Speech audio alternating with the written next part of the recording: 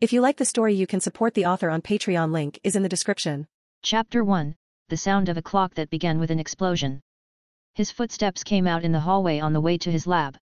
He often received looks from his fellow investigators, looks of envy and contempt, but these looks never affected him. After all, he grew up being looked at that way. His name was Alek Gusev, a scientific researcher from Russia. Since he was a child, he had the obsession to help humanity with his scientific and technological advances, and that is something that he easily achieved at the age of 24, creating a powerful functional solar reactor. He won the Nobel Prize thanks to being the first scientist to create an artificial sun that works in a stable way. That sun was used to power the reactor. For years he studied and experimented with what was at hand. When he was in college, he was able to build an electric generator using recycled materials. The generator had the capacity to power an entire house. Unfortunately, at that time Alek's life was not easy, since he was always financially limited. He barely had enough to pay his college tuition and living expenses.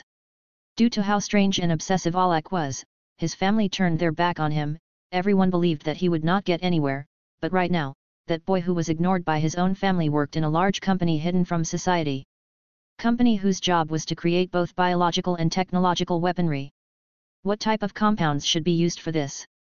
The management of the artificial sun is going well, so there is no need to intervene in the biological compounds that keep it stable, but in case of any failure. Alek was thoughtful as he walked, almost always his mind kept working. Something that was always present in him was the fact that he was not a normal person. He was born with a talent of 1 in a billion. His ability to lock himself in his own world and ignore others was masterful, so much so that he could sometimes forget to eat or go to the bathroom. "Good evening, Dr. Gusev." A woman greeted Alek, but he didn't reply and kept walking. That was something that made the woman look at him with contempt. "Moron." Alek listened to what the woman said. He was ecstatic for a moment before his lips released a small sigh. "I already know it," Alek told himself. His way of socializing was not good at all. He almost always kept quiet, locked in his own world, away from the hustle and bustle of others. It had been more than 20 years since he spoke normally with another person, but that could not happen again. Rather, he did not have the ability to speak normally with another person. 72% hydrogen, 27% helium, 1% xenon, 0.5% oganesson, and 0.5% radon. The elements I need to keep the artificial sun stable. After standing still in the same place, locked in his world, Alek began to babble strange words that a person outside of physics and biology could not understand. Seconds passed and Alek realized he was wasting time on his thoughts, so he walked back towards his lab. His walking style was calm and relaxed, like when you feel free enough to walk through a war camp without paying attention to the slaughter. Honestly, Alek was a man who didn't care about other people's lives. Not even the lives of his family were worth anything to him. He was always someone who saw death as something natural, something that one day he will also have to witness in front of his eyes. If they were to ask you, "Are you afraid of death?" he will only respond with a bunch of scientific and technical words, which hopefully those more specialized in the subject will be able to understand. If the gravity of the Earth is 9,807 meters per second, the new containment chamber will be able to work. The artificial sun has the same magnetic field, so. Once again, while deep in thought, Alek entered his lab. The place had, like the floor and the ceiling, bright white walls, in addition to the different furniture that decorated it, tables, chairs, paintings made by great artists. This was the sacred sanctuary of Alek, the place where he could feel free, the place where he could feel important. "Okay, to work." Alek took the robe from the side of the door, put it on and went to the sterilization room, where all the malicious bacteria that cling to the clothes are eliminated. When he got to the room, the doors opened as if by magic. Well, more than magic, it was a simple automatic door. Already being in the room, Alek closed his eyes and let the strong breeze in the room remove all the impurities from his clothes. Once the breeze stopped, Alek opened his eyes again if he went ahead. When he got to the next door, it too opened automatically. Ignoring the strange sense of danger he felt, Alek enters the last room of his laboratory, the containment chamber, where the artificial sun that he managed to create with so much effort was located. Just seeing the beautiful artificial star made Alek want to cry from how proud he felt. That beautiful star that shone in an intense sky blue color was capable of giving energy to the entire continent, but great rewards also come with great problems, and that is that if the artificial sun that Alek created is destabilized, it could be extremely dangerous for all of Europe.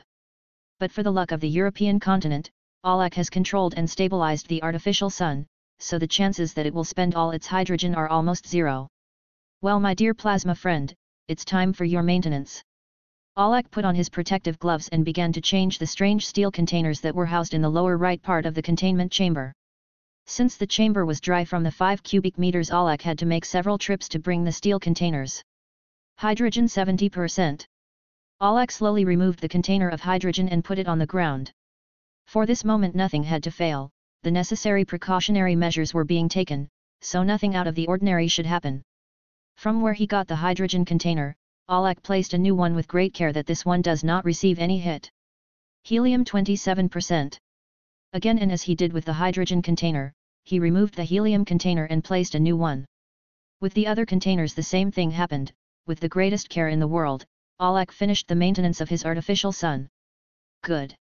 A small sigh of relief escaped from Alek's lips. He knew that if he failed in his maintenance task, the artificial sun would stop working. To summarize it, you just have to imagine an electric light bulb turning off. It is the same thing that would happen to Alek's artificial sun if its elements do not feed it. After the maintenance, Alek left the holding chamber and headed to the room where he normally creates the biological compounds that keep the artificial sun stable. These compounds are replaced every 10 days, since in most cases the compounds do not support the load of stabilizing the sun and die within 10 days. Upon arrival, Alek put on protective goggles and reinforced latex gloves that he modified himself. You always had to be careful with this type of thing, since there can always be a flaw which can cause everything to end in misfortune. When Alek finished putting on his gear, he looked around and saw different glass containers that house living organisms. All those organisms were part of the research that Alek was carrying out, research that had to do with the regeneration that the human organism possesses. Somehow I wanted to discover if it was possible to increase the regenerative and healing capacity of the human being. Alpha, Beta, Aleph 0. Alek began to name the organisms in the containers as he walked past them. He appreciated every little physical detail of every organism, even though most of them have the appearance of an alien. A few seconds after Alek observed his experiments, he walked to the largest table in the center of the room. The table held various professional chemistry instruments, obviously provided by the company Alek works for. Some had strange colored liquids, most had a green color and what appeared to be a slimy texture. Testing, testing. Alek held up a small hands-free microphone and attached it to the collar of his robe. February 12, 2037, Monday, it's 2:35 a.m. Attempt number 74 to improve the productivity of my artificial sun. So far it's capable of powering the entire European continent, but I have a feeling that I can increase the energy it produces.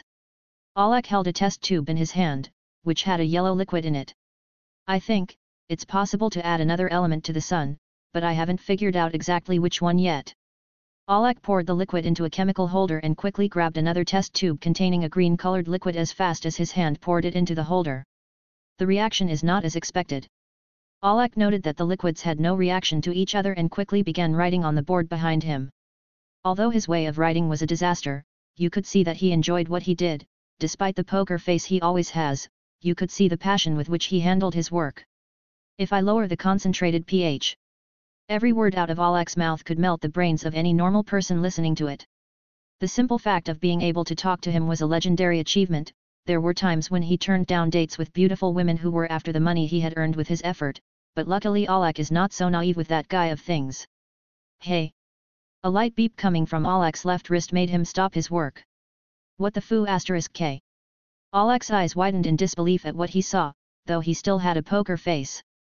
His watch showed an alert for overheating and spending excessive energy on the artificial sun. As soon as he saw his watch he ran off in the direction of the holding chamber. Alek wasn't that athletic, so he got tired if he did a lot of physical exertion, but that didn't stop him from reaching the camera in less than 5 seconds. Upon entering he saw how the sun shone brightly, at the same time expelling small waves of plasma, which with luck the giant container could resist. Alek wasted no time heading to the area where the steel containers were located. He opened the hatch and removed all the containers without being careful. He took the container of hydrogen and opened it to observe the content, but this is rubidium. In the container where the hydrogen was supposed to be, there was a large amount of liquid rubidium, something that caused the sun to overload. Seeing the rubidium, Alek's gaze changed. Despite having a poker face, you could clearly see the anger he felt at the way he was looking at the container. Instantly Alek remembered the woman who called him an idiot a few hours ago. She had left the lab, so it is very possible that she is the one who sabotaged the hydrogen container. Seriously? I never expected this. With those last words the whole place was illuminated with an intense blue light and a great shock wave began to devour the place. Little by little the artificial star began to expand in the Earth's atmosphere, absorbing oxygen from it and becoming larger. Absolutely everything in its path was disintegrated without exception. Before long the star's expansion reached the core of the Earth, where the two merged, finally causing all the magma that was hiding to shoot out into the Earth's crust. From a distant view, it could be seen how the star devoured the planet, and how it turned a red color until it could not resist anymore and exploded into a billion pieces. The blast wave spread so much that it managed to destroy part of the planet Jupiter and completely devour the planet Mercury. In a strange place. Everything was darkness, nothing but darkness. Always and forever, darkness will reign in that place. He slowly opened his eyes, he felt confused, he was sure that he was completely destroyed by his own creation. But at the moment of death he felt a strange sensation of electricity going through his body, as if all his cells were changing. Where I am? Alek got up from the ground, and tried to look around, but nothing, there was nothing, just darkness, or so it should be. Out of nowhere a white light appeared a few meters in front of him. Alek was never one of those who believed in gods, he didn't even know if there was something after death, so he didn't know if this was the path to hell or just a trick of his mind. But despite everything he walked towards the light. Every step he took echoed in the place, the ground was full of what he appreciates to be water, but he wasn't sure since everything was dark. He was only halfway there when he felt something grab his leg. Alek looked down and what he found. Something like this. The place lit up in a bloody red color, and there he could see who was imprisoning him. A person, completely covered in blood. This person was holding tight to Alek's leg and didn't seem to want to let go. Apart from the person, the entire floor of the place was covered in blood, and voices began to sound. You killed us. Because of you I'm dead. Sinner. Assassin. As the voices rang out, hundreds of thousands of people began pouring out of the blood on the ground, each ready to take Alek with them. Seeing this, Alek kicks the face of the person who was stopping him from continuing. As fast as the person let go, Alek ran in the direction of the light, but it was too late, the forgiver held him tight and dragged him into the blood. The last thing heard was the ticking of a clock, and a piercing scream, a scream, that turned into a baby's cry. Chapter 2, Asahi Toru. The cry of a newborn was heard in that room, where a woman was breathing with difficulty. You could easily see the different medical kunoichi carefully tending to the woman. It's a boy. A slight smile appeared on the woman's lips as she held her son in her arms. Happiness flooded her heart, she felt that those difficult 9 months had been worth it. Regardless of how, he wanted to see that child he was holding in his arms grow up, she wanted to see him smile and live the life of a normal child. That woman wanted her son to be happy, away from the practices of her clan. We are done for today, we suggest you rest for a week. After that time you can move freely again. The woman responded with a slight shake of her head, to which the kunoichi simply bowed and left the room, leaving the woman with her son. You're smaller than I thought. So cute, my little Toru, my little Asahi Toru. The woman looked into the child's eyes, those eyes similar to those of a cat, eyes of a strange grey color, although the pupil was not like that of a cat, obviously. Your eyes. I don't know how they look like mine or your father's. How strange. The woman looked into the newborn's eyes curiously. After all, no one in the Asahi clan had eyes like Toru's, moreover, she had never seen a person with that kind of eye color. Such beautiful eyes that not many have. Somehow I feel proud. The woman kept the smile on her face as she held the tiny hand of the newborn. The force exerted by the child was a bit weak, but for a newborn it was a lot. Kyoko. A man burst into the room, he had the same face as the boy who was with the woman, or rather, the boy had the same face as the man who entered the room. Kenji. The woman recognized the man instantly, after all he was her husband and Toru's father. I'm sorry I didn't come earlier, I had some things to do with the leader of the Uchiha clan. Wow, you care more about your job than your own son. Kyoko held Toru in her arms and stole a glance at Kenji. She was upset with the man for not being present for the birth of his own child. Seriously, I am sorry. Kenji apologized, but an empty apology like that wouldn't be enough to please Kyoko. What am I going to do with you? If you're so sorry, ask Toru for an apology. Hearing the boy's name, Kenji's face changed from an expression of guilt to one of uncertainty. Toru? I wanted to call him Haruto, why did you decide without asking me? Because I want and because I can. Seriously. At least you can still change in the registry. Hearing that, a mischievous smile appeared on Kyoko's face. After all, she had already planned everything. Ha ha ha, too late. It's already registered as Asahi Toru. That because. Don't worry, we can put whatever name you want on the next one. The next, so that means. A blush appeared on Kenji's face as he realized what would happen in the future, so turning around so his wife wouldn't see the look Kenji was making, he said. Well, I guess I can let it slide this time. It was always easy to talk about it. Isn't it, Toru? Kyoko looked at her son, who was sleeping peacefully, as if no worry bothered him. After all, he is a child, and children don't have worries, do they? 5 years later. With great speed that child moved between the trees. Every time he touched a branch with his feet, some leaves fell off.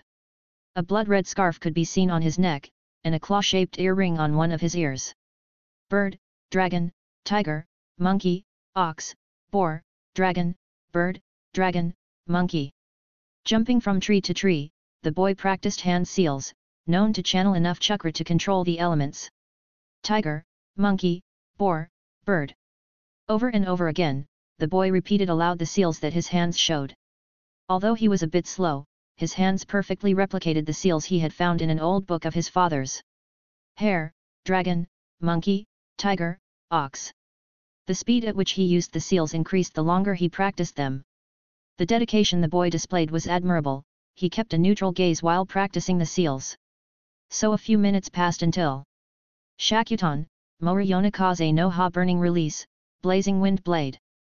Saying that, a small flame of 2 centimeters in diameter appeared. It was strong enough to stay lit for 2 seconds before disappearing completely. The boy looked at this flame with a neutral expression before a sigh escaped his lips.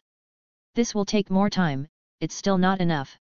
At least I should be able to create a flame that stays stable. The boy made his observation. Apparently his chakra control was limited at his young age.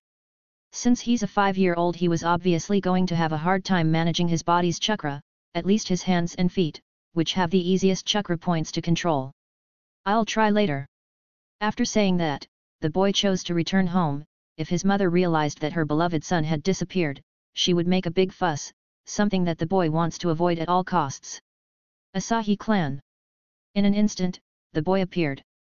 He had a large paper bag in his hands, filled with what appeared to be different pieces of metal. His eyes looked in different places, to make sure that there was no one from his clan looking for him. If he was found, he would be locked up and scolded by his mother for more than 2 hours, and that would be a waste of time that the boy could not let go. Oh, Toru. As the boy, whose name is Toru, passed through one of the doors overlooking the garden, a boy with black hair and black clothes called out to him. Toru recognized the boy the moment he saw him. After all, the two grew up together. Suzuki. Seriously? Your mom has been looking for you. Where have you been? In the forest, trained. I also went out to buy some things. With a neutral expression on his face, Toru shows him the paper bag in his hands. Suzuki went closer to see the contents, and what he could see were different metallic pieces. Some were cube-shaped, others were spherical, and the ones that remained were bolts and nuts.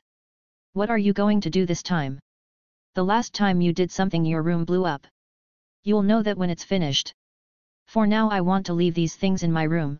I also want to wait for Itaka to continue teaching me how to handle the seals. The seals, are you still with that? When we go to the Ninja Academy we can practice them. At Sasuke's words, Toru maintains a long silence of 5 seconds before answering. I just want to get a little ahead of myself, so I'll be ready. Suzuki looked at Toru curiously. He always thought that Toru was a weird kid who always kept quiet, didn't talk to anyone and always did weird scientific things, but that didn't stop them from getting along. Okay, then I'll wait for you at my house. Nii-san is talking to Dad, so come quickly before he leaves. Yes, I will do that. After that talk, little Suzuki returned home, leaving Toru alone, looking at the sky with a poker face. Uchiha Suzuki. The Uchiha clan, from which Suzuki comes, is considered one of the most powerful clans in Konohagakure. The Sharingan and the Mangekyo Sharingan is the succession line technique that characterizes them, in addition to having great chakra control that allows them to use the elements of fire and lightning almost perfectly. On the other hand, the Asahi clan, to which Toru belongs, has close relations with the Uchiha clan. It is considered one of the most powerful below the Uchiha.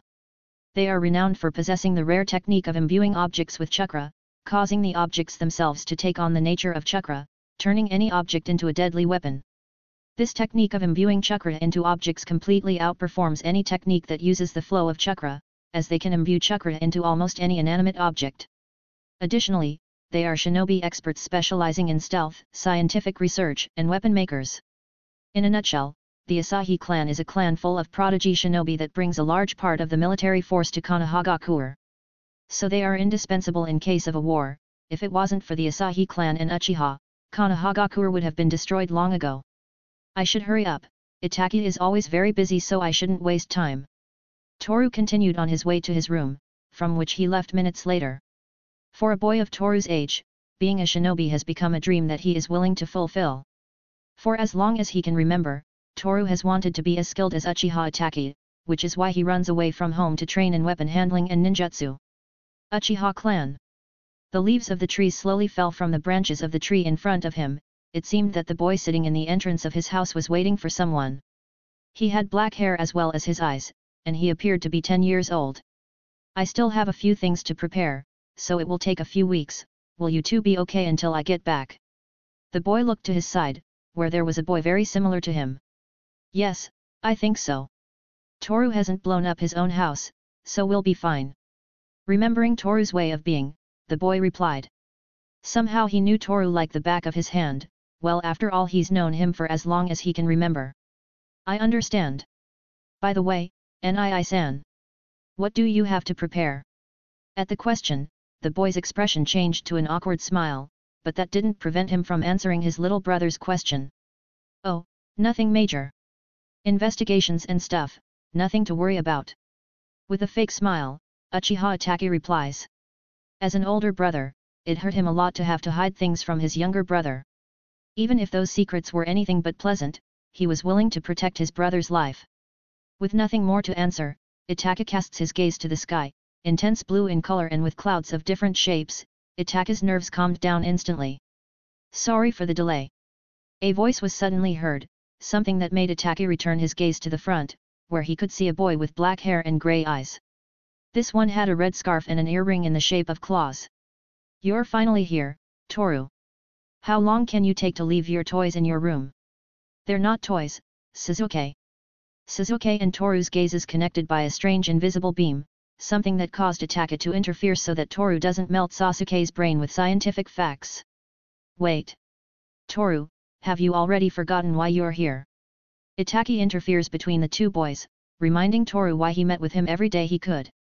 Ah, yes, sorry. I was practicing the hand seals, but I only managed to cause a small flame that was not even 2 centimeters in diameter.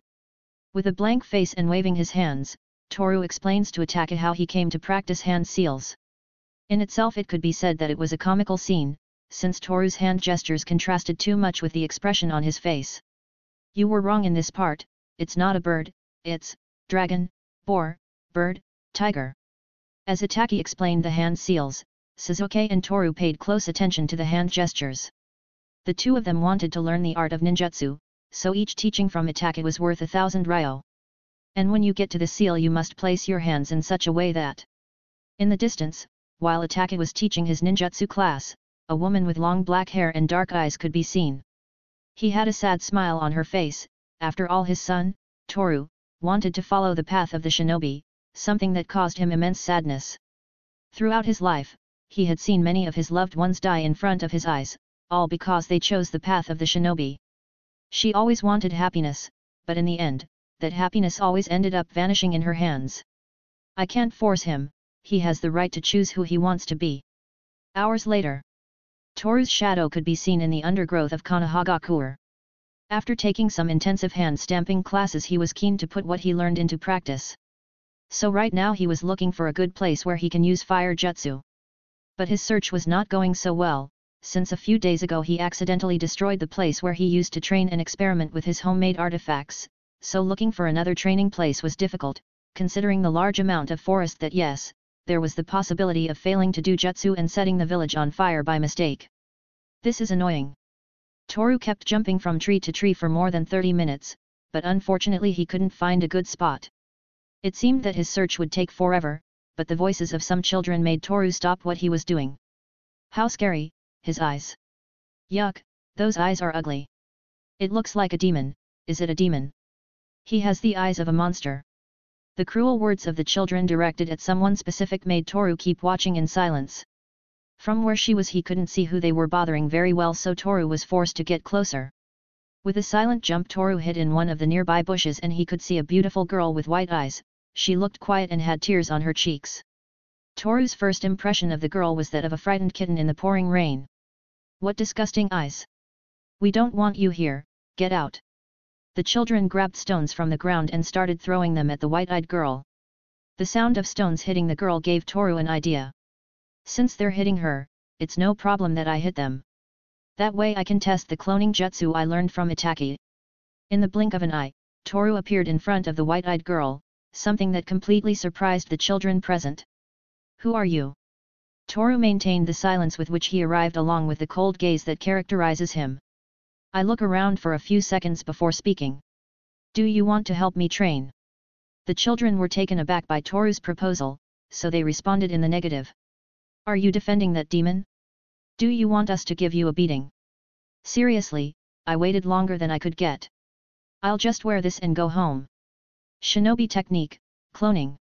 Performing the hand seals, Toru summoned an exact replica of himself, something that made the children run away scared while shouting, "He's a shinobi, run! You, why?" The white-eyed girl spoke, her voice was shaky, plus she was trembling in fear of what happened a few seconds ago. You have more strength than those kids, why didn't you fight back? I just... Your eyes could have served a lot, but you still didn't do anything about it. My eyes are scary, my eyes are evil, everyone says so, they say my eyes are scary. The white-eyed girl fell to her knees and began to cry. At this point Toru didn't know how to respond to this, so he said the first thing that came to mind. I wish I had eyes like yours. Toru looked into the girl's eyes, white eyes like two shining pearls. The eyes of the Hyuga clan hereditary line, one of the three most powerful dojutsu. What was that? Toru looked up at the sky, and realized that it was getting late, so he couldn't stay in the forest any longer. I'm sorry, I have to leave. As quickly as he finished speaking, Toru disappeared, leaving that girl with peculiar eyes bewildered. Chapter 3, Uzumaki Naruto. Just the shadow of a monster, that's how everyone looked at him. The nine-tailed fox, the great legendary beast that was about to destroy Konohagakure 5 years ago, was sealed inside him, but sadly, not even he knew what was hiding inside himself. A boy with golden hair, blue eyes like the sky and whiskers like a cat's, was walking with his eyes on the ground, trying not to make eye contact with anyone. Even if he hadn't done anything to upset the villagers, some looked at him with contempt, others looked at him with fear, and those who remained preferred not to get involved, ignoring the boy completely. He felt alone in the crowd, he had no father, no mother, and much less siblings, he was just an unfortunate child who had to live alone. His steps were slow, full of discouragement. He couldn't think of anything other than being despised by everyone, he couldn't stop thinking about the hateful looks he received from everyone around him. For him, the whole world was against him, no matter how he saw it, there was no one around him who treated him well. And as he tried not to look anyone in the eye, his gaze became engrossed in one place, a mask shop. There were different kinds of masks, some were rabbit masks, some had a dragon face, but the one that stole the boy's attention was a fox mask. The mask was white with pink details, it had triangle-shaped ears with round tips and perfectly painted whiskers. The boy looked at the mask with a small smile, he wanted that mask, but he didn't have enough money to buy it, the only thing he could do was watch in silence, but standing in front of the store looking without saying anything made the store owner come out. Brat! Get out of here! You're making me lose customers. The boy didn't know what to do, he just watched as the store owner tried to make him leave. The man's screams made the boy afraid to be there, but that fear made him unable to move his legs to leave. You want this? Then take it and get out. The man took the fox mask from the shelf and threw it at the boy's face. The boy covered his face with his arms so that the mask would not hurt his face. By doing this the mask fell to the ground, and people began to gather around it. Isn't that, Naruto? That brat. They should lock him up so he doesn't cause trouble for others.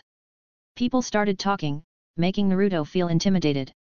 He just looked at the ground, waiting for people to leave, but, even though a few minutes had passed, no one left.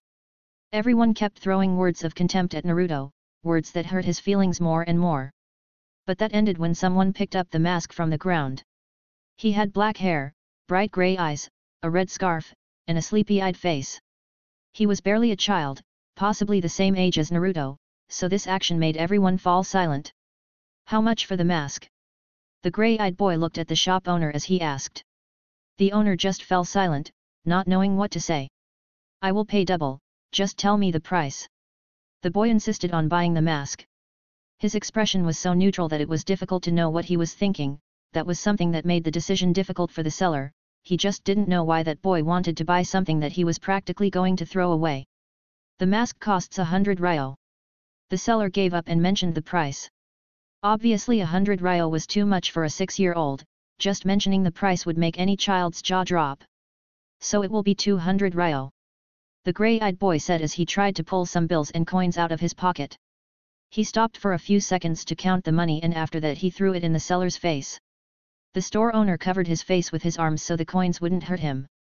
What the foo *k do you think you're doing, brat? The boy looked into the seller's eyes and answered. The same thing you did with him. The boy looked at Naruto who was still frozen in place. It could be said that the seller could not answer the grey-eyed boy's arguments, so he better keep quiet and return to his store. Here you have. The grey-eyed boy extended his hand in which he had the mask and handed it to Naruto. At this the mustachioed boy was surprised, he had never received anything from someone before, what's more, he thought he would never receive anything from someone. But, you bought it. This is yours.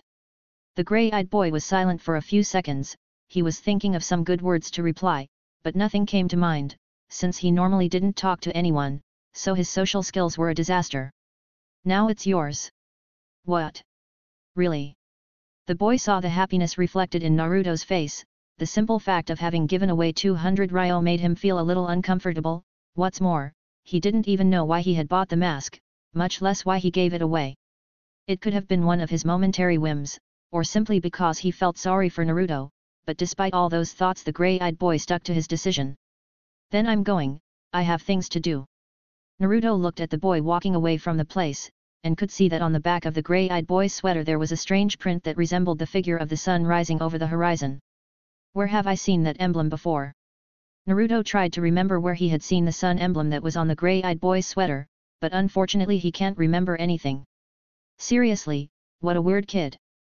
Shinomori Forest of Death.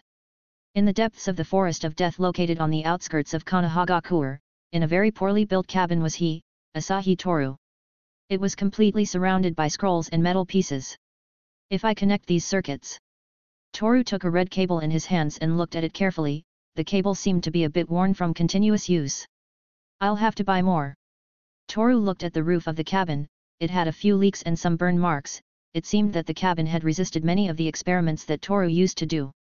Something impressive was that the cabin had managed to withstand the strong explosions that were caused by tests with electricity and homemade weapons that Toru himself designed. You could also see the bandages that Toru had on his arms, something that showed that despite taking the necessary security measures, he could get hurt. Hello, is anyone there? A voice was heard just outside the cabin. Toru heard the voice clearly, but he didn't do anything, he just kept silent and waited. A few seconds passed. When Toru could see a blonde-haired boy enter the cabin, Toru could recognize the boy's whiskers and blue eyes just by looking at them for a second. Why are you here?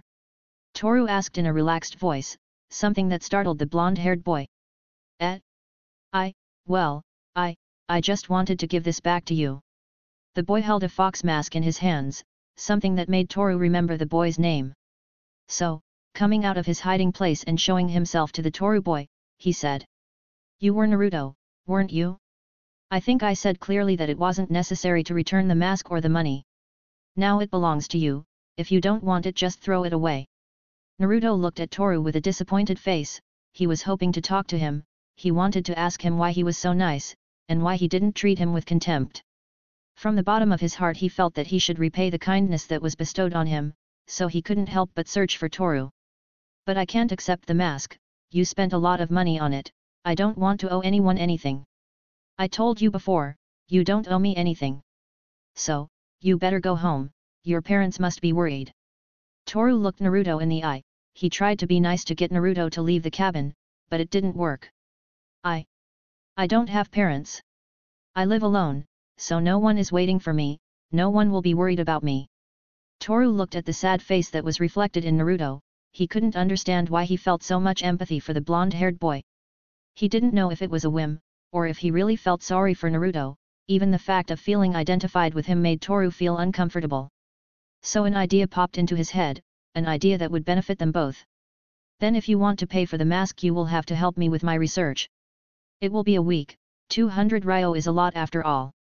Toru watched as the sadness on Naruto's face instantly vanished, it could be said that it was too easy to control, but this was great for Toru, after all he had gotten an assistant to help him for a week. Can I really help you? Naruto seemed not to believe what they had proposed to him, they always saw him as a nuisance, and the fact of being needed by someone made joy well up in his heart. It'll only be for a week, so do your best.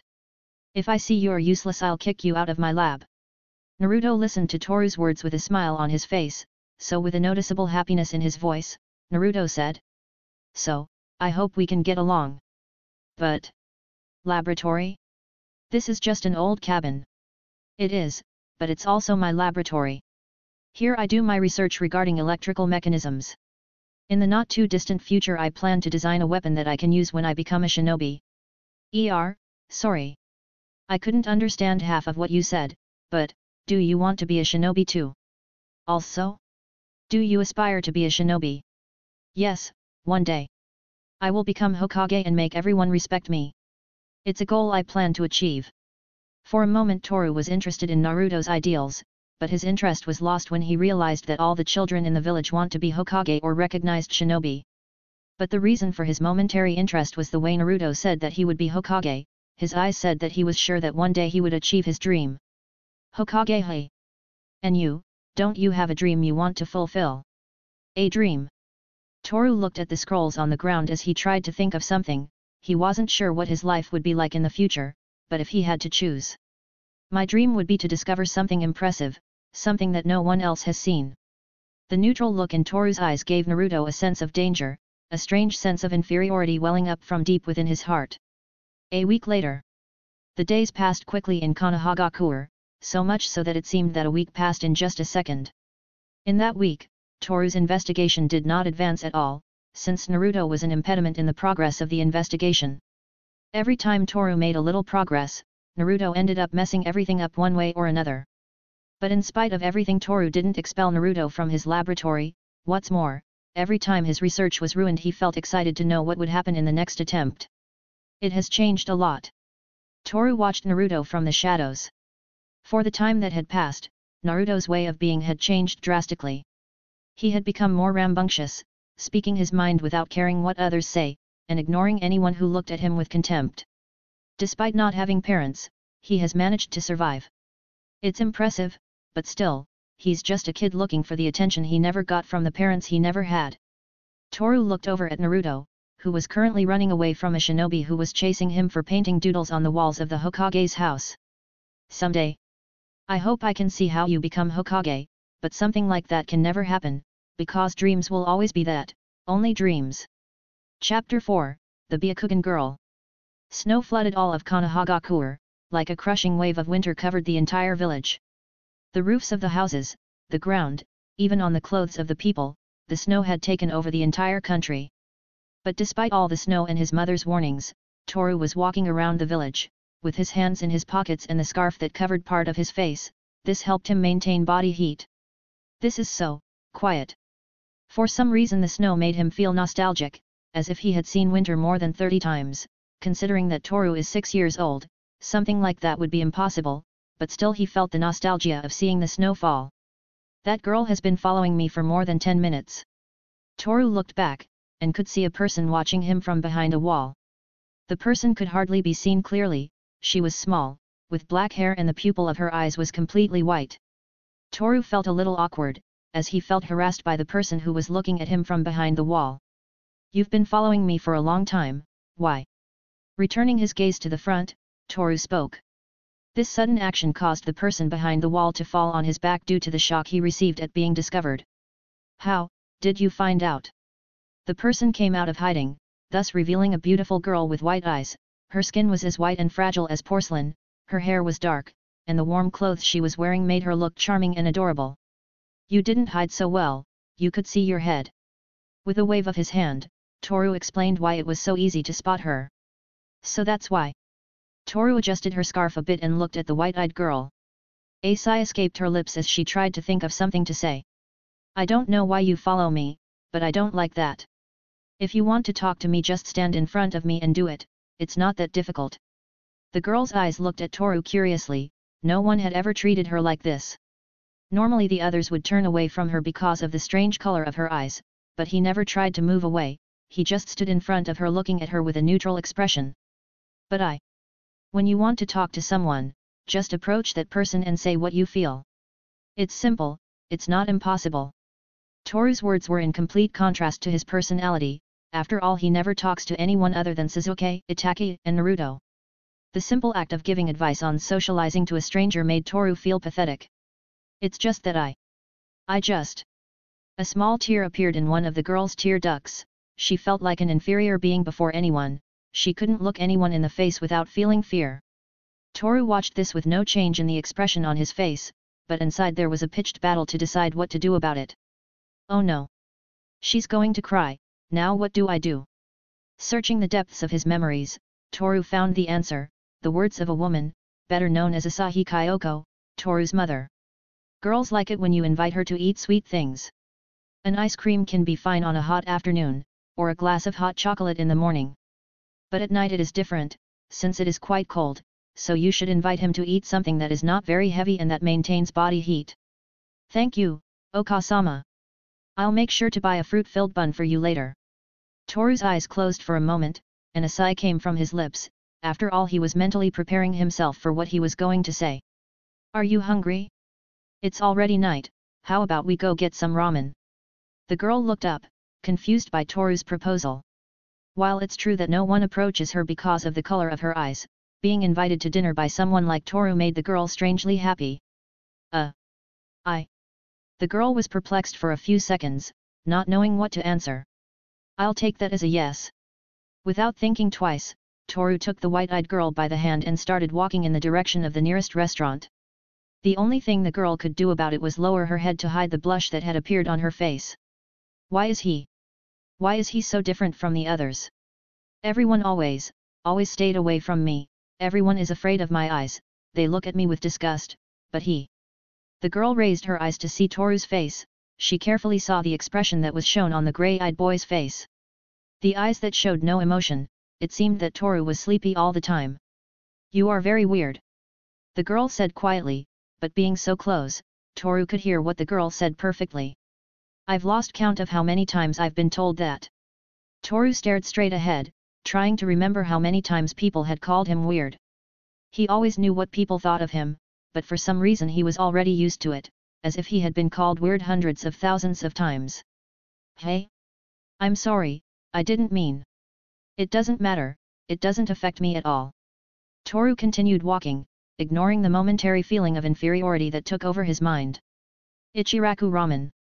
Inside that restaurant where the aroma of cooked meat could be felt in the air, a man was busy in the kitchen. This man was Tuki, the owner of Ichiraku Ramen. From afar you could see how he handled the ingredients of the star dish of his restaurant.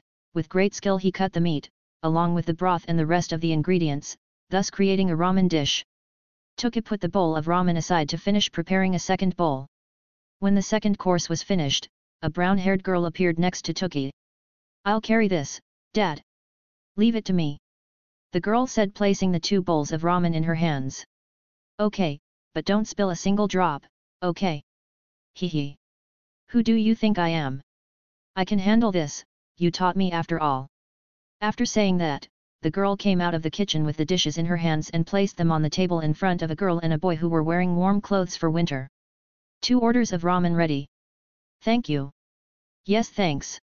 The two thanked the service properly, took the wooden chopsticks that were on the table, separated them and began to eat. Seeing that she had done a good job, the brown-haired girl returned to the kitchen, leaving the couple to enjoy their meal. This is pretty good for a simple ramen. Holding the chopsticks delicately, the boy took a piece of meat and brought it to his mouth. Slowly he chewed the meat, making the juices it kept come out, giving a salty taste, but sweet at the same time. It's true, I don't know your name. Judging by your eyes I can easily tell that you are from the Hyga clan, but I don't know your name. The white-eyed girl kept silent at the question. It was true that she had never mentioned his name, but what made her keep silent was that she completely did not know the name of the boy she had been watching for so long, but thanks to the child in front of her was very perceptive that silence was broken in an instant. I am Toru, Asahi Toru. Can you tell me your name? The girl hesitated for a few seconds, but finally found the courage to put her shyness aside and answer Toru's question. My name is Hinata, Hyga Hinata. Hinata looked up to see Toru's reaction to her name, but he kept the same expression with which she met him. That's good to know, now we can talk more comfortably. Toru held the chopsticks for a moment before using them to take a bite of the ramen noodles. The way he ate was, to say the least, strangely elegant. She held her chopsticks delicately, taking her time enjoying each bite. You really like ramen, right? Hinata decided to speak, her voice was a little shaky, but she no longer felt so nervous. Yes, my mother usually buys ramen. I understand. When Hinata thought that she had brought up a good topic of conversation, the awkward silence returned to take over the environment. It was inevitable, neither of them was good at conversation, much less choosing topics of conversation. The two of them had just stayed quiet while they ate, every movement of their hands, breathing, the beating of their hearts could be heard due to the crushing silence in the place. 10 minutes of eternal silence passed. The plates were completely empty, and Toru had just stared at the exit. How do I get out of here? I already paid for the food, but this is very inconvenient, even for me. I can't find a chance to leave. Okasama, if you're there, please give me some advice. Every second that passed seemed eternal. This made Toru feel overwhelmed, although the expression on his face doesn't show it. He wanted to get out of there, after all the situation had gotten out of hand. Toru thought that after eating ramen she would leave, but she didn't. Toru-kun. Hinata spoke, breaking the awkward atmosphere that had formed. This made Toru sigh in relief. What's the matter? Well, do you want to walk me home? Yes, why not? Although his face didn't show it, Toru was very happy, he could finally get away from that awkward situation. He just had to drop Hinata off at her door and this stressful day would be over. After making up his mind, Toru left the restaurant, and looked at Hinata, who was still sitting on the chair. We have to go, it's already too late. Hinata looked at Toru, and a smile formed on her face. Yes. As they walked, neither spoke. At that moment the same thing was happening that happened in the restaurant, the dangerous awkward silence. Each one went at their own pace. Toru was 2 steps ahead, while Hinata was behind Toru, thinking over and over why Toru's attitude towards her was so different from the others. Can I ask you something? Toru stopped in his tracks and turned to Hinata. He saw the blush on the white-eyed girl's face, so in order not to drag out this stressful day any longer, Toru said. Go ahead. Hinata took a deep breath before asking, her ears were a bit red from the cold, plus she was shivering a bit, also from the cold. You. Why are you like this to me? Toru looked confused for a second. He didn't understand Hinata's question at all, what's more, not even his great intelligence could decipher what was happening at that moment. What are you talking about? Toru responded with another question, forcing Hinata to extend the question she had asked earlier. You don't look at me ugly, you don't feel afraid when you see my eyes. You were always very kind, you invited me to eat ramen, and you never said anything to make me feel bad. Why? Why? Are you like that? Hinata looked Toru in the eyes, her eyes looked confused, she didn't understand Toru's way of being at all. I never understand it, even that day, the day he saved her from those children hurting her. You, why do you make me feel like this? Hinata asked again. At that very moment, Toru didn't know what to answer. He always acted according to his own wishes. Did he want to build a weapon that is capable of paralyzing a jounin? Of course he would be willing to build it. He always did what his heart told him, but despite everything, he didn't know how to respond. Please answer me. Hinata lowered her head, so Toru wouldn't see her cry. But in that she felt something in her head, it was Toru. He had his hand in Hinata's hair. Lift your head. Hinata obeyed and looked up, saw Toru's eyes, which were shining thanks to the light from a nearby headlight. I'll take you home. Toru wiped away Hinata's tears, took her hand and walked towards the Hyuga clan.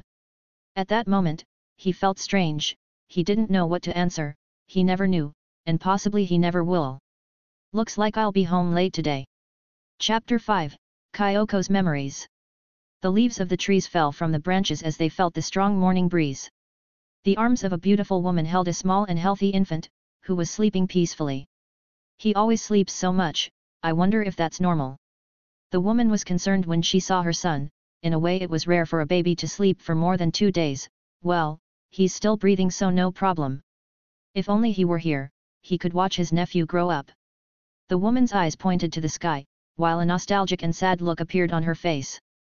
The bitter memories of her brother's death during the nine-tailed beast's attack made her want to cry. Looks like you woke up. The woman returned her gaze to the child in her arms.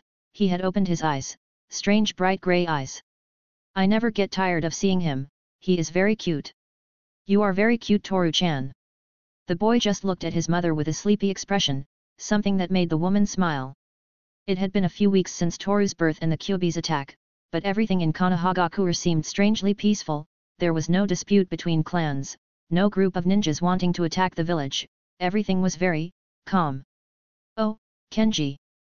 The woman saw her husband go through the front door, however, he completely ignored her.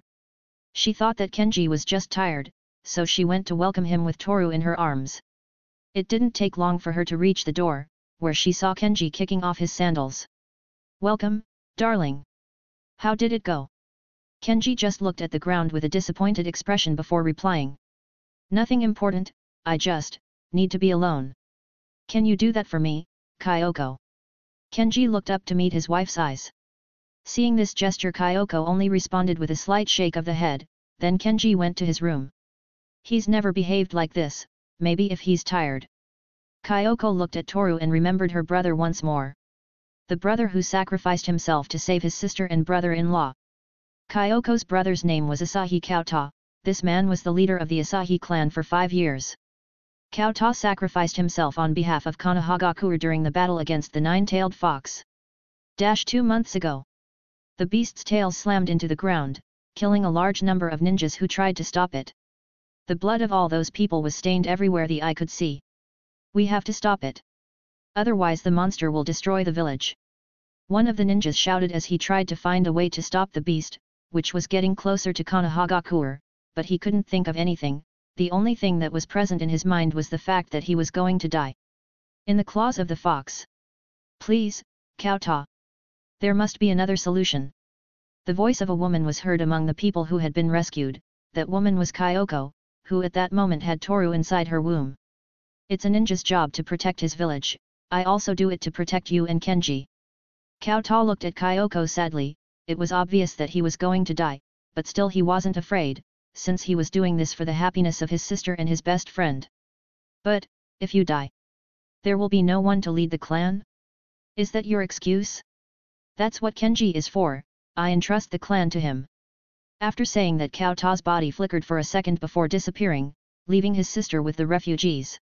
Not even 2 minutes had passed when Kauta appeared on the front lines alongside some of the strongest members of the Asahi clan. Ready our weapons, and don't waste chakra, we will need it more than ever. Kauta looked at the big beast with annoyance. He had been taking care of his sister for 7 months so he could see his nephew being born, but now all of that had gone to waste because of the tailed rat in front of him. It's time to start with this. Kauta paused for a second to think of his loved ones one last time before charging into battle. He was determined to die for his village. After all, the members of the Asahi clan, in addition to being prodigies in the ninja trade, were great protectors of Konohagakure. Forgive me, little nephew, I won't be able to be there for you. We won't be able to train together, I won't be able to see you grow up either, but, please, protect Kyoko, I know you'll do well. A smile formed on Kauta's face before his hands began to make the hand seals. In less than 5 seconds the seals were finished, and by the time he was done, a few words left his mouth. Shakutan, Noborute I no sire release from burning, spirits of the rising sun. Saying that, 3 fireballs appeared in front of him, seconds later orbiting around Cao Ta. Once the jutsu was finished, between his hands he held 2 kunao, which seemed to have steel threads attached to them. Will I be the one to discipline this bad dog? A bad joke came out of Cao Ta's lips, surely it was to calm his nerves, or maybe he had already gone crazy, but one thing is for sure, he wanted to fight with all his might against the beast. But the beast looked at him like an ant, so with one of its tails it tried to crush Cao Ta, but his speed was very great, he was not a Jonin rank ninja for nothing. Even if I die, I'll rip one of your tails off. Cao Ta threw one of the kunao at one of the trees, which stuck to it. Using the kunao with the steel thread attached to the tree, Cao Ta propelled himself using the strength of his arms, quickly reaching the fox's head. Here's a gift from me. The fireballs orbiting around Cao Ta began to release spikes made of the same element as the fireballs. Each thorn of fire impacted the beast, but they failed to do any damage to the fox, and then, while Cao Ta was in the air, one of the fox's tails managed to catch him, taking him straight to the ground with terrifying speed. The instant Cao Ta hit the ground, he had already lost his life. 1 year later. Little Toru was about to celebrate his first year of life, so his mother tried to have a small family celebration with Kenji. Okay, everything is ready. The dishes were already on the table, and the different types of food would make anyone hungry. Kyoko watched all this with pride, even though she was a great kunoichi in the past, in the present she was a great mother and housewife. Only Kenji is missing, I hope he's not late again. Kyoko sat down with her son in her arms. There was not a day when she was away from little Toru, she always had the little boy close to her, but the fact that she is with her son all the time had an explanation, and that is that her son was strangely intelligent, much more than any child of the clan. Little Toru's intelligence worried Kyoko a little. The little boy was almost always silent, didn't show any facial expression and spent most of the day sleeping. It seems that your father is late. Kyoko put her eyes on the corridor that connected the room with the path to the exit. Seconds later a sad expression formed on her face. When was the last time we talked? After Cao Ta's death, many things in the Asahi clan had changed. Kenji became the leader of the clan, an alliance with the Uchiha clan was established, the productivity of weapons manufacturers was increased, the scientific researchers of the Asahi clan began to focus on developing new types of jutsu that use technology, which was revolutionary at the time, and finally, the heir to the Asahi clan had already been decided, and that heir was little Toru. After thinking so much, Kyoko came to the conclusion that Toru shouldn't become a ninja. After all, she didn't want to see another loved one die in front of her eyes, but if Toru chose to be a ninja, she couldn't refuse. The sound of the door brought Kyoko out of her thoughts. This made her get up from her seat and go to the entrance of the house to receive Kenji, who at that moment had returned from working with the Uchiha clan. Welcome, honey. I made dinner, I was wondering if you had already. Kyoko was silent for a moment as her husband walked past her without even looking at her. Kenji, what's wrong? Kenji didn't reply and walked into his room without even meeting Kyoko's eyes.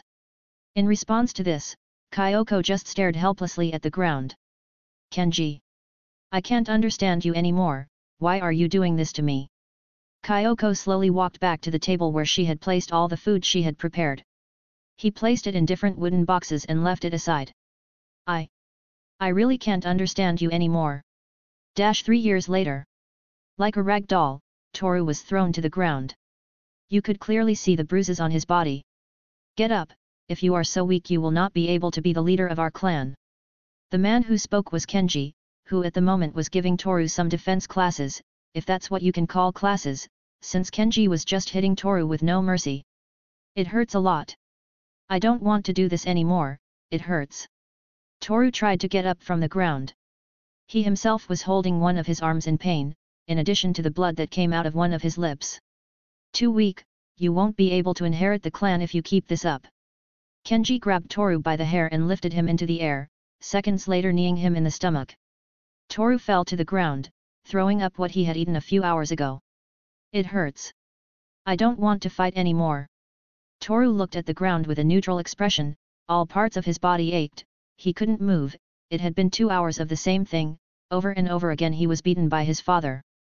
I cannot anymore. Kenji frowned at Toru's words and tried to hit him one more time, but was interrupted by a woman. Don't hurt him anymore.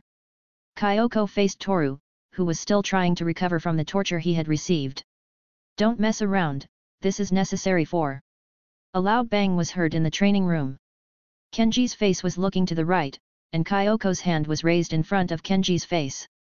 Kyoko, what do you think you're doing?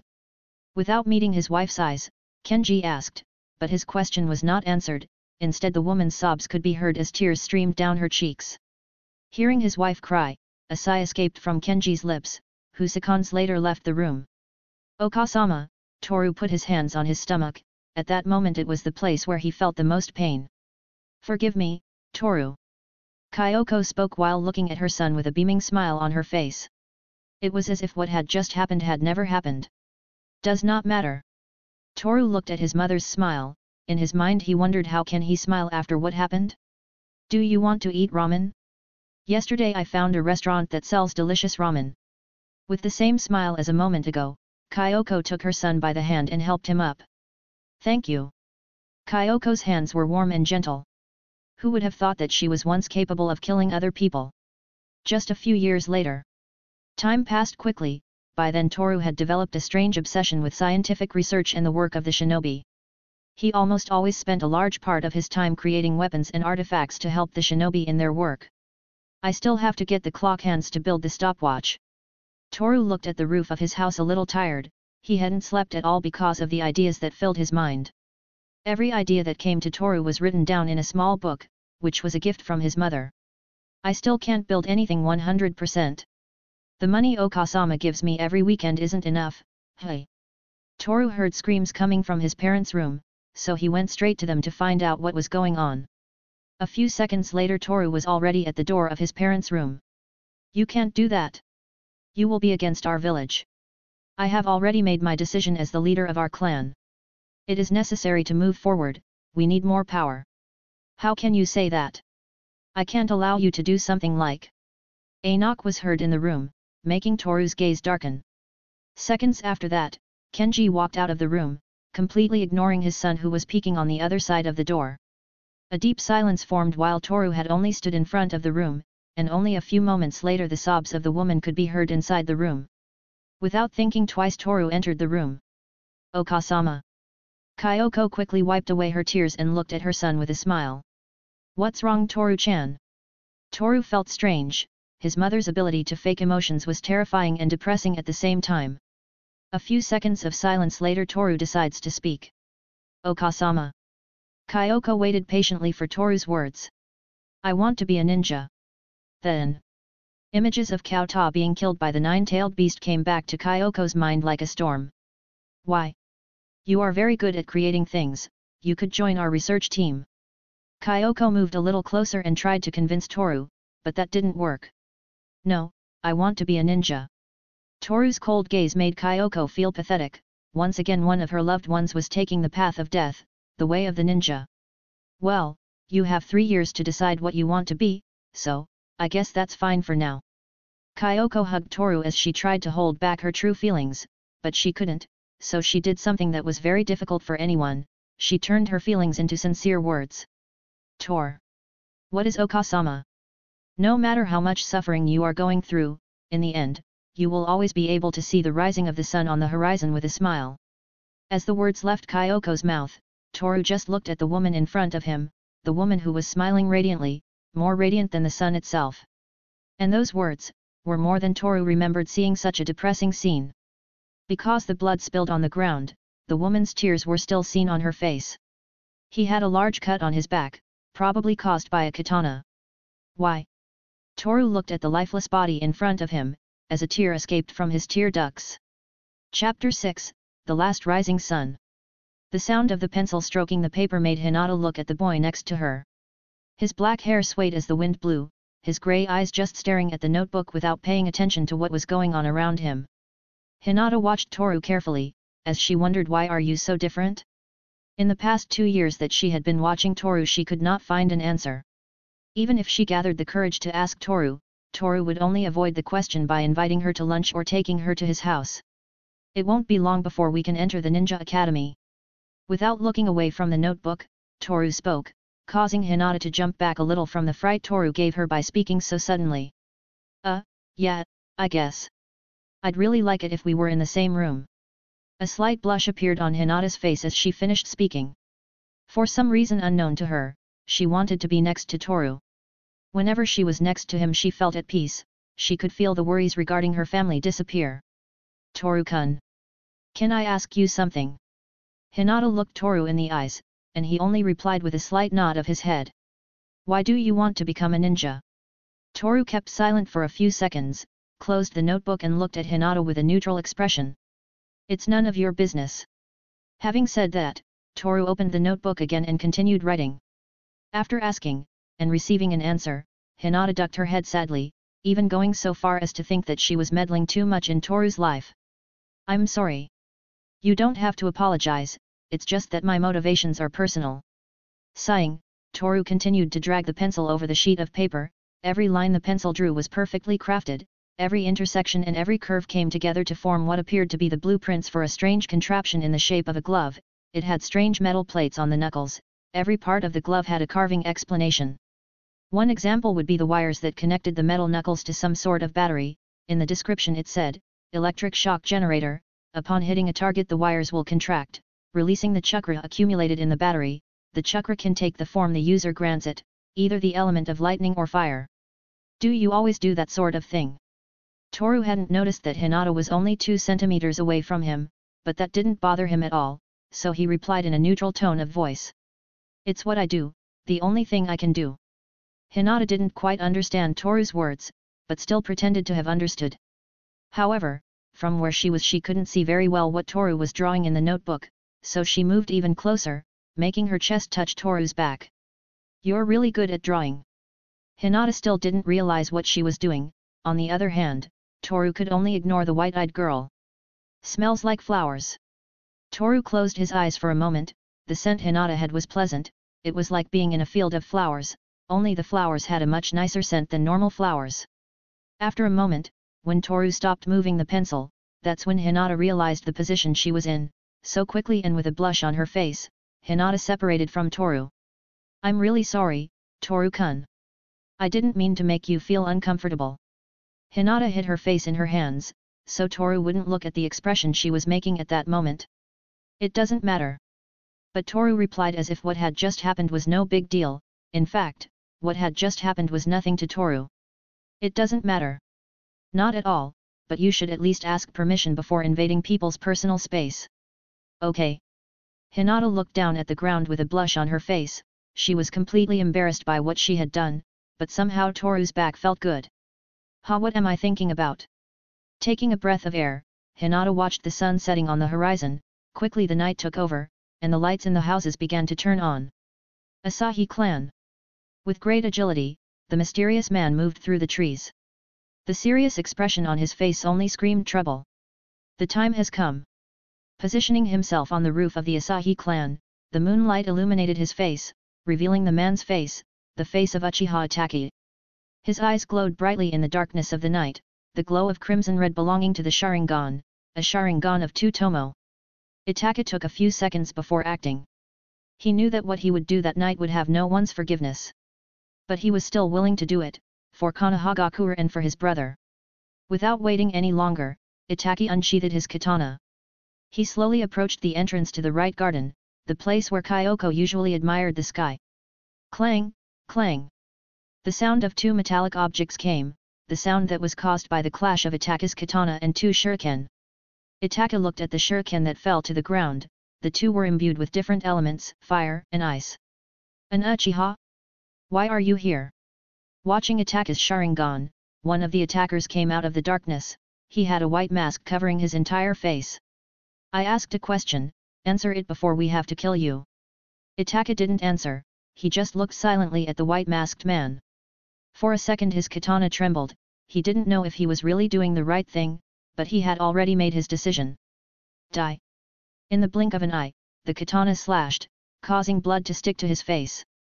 Itachi's look, for a moment, was the look of a depressed man, but quickly the neutral expression on his face returned.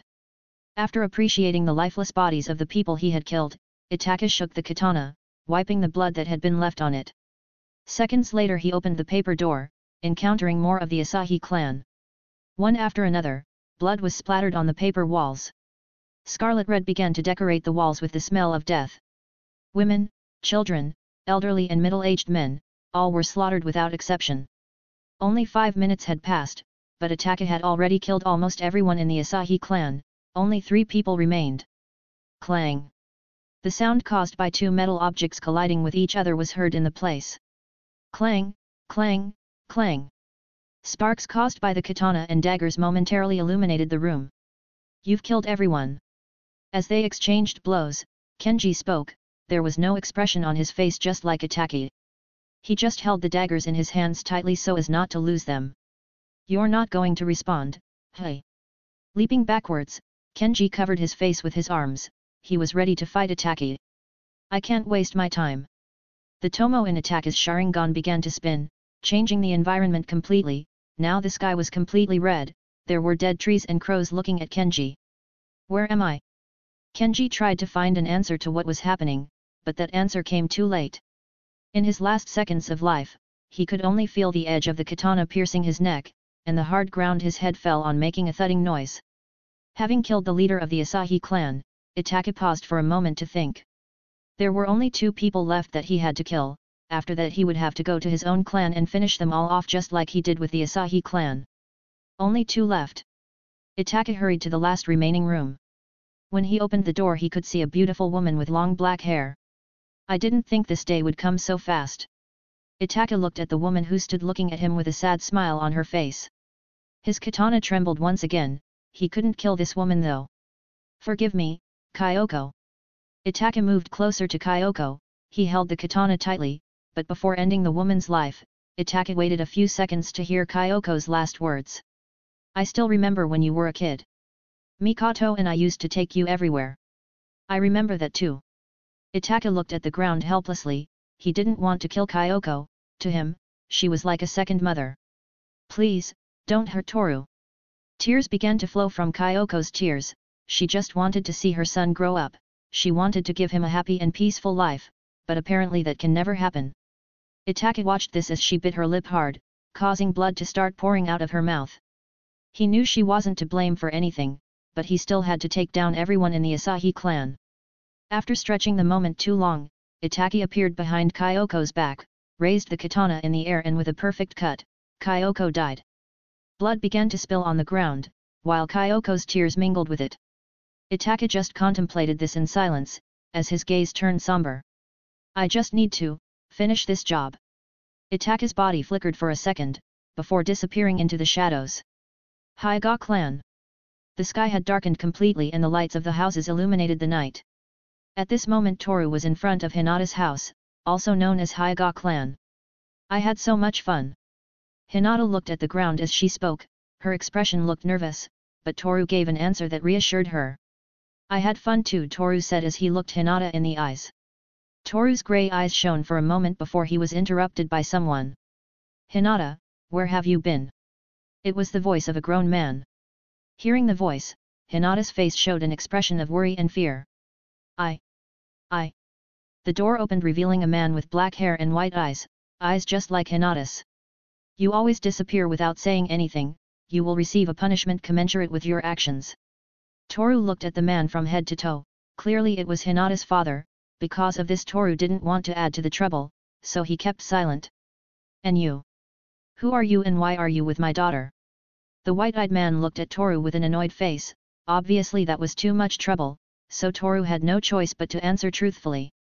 Excuse my insolence, my name is Asahi Toru, I am from the Asahi clan. I saw your daughter wandering alone, so I accompanied her back home. Although there wasn't much truth in his words, that was enough for the man to lessen the punishment Hinata was about to receive. I understand. So you're Kenji's son. Remembering a certain prodigious shinobi, the man closed his eyes for a second, before speaking again. I thank you. Having said that, the man took Hinata's hand and forced her back home, leaving Toru staring at the door with a neutral look on his face. Then I should go back too. Toru turned around and walked back home. As he walked, the streets looked strangely empty, but that was something Toru didn't mind. Indeed, the streets being empty was something Toru was grateful for, as he didn't feel the overwhelm he felt when he was surrounded by people. I'm sure I'm going to be scolded for hours. Okasama always exaggerates things. A sigh left Toru's lips, just remembering his mother's childish attitude made him feel stressed. She was always overprotective of Toru, no matter the situation, no matter if she made a fool out of him, she was always there for him. Although annoying at times, I always thought there was no kinder and more radiant person than her. Toru's steps were slow and relaxed, he knew that when he returned home he would be scolded by that woman, after all he was already used to being the spoiled child of the main Asahi family. It wasn't long before Toru arrived home. Before entering he took a slight breath, but as he did that his eyes would widen at the smell in the air. Blood. Toru's hands shook for a second, he didn't know what was going on, but the smell of blood coming from the place was too strong. Toru didn't let his nerves get the better of him, so he opened the door, but that only made the smell of blood intensify. He slowly walked through the halls of his house, it didn't take him long to find the first corpse. This is... Toru's eyes looked at the corpse seriously, he moved a little closer to examine the body, and he could see the perfect cut the corpse had right in the stomach. What's going on here? Toru started to walk around the house, all the walls were stained with blood, lifeless bodies adorned every corner, some had weapons in their hands, showing that they put up resistance in the face of the attack. Okasama. Toru ran off in the direction of his mother's room, and on the way, he came across the decapitated head of his father. Seeing the corpse of his progenitor, Toru's breathing began to feel heavy. Okasama. Toru clenched his fists and kept running in the direction of his mother's room. The closer he got he could see more and more blood splattered on the walls, lifeless bodies of the sentries and weapons lying on the floor. After a few seconds, the door to Kyoko's room appeared before Toru. The entrance was open and blood was spilling down the stairs. Slowly Toru approached, entering the room in the process. Oka-sama. Kyoko was lying on the floor, she had a large cut on her back that was leaking blood. Toru looked at this without saying anything, he couldn't process what was happening. Okasama, aren't you going to scold me for being late? Toru ducked his gaze. Okasama, you're not going to get mad at me. Are you? A tear came out of Toru's right tear duct, falling to the ground and mixing with the blood. Why? Tears began to flow from Toru's tear ducts, but his face showed no expression. 3 days later. His scarf was swaying to the rhythm of the wind as were his clothes. Toru at that moment was in front of his mother's grave. His gaze was lost in the tombstone in front of him. It's a pity. Among the people who had attended the site was Hyuga Hayashi, Hinata's father and leader of the Hyuga clan. The man looked at Toru with regret, the little boy had lost everyone, he had been given to himself. The same happened with the little Uchiha Suzuki, tears slid down his cheeks, just like Toru he had lost his entire family. Why, Nii-san? Again and again, Suzuki tried to find an explanation for what Ataka had done 3 days ago, but he couldn't find anything. All he could think of was that his brother was a traitor. Toru, him too. Remembering his childhood friend, Suzuki looked at Toru, who was already leaving the place. Seeing this, Suzuki caught up to him as fast as he could, which was easy since Toru was walking slow. Toru, I. Sasuke's eyes widened in disbelief, Toru walked past him ignoring him completely. It was as if Toru had obliterated the existence of everyone around him. Watching his friend walk away without looking at anyone, Suzuki looked at the ground while clenching his fists. I swear I'm going to get revenge, for my family, and for yours, Toru. Suzuki looked up, his eyes showing the anger and hatred that had been born in his heart. And as Toru walked away, Suzuki swore that he would be the one to avenge the death of their families, he would take revenge by killing the man who caused all this. Chapter 7, Welcome to the Ninja Academy. A year has passed since the massacre of the Asahi clan. Konohagakure was still suffering from the lack of military strength, that's why this year the Ninja Academy accepted more admissions than it used to accept annually. Among the students heading to their classrooms was a boy, his hair was black as night and his eyes were grey, he had a red scarf, a black sweater, grey pants and blue sandals typical of a ninja. Could it be here? The boy contemplated the classroom door for a few seconds, he wasn't entirely sure if that classroom is the one he was assigned to. Hey, can you step aside? You're obstructing the entrance. Toru looked behind his back and found a boy, he had a lazy and tired expression. His eyes were brown, his hair was long and black, his hair was tied in a ponytail. Yes. With a tired tone of voice, Toru replied and turned away from the door. This is a bummer, I would have stayed home, said the brown-eyed boy. As the door was opened by the boy, Toru could see some of the students inside. His eyes widened in shock at the sight of two people he knew. So, we are in the same class. Toru's gaze turned neutral, and without much thought he walked into the classroom. The girl's eyes turned to the boy who had just entered. Toru felt those looks, so he ducked his head and walked to the seat farthest away from everyone. Who is he? He's very cute. Will he have a girlfriend? As Toru looked straight ahead with a neutral expression on his face, the girls in the room confessed to muttering among themselves. Yeah, he's cute, but not as cute as Shizuke. A golden-haired girl burst into the conversation. Her eyes were green and she had bandages on some parts of her body. Shizuke? I don't know him. One of the girls spoke. She had brown hair and black eyes. She was wearing a red-colored blouse and a black-colored skirt with bandages covering her legs. What? How come you don't know him? Well, me. What's your name? The golden-haired girl asked, to which the brown-haired girl had no choice but to answer. My name is Hakuto, Hoki Hakuto. Hakuto looked at the golden-haired girl with a bit of fear. Well, anyone would be afraid if someone comes up to you and starts talking about people you don't know. Nice to meet you, I'm Ino, Yamanaka Ino. With a smile on her face, Ino spoke. At first glance she seemed to be a very sociable girl. Nice to meet you. Hakuto seemed to be a little nervous. She felt a great pressure in Ino's words, something like if you try anything with Shizuke, I'll take it upon myself to wipe you off the map. Help me, I don't want to be around her, Hakuto said mentally. Somehow he developed a strange fear towards Ino. Who is he? Saving the fearful Hakuto, one of the girls in the classroom spoke while looking at a black-haired boy. This one had just arrived. He's really cool. I think I fell in love. He's so handsome. All the girls began fawning over the boy who had entered the classroom. His hair was black as were his eyes.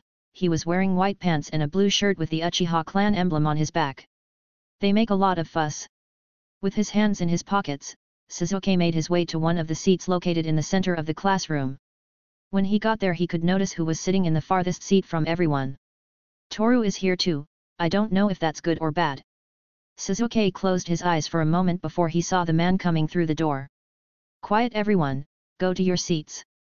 The man had a large horizontal scar on his face which covered part of his nose, besides that he was wearing the tactical vest that Chunin and Jonin always wear. He was also wearing the forehead protector with the symbol of Konohagakuer. After hearing the man's words all the children went to their seats and remained silent. Well, oh, yes. I should introduce myself, the man said quietly before speaking again. Hello, I'm Umino Irika, and I will be your sensei until the day you graduate. That means you won't be able to get rid of me easily. As he spoke, Irika took the time to look at the faces of all the children standing there. It only took a few seconds before his gaze stopped on someone. The demon child. Irika's gaze lingered on a boy with tousled hair.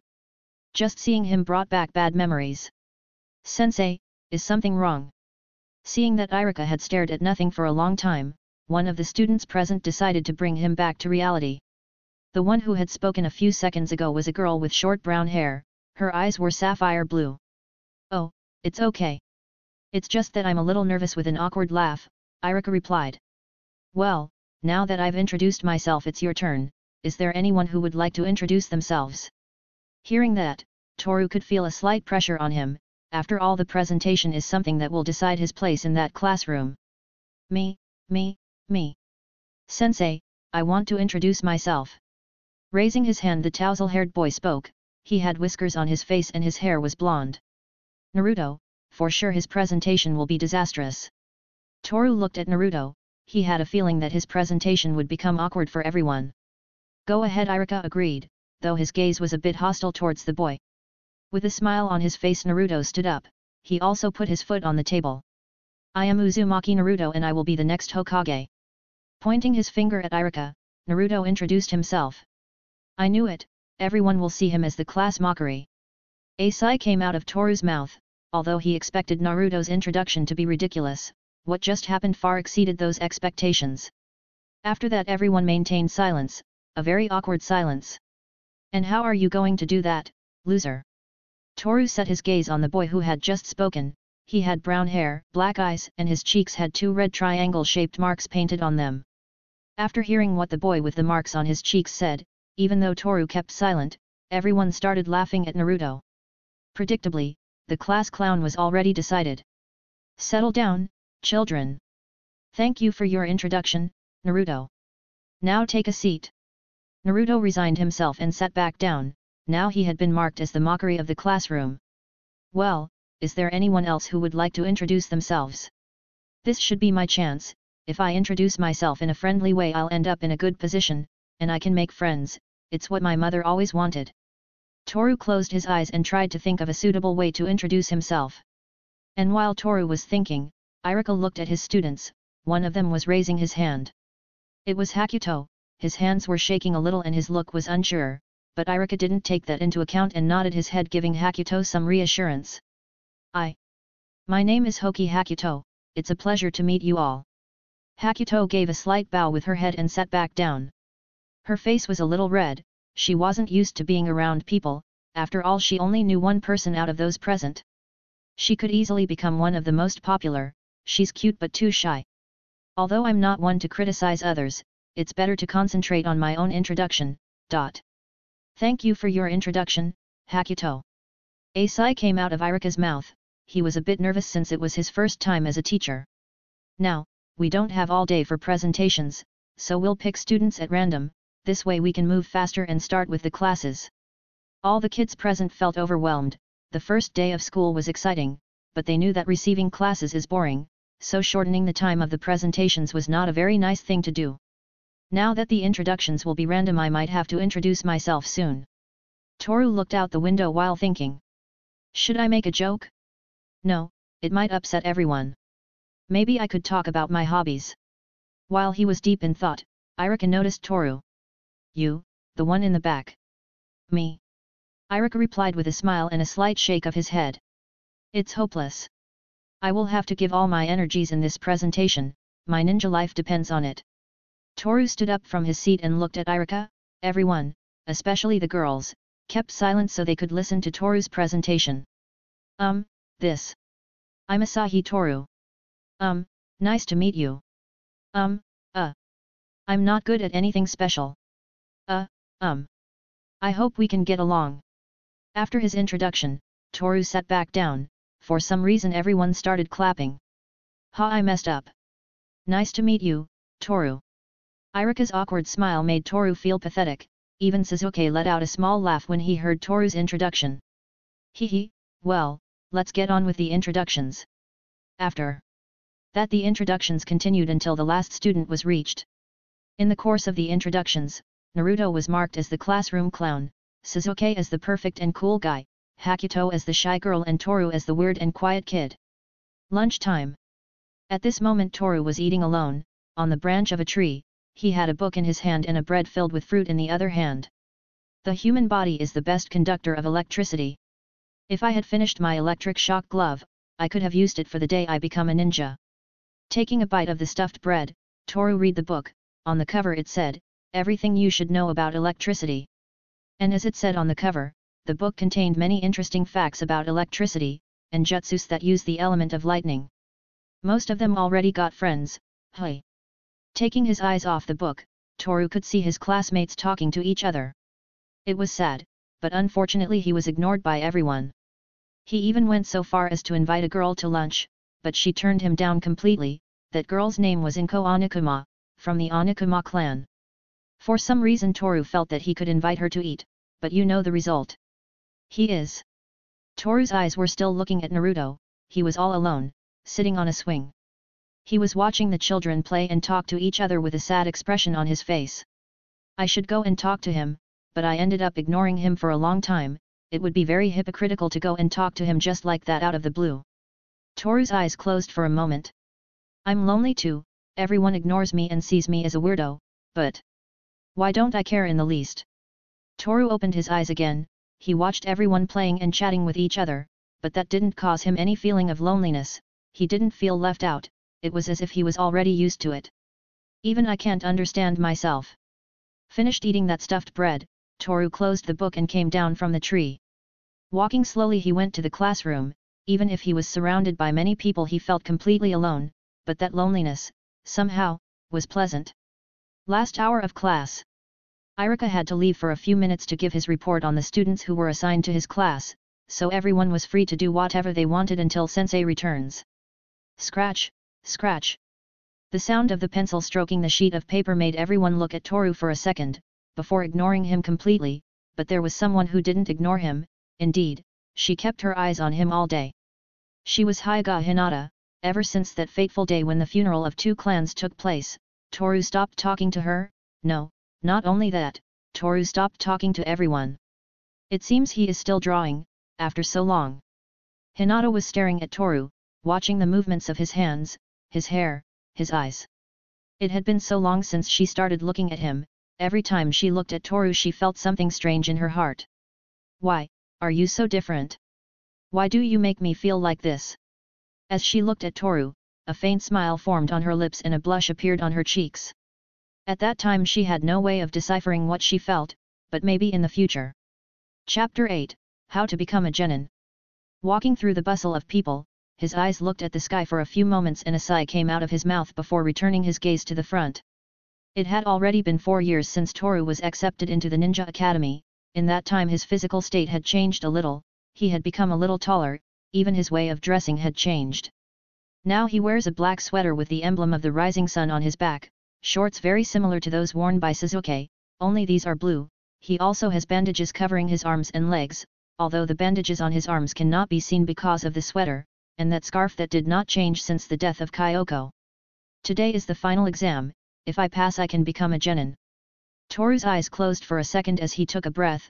The last 4 years had been kind of strange, he was alone all the time, no one spoke to him. The same thing happened with Naruto.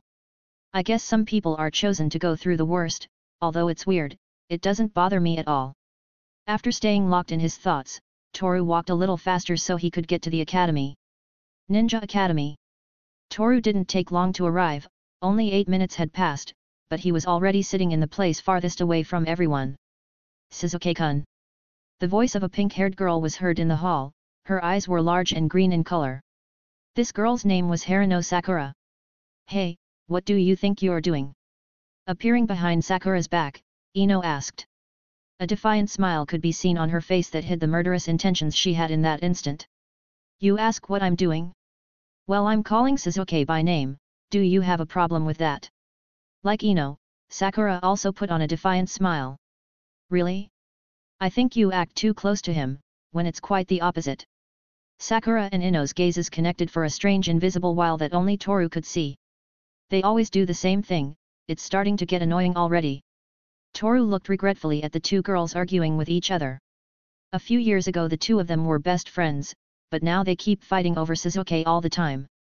If they gave me a coin for every time those two fight, I'd have enough money to finish my electric shock glove. Toru silently lamented. After the fall of the Asahi clan he was out of money, he couldn't continue his experiments without having funds for it. He barely had money to survive, that little money he had was inherited to him. Kyoko left him that money so Toru could live until the day he can get away to make a living. Calm down everyone, I'm already here, so go to your seats. While Sakura and Ino were killing each other with their eyes, Irika entered the living room. She was holding some sheets of paper in her right hand. Here it is, Irika-sensei brought the exams, I'm sure I can get a perfect score, but I should stay in the average as always. Since the day Toru failed with his presentation, he decided that he would not show his ability 100%, if he did something like that he would draw attention, so his reputation as a weird and quiet guy would fall apart. Alright, since everyone is in their places I'll begin. Irika placed the sheets face down on the tables of all his students. Everyone should already know that today is the final exam in order to become a genin. The first part will be the written exam, you will have 1 hour to finish it. So I wish you all luck. After that, Irika placed a stopwatch on the table, the stopwatch marked the time the exam lasts. Then, begin. Having received permission to begin the exam, Toru flipped the sheet of paper and looked at the questions that were written on it. Too easy, I can finish this in 4 minutes. But I won't, I'll wait until the first 30 minutes are up and start solving half of the questions. If I do this my grade will be among the worst, but I understand that there will be a practical exam, so if I use good ninjutsu or taijutsu I can regulate that grade and be among the average of students who will pass. Toru's eyes narrowed a little, his expression was very similar to when someone is very sleepy, Only this facial expression is already on Toru's face since forever. Looks like Naruto is having trouble. Toru's eyes went to the center of the room, where a blonde-haired boy was having trouble solving the test. It can't be. I don't remember any of this. Shouting internally, Naruto scratched his head. At that moment he was suffering like no other. It was already the third time he failed the exams. Well, the first two exams were just simulations, but he still got the worst score. Come on. Come on. I know I can do it, I just have to remember. Scratching his head, Naruto tried to get the few neurons he had working, however, he failed to remember anything, absolutely nothing. Why do these things happen to me? With a dead fish face, Naruto resigned himself and dropped the pencil on the exam paper. There was no hope left, he could only wait for his fate. It's the usual, he never manages to get a good score. It's very likely that Naruto will fail the exam. In case he passes he'll just have to try again next year. Shaking his head, Toru looked at the boy standing near Naruto. That boy was Sasuke. Judging by his look and that smile on his face, I deduce that he will have the highest score in the written exam. Maybe the same thing will happen with the practical exam. Toru crossed his arms and continued to analyze his classmates. His eyes quickly lingered on that girl Toru invited to lunch 4 years ago. Her name was Onokuma Inko. From what Toru had seen over the years, Inko has a strange case of split personality. In tense and dangerous situations she tends to act fearful and weak, but when interacting with other people she tends to be a bit bold and outgoing. She doesn't seem to have any problems completing the exam. In fact, she seems to be more than confident that she will pass. After those metal words, Toru closed his eyes and let the time pass. Okay, time's up, everyone, turn in your exams. The designated time to finish the exam ended. Toru got up from his seat and went to Irika's desk, place where he left the exam sheet. Well, half of the questions he thought not to solve ended up being solved, obviously with wrong answers. Returning to his seat, Toru put his arms on the table and looked at Irika. At that moment he had started grading the exams. Something that made Toru a bit funny was when Irika graded Naruto's exam. The embarrassed look on his face made Toru want to tease him a bit. I finished grading the exams. After a while Irika sighed. He never thought he would be such a bad teacher to have a student score an absolute 0 on his exam. Obviously that exam belongs to Naruto. Alright, let's start with the final exam. When I mention your name you will proceed to the exam room. The final exam will be on Bunshin no Jutsu replication technique. Hearing about Bunshin no Jutsu, Naruto internally shouted, after all that jutsu is the worst he knows how to do. Asahi Toru, go to the examination room, I'll wait for you there. After saying that, Irika took the exams from the table and headed to the exam room. Okay, this is the practical exam. Luckily I'm good at Bunshin no Jutsu, so I don't have to worry at all. Leaving his seat, Toru made his way to the examination room. His expression was neutral as always, and the aura he produced was that of a lonely, quiet boy. Sasuke saw this, and an annoyed expression formed on his face. I have to get my revenge, not just for me, but for Toru. After all Itaki also killed the Asahi clan. Exam room. In front of Toru stood Irika and another albino-haired sensei. His name is Mizuki. Well, show us your best Bunshin no Jutsu, said Irika while looking at Toru with a small smile on his face. Yet, clasping his hands together to form the jutsu, Toru's chakra began to reveal itself around himself, as if he was being enclosed by a sphere. Bunshin no Jutsu replication technique. As he said that, 2 clones exactly like Toru appeared behind him. Wow, he's good. Mizuki spoke as she clapped his hands. A smile had formed on her face as she saw how badass Toru's potential was. You're approved. Rising from his chair, Irika took one of the forehead protectors that were on the table in front of him, walked over to Toru and placed it over his head, letting the protector cover Toru's forehead. Well done, I'm proud. Toru looked at Irika with the poker face he always has before speaking. Thank you, sensei. Good, now you can go home, we still have to continue examining the next students. Raising his hand in farewell, Mizuki spoke. For some reason Toru felt something strange when he looked at Mizuki, a sense of danger. That was easier and faster than I thought. Walking out of the examination room, Toru took off his forehead protector and stared at it. The badge on the protector glowed next to the Konohagakure symbol. I have to think where to put this, on my forehead it feels uncomfortable. Putting the protector in his pocket, Toru went on his way home, that small house he currently lives in. Well, I must prepare for tomorrow, I will be assigned to a team after all. Chapter 9, Team 11. Drops of water caressed his body as they fell. Looking up at the shower ceiling, Toru let out a long sigh. So. I'm already a genin. The teams will be formed today, each team will have a tutor who will make sure their team improves physically and mentally. Closing his eyes as he let the water fall on his face, Toru thought, he didn't know who his teammates will be, much less who will be the tutor in charge. Toru couldn't deny that he felt nervous. I have to get ready. After a long shower, Toru got dressed in the clothes he always usually has on, although there were a few extra things. He had the black sweater he always wears, as well as his shorts, the scarf around his neck and the bandages on his arms and legs, but other than that, in his right ear was a claw earring, and on his left arm was tied the forehead protector with the symbol of Konohagakure. I still have some time to get there, but I should eat something first. Placing the sandals on his feet, Toru opened the door, revealing the apartment complex he lives in. It's really hot today, I should eat something cold, or maybe something that's not too heavy.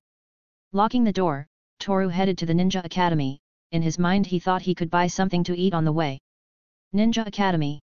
As usual, the hustle and bustle was always present in that classroom. They are very noisy. Passing through the front door, Toru appeared, he had a stuffed bread in his hand. It's as if he was invisible. Looking around the classroom, Toru noticed that no one was looking at him the moment he arrived. Well, there was someone, but Toru already knew who it was, he always knew. Hinata. Staring at the ground with a neutral expression, Toru could only think of things from the past that he didn't like at all. It won't do me any good to think about things from the past, it will only be a waste of time. Finished eating, Toru took a seat, his arms were on the table, and the look in his eyes pointed at the window. I got here first. Suddenly, the voices of two girls made Toru turn his gaze to the entrance of the classroom. It was Sakura and Ino. How does it feel to lose? Giving Ino a superior look, Sakura sighed tiredly. Losing? I got there first, my foot is an inch ahead of yours, Ino said, trying to catch her breath. Really? I'm sure my foot is ahead of yours. Those two, they always do the same thing, I wish I could stop them, but I don't want to stand out, so I'd better stay here. Shaking his head, Toru looked at the two girls arguing with each other. For him, watching Sakura and Ino fight all the time was torture, but unfortunately he could only stand by and watch.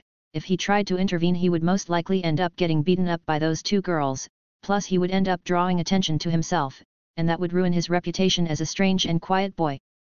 Hey, where are you going?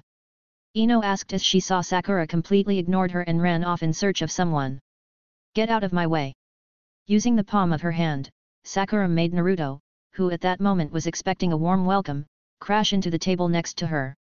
Good morning, Sasuke-kun. Looking at the boy sitting across from her, Sakura spoke. At that, Sasuke just looked at the girl who had greeted him. Can I sit next to you? Sakura asked, but was interrupted by Ino. Hey, I'll be the one sitting next to Sasuke. Grabbing Sakura by the arm, Ino reproached. Her face showed a slight expression of annoyance. No, I'll be the one to sit next to Sasuke.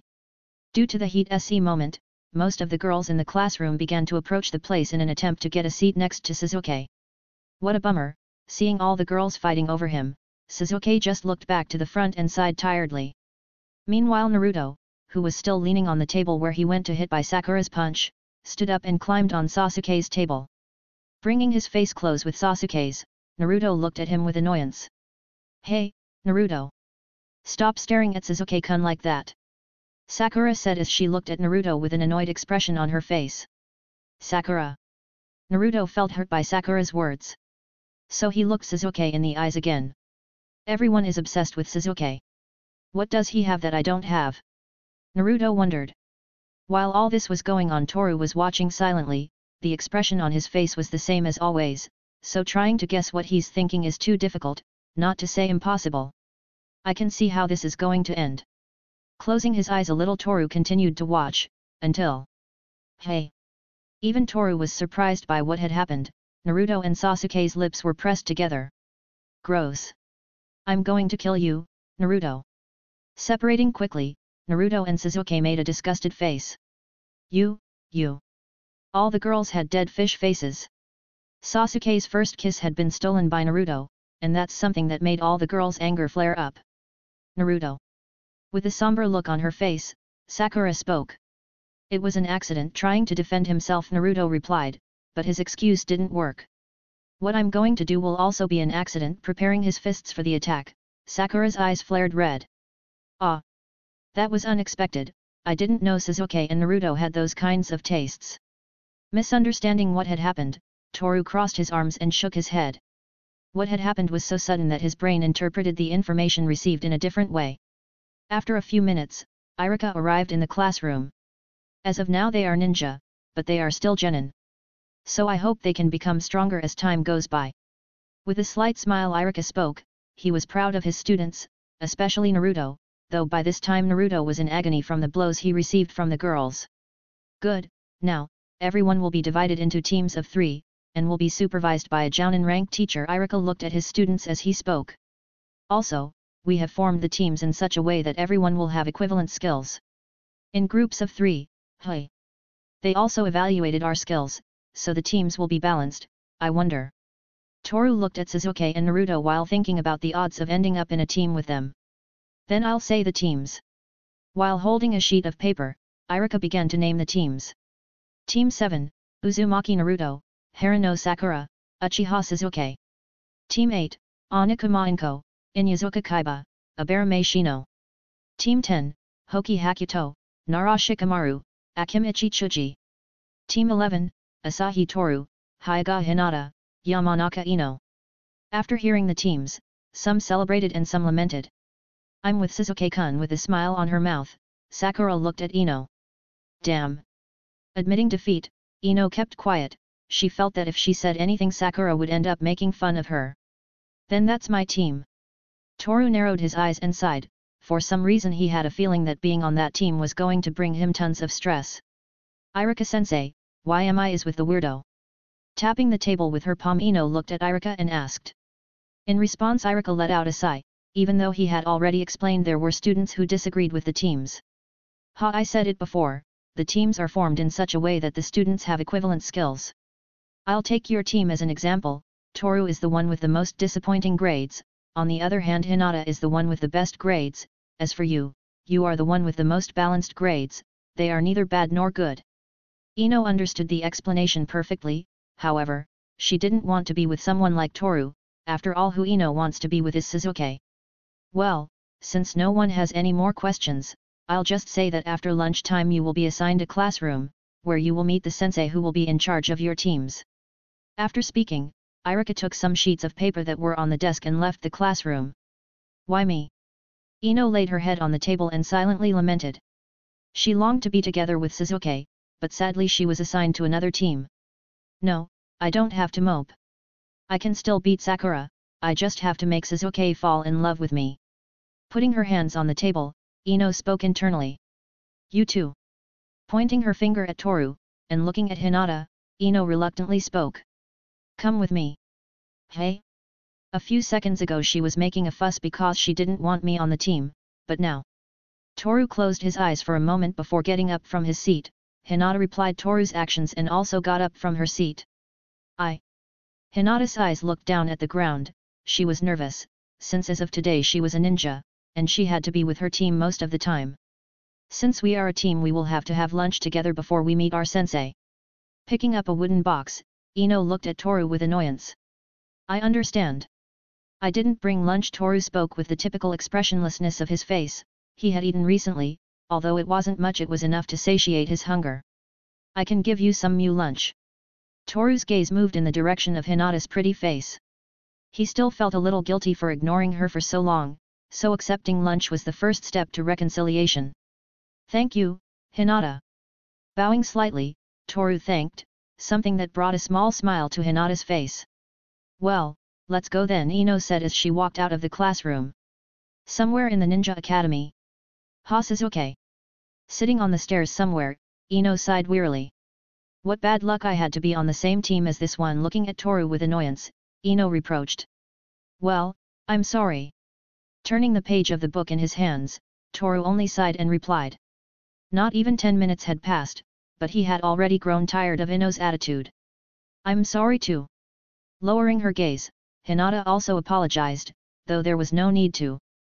That doesn't matter anymore. Now, if you want this to work you will have to follow my orders. From now on I will be the leader of this team. Hearing Ino speak, a sigh came out of Toru's mouth. I knew something like this would happen. Taking a bite of the rice ball Hinata gave him, Toru turned another page of the book. If we have you as a leader our team will go to ruin. Without looking away from the book, Toru spoke sarcastically, causing Ino's anger to flare up like a bonfire. You think it will be better if you are the leader? Ha ha ha, don't make me laugh, have you seen your qualifications? You don't have the skills to lead a team. A monkey would be a better leader than you. Speaking suddenly, Toru looked Ino in the eyes. What did you say? Just like Toru, Ino also looked Toru in the eyes.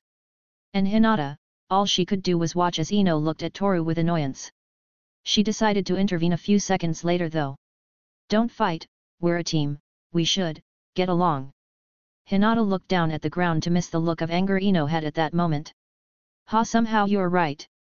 Ino resigned herself and sat back down on the stairs. Her mind was a mess, she couldn't sort out her thoughts properly, she was still mad at Sakura for being picked in Sasuke's team. In any case, we should go to the classroom we were assigned. Lunchtime is about to end, Toru said as he closed the book in his hands. Yeah, I guess. In the halls of the Ninja Academy. His footsteps echoed in the place, he had short brown hair and eyes as black as night.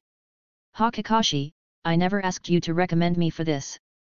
Closing his eyes the man sighed, he had the tactical vest that the Jounin wear, plus he had some sort of mask that didn't cover much of his face, only this one had the forehead protector embedded in it. Then it will be Team 11. Chapter 10, Yamato-sensei's examination. It had been a few minutes since the lunch break ended.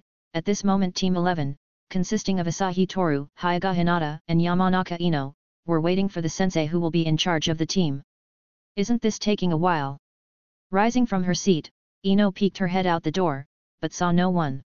This is really annoying, first they put me on the same team as the weirdo and now it turns out that the sensei who is in charge of our team was late. Returning to her seat, Ino made a disgusted face. It had already been almost half an hour, but sensei wasn't coming. Maybe sensei had something to do before coming here. Clasping her hands together and looking at the floor, Hinata spoke, for some reason she felt the atmosphere was heavy. Then all we have left to do is wait. Resigning herself, Ino rested her head on the table and closed her eyes. While Ino and Hinata waited for sensei, Toru just stared at the window with typical expressionlessness on his face. His eyes narrowed for a second as he tried to think about the choices for the teams and about the sensei assigned to them. Who will be the sensei to lead our team? Crossing his arms, Toru let out a long sigh, for the moment he had to think about what he would do from now on. I'm getting sick of this already, when is the sensei going to arrive? Rising from her seat once more, Ino spoke up, her look only showed how upset she is. But as Ino complained, the door opened, revealing a man. He had short brown hair, his eyes were black and he was wearing the Jounin's vest. Sorry I'm late, I had some things to talk to Hokage-sama about. Scratching his head, the man spoke. In response to that, Ino only showed her displeasure. Are you really our sensei? Looking at the man from head to toe, Ino could only think that the man in front of her was a lousy shinobi. Yes, I'm the Jounin-ranked ninja who will be leading this team. With a friendly expression on his face, the man spoke. At first glance he appeared to be a calm and sociable man. Unbelievable, I'm always surrounded by weird guys, first the fool looking at the window like an idiot and now this guy with the aura of an old man. Okay, now, how about we go out for a while? We'd better introduce ourselves in a more comfortable environment. So he's our sensei? I was expecting someone less calm, but I guess this is better. Rising from his seat, Toru headed for the exit. Wait for me, Toru-kun. Getting up from her seat as well, Hinata followed Toru. This is getting too stressful. Looking sensei in the eyes, Ino walked through the door. After the students left the classroom, sensei sighed. I still think that Kakashi set me up, he didn't tell me that I would become the Jounin in charge of a team, the man said as he followed the students. Somewhere near the Ninja Academy. Everyone was sitting on the stairs in front of sensei. Toru was keeping his poker face, Hinata was just looking at the sky with a calm expression on her face and Ino was just lamenting over and over again while wondering, why am I on this team? Well, now that we are here, it's time for introductions, said the man as he looked at his students with a slight smile. My name is Yamato and as you may already know, I'm a jounin. There are a few things I like, such as hot spring baths, and good food. I also like to be nice and friendly, but I have no problem ruling through fear. After hearing that, Ino could only think about her future being on that team. Now that I've introduced myself, it's your turn, how about you? Looking at Hinata, Yamato spoke. He could see the bright future that awaits Hinata. Yeah. Rising from her place, Hinata looked at Ino and Toru, seconds later introducing herself properly. My name is Hyuga Hinata, I'm from the Hyuga clan. There are many things I like, in the future I want to become someone strong and worthy, someone who is capable of leading a clan. Looking straight ahead with determination in her eyes, Hinata's words surprised Toru. He only remembered the Hinata of 4 years ago, that scary and weak girl, but now. I don't know what happened to her, but, it seems that people do have the ability to change who they are. After listening to Hinata's presentation, Toru could only think of himself, his way of being had not changed at all in these last years. Okay, now you. As Hinata took her seat once again, Yamato looked at Ino, who was still looking displeased. My name is Ino, Yamanaka Ino, there's only one thing I like, and that thing is Sasuke. I plan to make him fall in love with me in the future. With that brief introduction, Ino took her seat. Everyone in the place was silent at the pitiful introduction Ino made. Even Toru was affected by Ino's presentation. In Ino's head there are two things, Sasuke and air. Air is what's most in Ino's head. Opening the book in his hand, Toru spoke, and what he said didn't please Ino at all. What did you say, weirdo? Ignoring Ino's words, Toru started reading the book.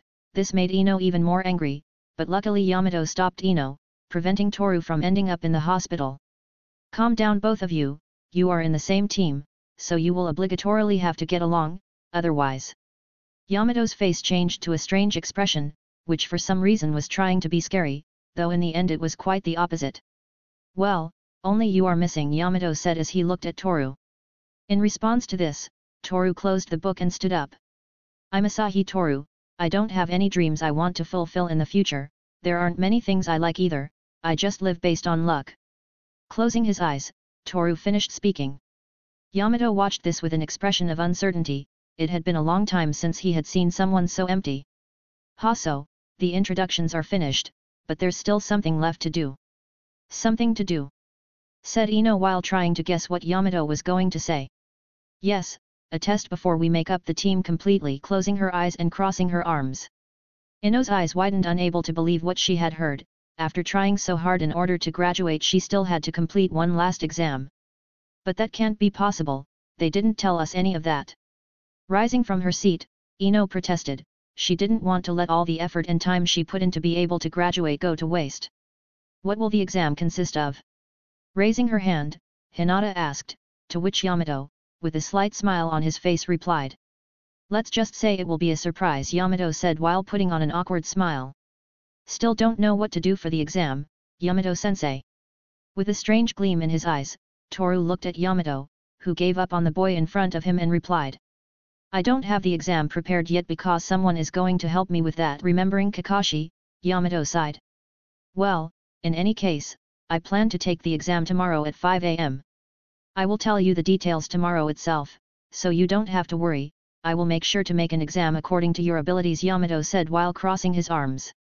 Seriously, today is the worst day of my life. Dropping her arms over her shoulders, Ino lamented.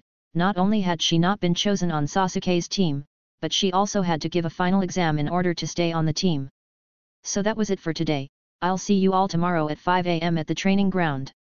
Wait, Sensei. Ino tried to stop Yamato, but he disappeared in the blink of an eye.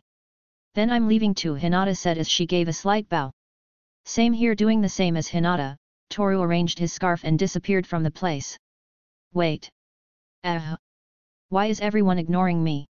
Tapping the nearest tree, Ino spoke up. She had been left all alone, she had been ignored by everyone, the only thing her mind was thinking was that she had the worst luck of them all. Seriously, I don't plan to fail that exam, I swear I will pass and make Sasuke fall in love with me. Putting her hands around her waist, Ino burst out laughing as if she had lost her sanity. The next day, walking at a slow pace, Toru covered his face with the scarf. It was getting very cold since it was very early in the morning. Yamato-sensei. I never heard that name. Normally jounin are very well known in Konohagakure, like Hitaki Kakashi or Might Guy, however, I never heard that sensei's name. Stuffing his hands in his pockets, Toru paused to think for a moment. Yamato seemed to be an ordinary man, quiet and friendly. It's strange, there's something strange with him. In this exam, I must try my best. If he continued to hold back my potential, I will eventually become useless. After saying that, Toru disappeared into the shadows, to minutes later appear on the training field. Good morning, you're the first to arrive. Yamato felt Toru's presence the instant he appeared. Not for nothing is he a Jounin rank ninja. I couldn't sleep well last night, so I woke up earlier than usual. Toru looked at Yamato, he was trying to decipher what his sensei was planning. Drinking green leaf tea can help relax the muscles, it's also something that makes it easier to sleep. Looking at the road in front of him, Yamato spoke. At a glance it seemed to be an everyday conversation between sensei and student. I'll keep that in mind. Toru closed his eyes and crossed his arms. Looks like they've arrived. In the distance, two girls appeared, one of them had golden hair, while the second had black-colored hair. Good morning, Yamato-sensei, Toru-kun. Bowing, Hinata greeted, still appreciating being a bit sleepy from waking up so early. Hello everyone. Ino said while yawning and rubbing her eyes. At the same time, the sun on the horizon began to rise, as a great hope of light flooded the earth. The sky brightened and the birds began to sing. Well, since you're all here, it's time to start the exam. Toru prepared himself for what was coming. He didn't know what kind of exam he was about to take, but he still had to give his 100% in order to become a true ninja. The test you will be taking today is, playing hide and seek. What? They all said in unison as Yamato looked at everyone with a serious expression. Chapter 11, Let's play hide and seek. Toru, Hinata, and Ino looked at Yamato with a poker expression. After all, the exam will be a child's game. Hide and seek, is it serious? Crossing her arms, Ino asked. She still couldn't believe that the exam will be a kid's game. Just thinking about it made her want to laugh. It's very serious. This game will be very different from the original. It will be much harder. Yamato narrowed his eyes and spoke. Apparently he already had the whole exam planned to perfection. Playing hide and seek may sound ridiculous, but knowing the Jounin's abilities I can deduce that this will be troublesome. After hearing Yamato's words, Toru couldn't help but think that it was indeed not going to be a child's game. Not only because of the fact that they were going to play hide and seek, but because Yamato still hadn't said the rules they will have to follow in order to take the test. Yamato-sensei, can I ask something? Hinata said as she raised her hand. Her cheeks were a little red due to the morning chill. Go ahead. If we play hide and seek, we have to choose the seeker and those who will be searched. There are also certain rules that I don't know if they will apply for this exam. What will you do about that? Hinata asked with a soft tone of voice. She had never played hide and seek before, however, she knew all the rules that this game entails. I was about to say that. Yamato spoke as he leaned back against a nearby tree. He already had everything decided, and that was because he was following Kakashi's advice to the letter. Well, the rules are simpler than the common hide and seek game. There will be one seeker and three seekers. In this case I will be the seeker and you three will be the seekers. The maximum duration of the test is until noon. When the first wanted is found the test will end, so a single mistake will cause you to end up being found. Ino looked at the ground as she thought. She hadn't understood the explanation very well. There was something missing, but Yamato still didn't say it. Ah, that's right. The first one to be found flunks. Ino's eyes widened like saucers when she heard what Yamato had said. If she fails she can no longer join any team, so her whole life as a ninja only depends on not being found in the course of the exam. But it's unfair, sensei. You are a Jounin rank ninja, finding 3 children having so much experience would be very easy. That's something that puts us at a disadvantage. With an anxious expression on her face, Ino spoke. At that moment her mind could only think of the worst outcome. But something like that didn't seem to matter much to Yamato, as with a long sigh he replied.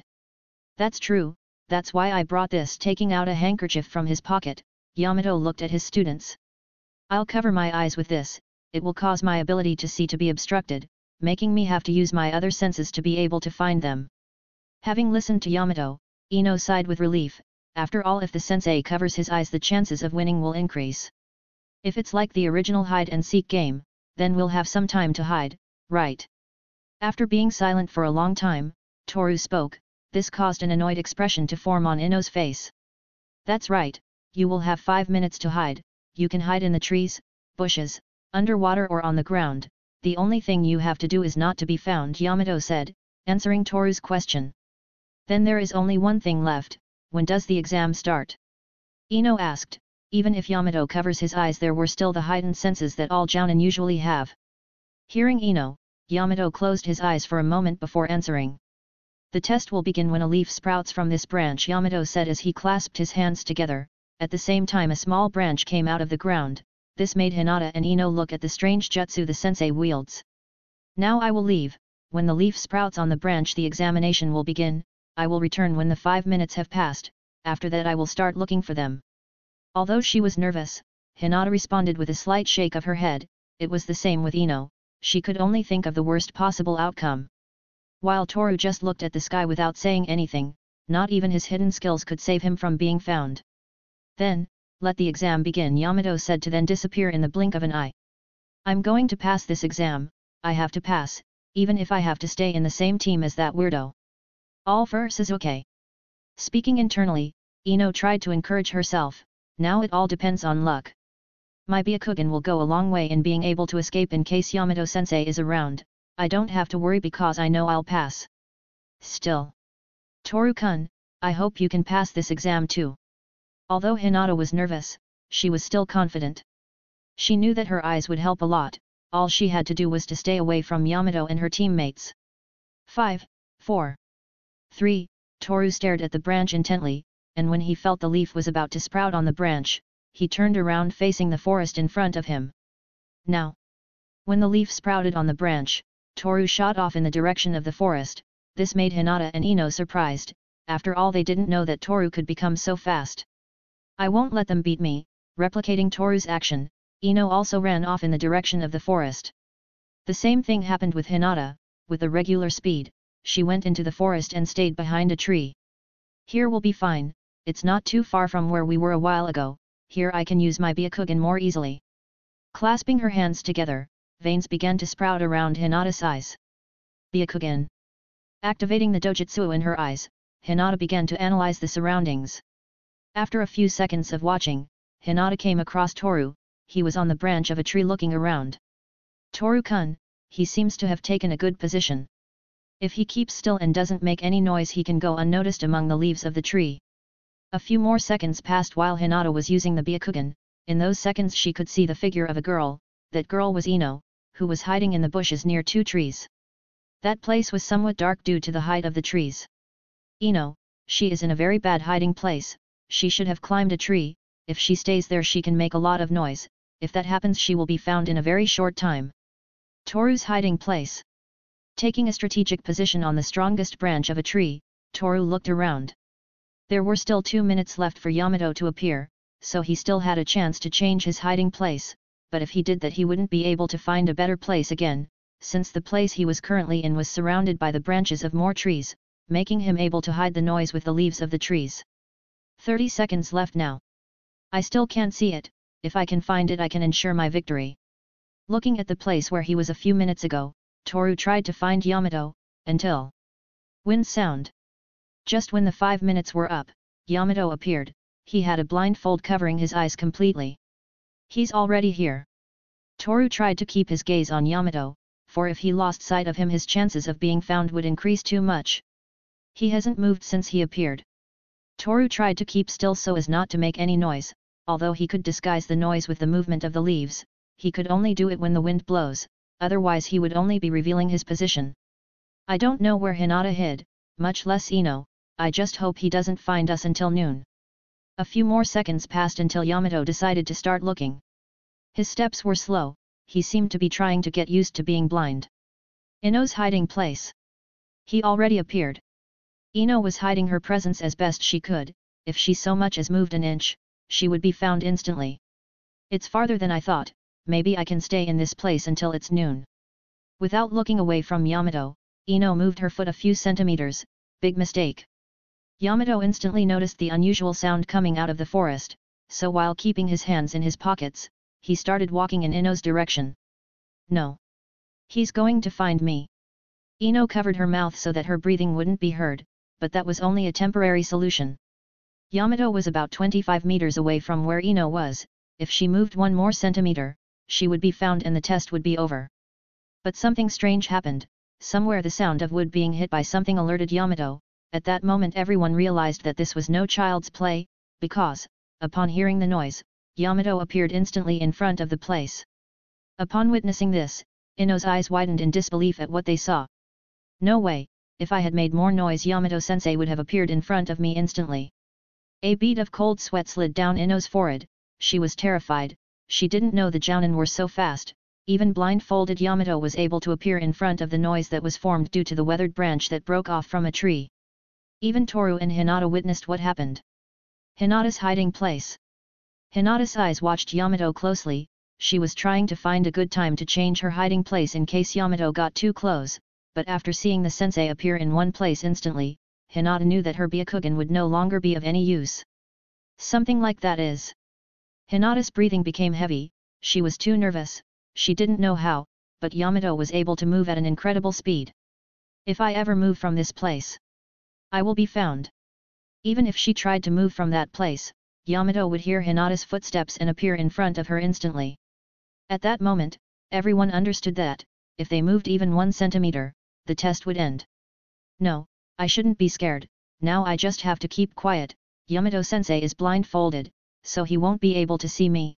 If I keep quiet I might get confused with the trees. Activating the Byakugan again, Hinata directed her field of vision to Toru, who was just observing everything silently. So far, Toru-kun hasn't moved from the same place. Toru's hiding place. Toru's eyes narrowed as he witnessed the terrifying speed that Yamato can reach. But still his expression and breathing remained relaxed. It was a good choice to have picked up these things on the way. Toru observed his hand, which was closed, hiding something between the palm. If it gets too close to me, I'll use this. Toru held his breath, as Yamato appeared right below him. Although he hadn't made any noise, even so, he was still about to be found. What was that? How is that possible? I didn't make any noise, but still the sensei appeared. Trying not to move, Toru let his breathing regulate. If he did that the sound of his breathing would not be heard by Yamato. This is bad. I can't use it if Yamato-sensei can hear our breaths. Even if I try, the sound of my clothes will instantly alert him, and if he finds me the exam will be over. Toru's plan had been ruined. He planned to use the stones he picked up from the ground as a distraction to change his hiding place, but now that he realized that Yamato can hear everyone's breaths, that plan was completely ruined. Now he just had to wait for Yamato to find one of them and the test would be over. I must think of something. If I don't think of anything I will be found. Closing his eyes, Toru's mind began to work. A few seconds passed until the stupidest idea Toru had ever had in his life popped up. Maybe that will work. Ino's hiding place. He's gone. A slight sigh of relief left Ino's lips. She was about to be found out. If it wasn't for Toru, exam would have been over. Damn, if I move, even a little bit, all my effort will go down the drain. Ino closed her eyes. She was trying to relax. This whole exam had made Ino's stress levels reach a new level.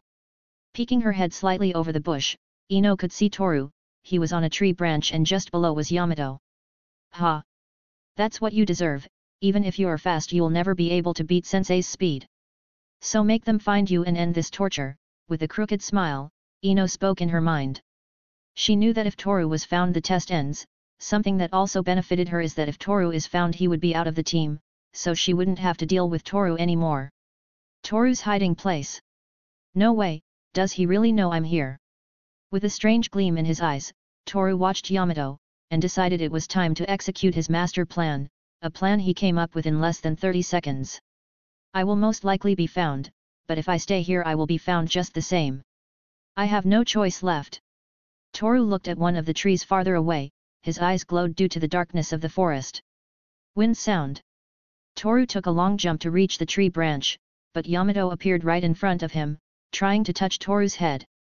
Damn! Toru spun in the air, avoiding being touched by Yamato. He immediately landed on a tree branch, and using the flexibility of the branch Toru jumped once more, but again Yamato appeared behind Toru's back. Just a little more, I need to get him a little further away from the place. Throwing a kunai with a wire attached, Toru used his strength to use the tension of the wire to dodge Yamato. If I continue with this I'll be caught, but I still need to get him a little further away. Using two wired kunai, Toru swung, landing on another tree. Yamato heard Toru's feet touching the branches, so in a last effort he approached Toru, but... Strike! Toru threw one of the stones he had in his hand in order to distract Yamato, something that surprisingly worked. Toru took this opportunity to move a little further away, and so using all the stones he had left, Toru threw them in different directions at the same time, confusing Yamato. I did it. Yamato had been left analyzing the place using his ears, but he had already missed his target. After that Toru hid in the leaves of the trees again. Hinata's hiding place. Hinata had observed everything that happened with Toru, using her Byakugan. She was surprised. She knew Toru was skilled in many things, but she never imagined he was so skilled in combat. Toru-kun is strong. Hinata looked at the ground while thinking about herself. Even though she had trained a lot, she was still weak. She wasn't very good at talking to people, but still she had some confidence in herself. I don't have to get depressed, I can become strong, I just have to try my best, and for that I have to pass this exam. Ino's hiding place. How is it possible? Ino's jaw was about to hit the floor. She had always seen Toru as the weird and quiet guy, who besides a mockery to everyone was a weak kid, weaker than anyone. This makes me very angry. Closing her eyes, Ino sat down on the floor. She had completely forgotten about her situation, so as she sat down she caused a slight noise, and at that moment, Yamato appeared in front of Ino. Hey! Ino instantly covered her mouth, didn't move an inch, didn't breathe, didn't blink, her body disconnected from her brain the moment she saw Yamato in front of her. No no, no, no, no, no, no, no. After so many years to be able to graduate and become a genin, all Ino could do was give up. It was all over, there was no hope left for Ino to pass. Why me? Remembering Toru and Hinata, she wondered, and as she covered her mouth with her hands, a couple of tears spilled down her cheeks. Why? Yamato raised his hand to touch Ino's head and finish the exam. I don't want to. I don't want to abandon my ninja path. Suzuki, I don't want to walk away from it. More tears overflowed down her cheeks, and accepting her fate, Ino closed her eyes and waited for Yamato to finish the exam, but... The exam is over. Ino didn't feel Yamato's hand touching her head, so she opened her eyes and what she saw after that was... You. Toru was in front of Ino. Yamato had his hand on the grey-eyed boy's head, that meant that the one who failed the exam was Toru himself. Why did he? Chapter 12, First Mission. Her hair moved to the rhythm of the wind as her grey eyes looked at Yamato, the expression on Toru's face was covered by her hair. The exam is over. Yamato took off his blindfold so he could see the student who failed. His eyes widened a little when he saw Toru in front of Ino. For a moment he remembered that day when Kakashi said something that changed Yamato's life. So Toru saved Ino. A sigh escaped Yamato's mouth. He couldn't understand why Toru had sacrificed himself for Ino. When he heard Toru's introduction, Yamato could understand something about the grey-eyed boy.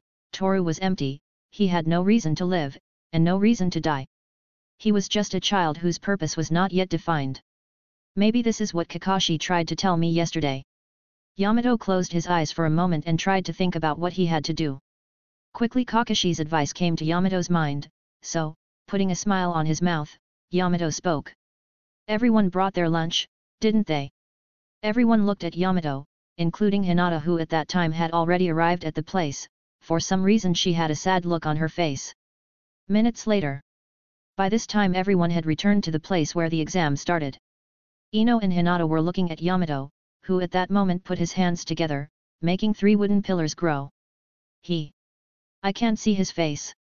Ino looked at Toru, he just looked at the ground while his hair covered part of his face. Why? I can't figure it out. If I had failed, it would have been better for him, right? Ino clenched her fists. She felt humiliated. After all, she was saved by Toru. She always thought Toru was a weird kid, quiet, friendless, someone who didn't care about anyone but himself. To Ino, Toru was someone who didn't care about anything or anyone. I really don't get it. Ino bit her lip because of the helplessness she felt. When Yamato appeared in front of her, all she could do was cry, but Toru, he made a masterful move to escape Yamato's hands. When she saw him move with such agility, she thought that her efforts of so many years had not been worth it. In the end, she could only cry because of the fear she felt. I can't stand it. Ino's gaze darkened as she kept biting her lip and clenching her fists tightly. Okay, Toru, can you come here for a moment? Yamato spoke, snapping Ino out of her thoughts. In response to Yamato's call, without saying a word, Toru obeyed. Okay, bring your back close to the trunk. Taking a few steps, Toru brought his back close to the wooden pillar. The instant he touched the pillar, multiple branches came out, imprisoning Toru in the pillar. But even though he had been deprived of his freedom, Toru maintained the silence with which he arrived. What is Yamato-sensei doing? Hinata asked. Ever since Toru was found in the exam she felt useless, unable to help a fellow student. Nothing important. Now, how about you start eating your lunches? With a slight smile on his face, Yamato looked at his students. Yamato's sudden words made Hinata feel confused. It was assumed that if they were going to eat their lunches Toru couldn't, since at that moment he couldn't move. The same thing happened with Ino, she had just stared at Yamato with a confused look. That's right, I almost forgot.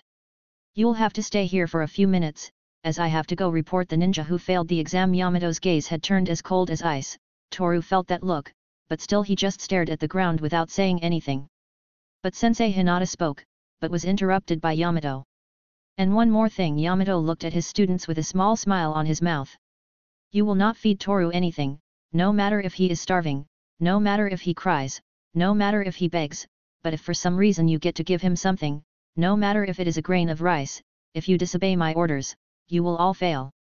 Ino and Hinata's eyes widened without understanding very well what they had heard. Although they tried to ask Yamato questions, he had already disappeared without giving them a chance to speak.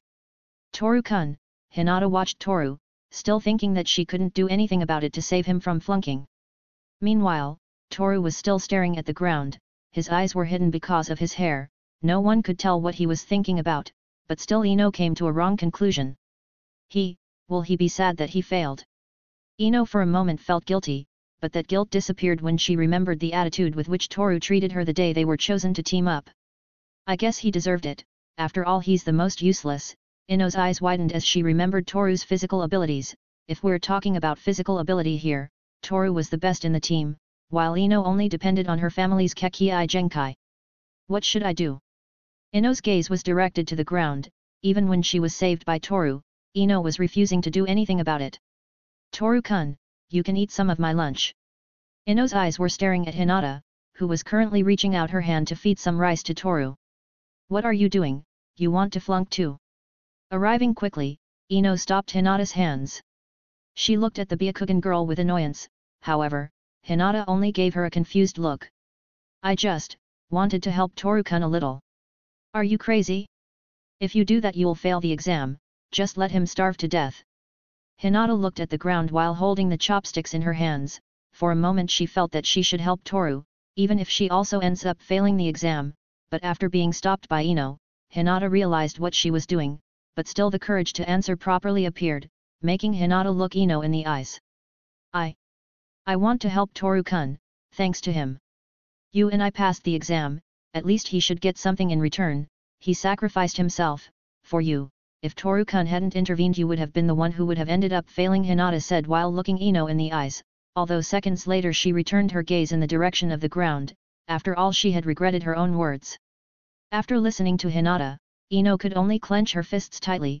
What the Byakugan girl had said was true, she couldn't deny it, she was saved by Toru. Why is everyone siding with that weird kid?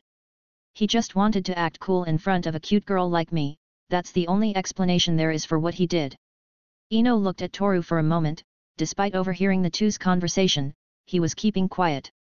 I've had enough of this. Ino walked over to Toru and grabbed him by the hair, lifting Toru's head in the process and making the expression on Toru's face at last visible. Let go of me. Surprisingly, the expression on Toru's face was the same. His eyes, his lips, the way he was breathing was the same as always. Do you think you look cool acting like that? Are you an idiot? Do you want to imitate Sasuke or something? Let me tell you, you look pathetic. Although Ino's words were somewhat strong, Toru kept his expression calm and replied in a tired tone of voice. Let go of me. Hearing Toru's reply, Ino became even angrier than she already was. You're a foo * king idiot, you hide your true abilities, you try to act lonely to look cool, don't you? You saved me because you're in love with me, aren't you? A smile had formed on Ino's mouth as she yelled at Toru, but still the grey-eyed boy's ability to remain calm was amazing. Why don't you answer? are you afraid? Hinata had looked too much, she wants to stop Ino, and that's something she did, as she stepped between the two causing Ino to let go of Toru's hair. Calm down, Ino. We have to get along because... Why are we a team? That's what you were going to say, well too bad, he doesn't belong to any team anymore. Ino spoke up, she was still angry about being saved by Toru. This made Hinata feel guilty about everything, she wasn't supposed to feed Toru, but she wanted to help him, since Toru ruined her chance to become a real ninja. Why are you so cruel? Looking down at the ground with a sad expression on her face, Hinata spoke. She didn't quite understand why Ino was so aggressive towards Toru, he never did anything to make her angry, he just saved her from failing the exam. Ino knew that better than anyone, but still she was frustrated, she didn't want to admit that she was a little grateful to Toru. I can't accept it, I shouldn't even be grateful to that guy. Ino took the lunch she had left on one of the wooden pillars and sat down leaning her back on it. Hinata could only look at Ino sadly, but she couldn't do anything about it, so, she held her lunch box for a few seconds and then sat down leaning her back on one of the pillars. After that, Ino and Hinata started to eat their lunches. At times Hinata would turn her gaze to Toru, who was just looking at the horizon without any expression on her face. Toru. I'm so sorry.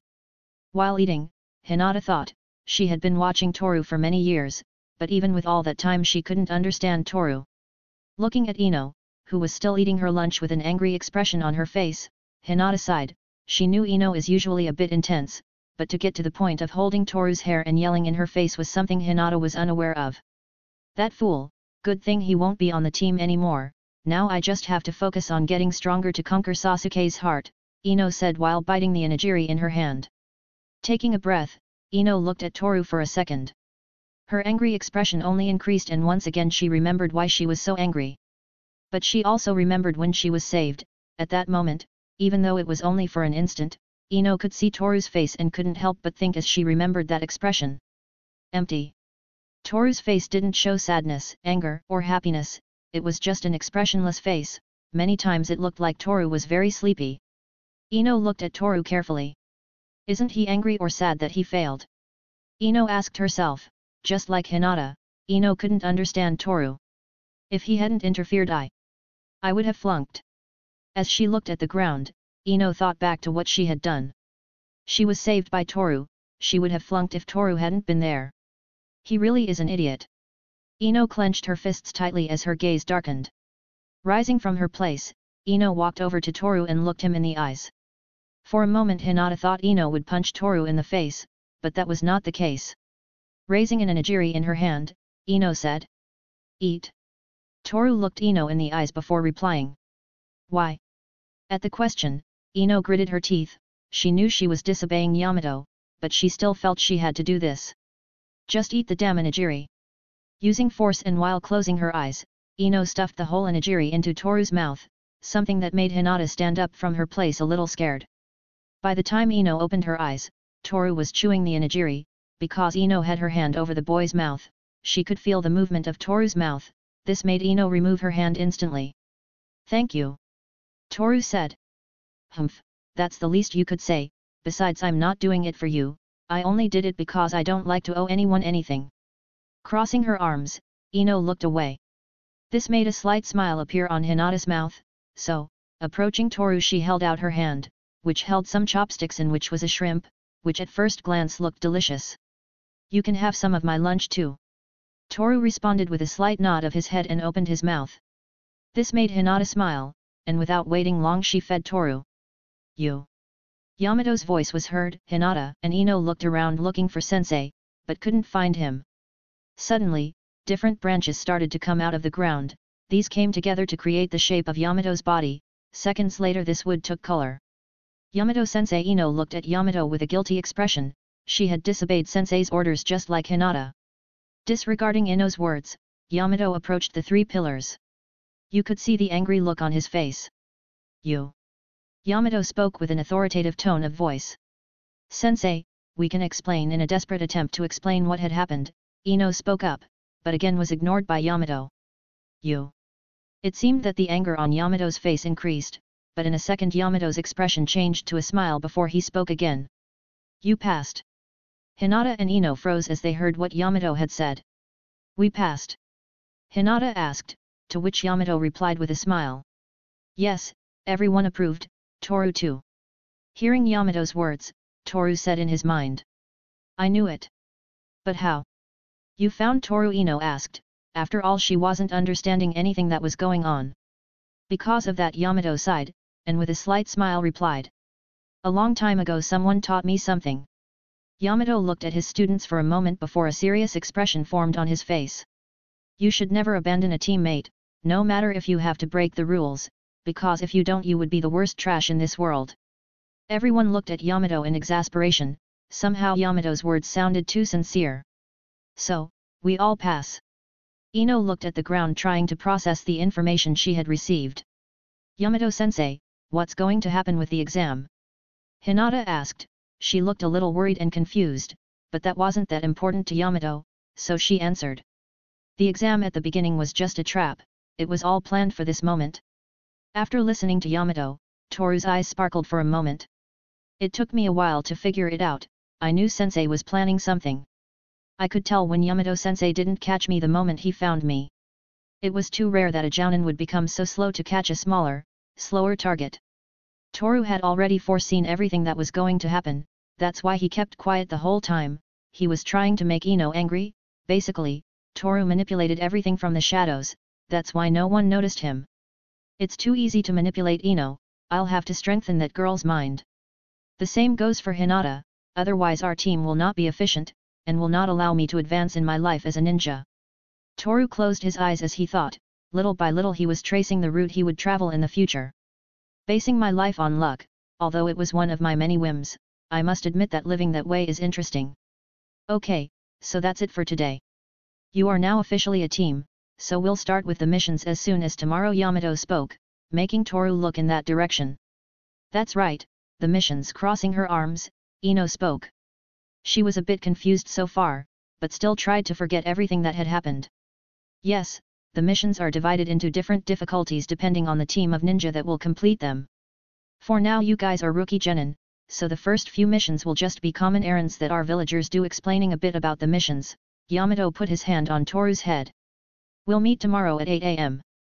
Toru, I hope you come early like you did today. Toru looked up and looked at Yamato, a sigh left his lips before replying. Being punctual is one of the many talents a ninja must have. Yamato smiled at his student's response. He could see the bright future that awaited his team. Good, then we'll see you tomorrow, Ino, Hinata. Good job. With those words Yamato disappeared, leaving the three students alone. This was the hardest day of my whole life. By the way, Ino looked at Toru, who had already disappeared. What, when did he leave? Ino asked, to which Hinata, in a soft tone of voice replied. He left when Yamato-sensei disappeared. Hinata spoke, for some strange reason she looked very happy. Seriously, that guy is really weird, Ino said, still thinking about what had happened at the end of the exam. Chapter 13, Catching a cat can't be that hard. Even thinking about what had happened yesterday, Yamato's plan proved to be an effective way to see the true capabilities of his students.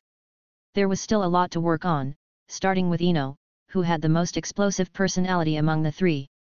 Hinata was okay personality-wise, but she didn't show her physical ability on the test, so attention had to be paid to that.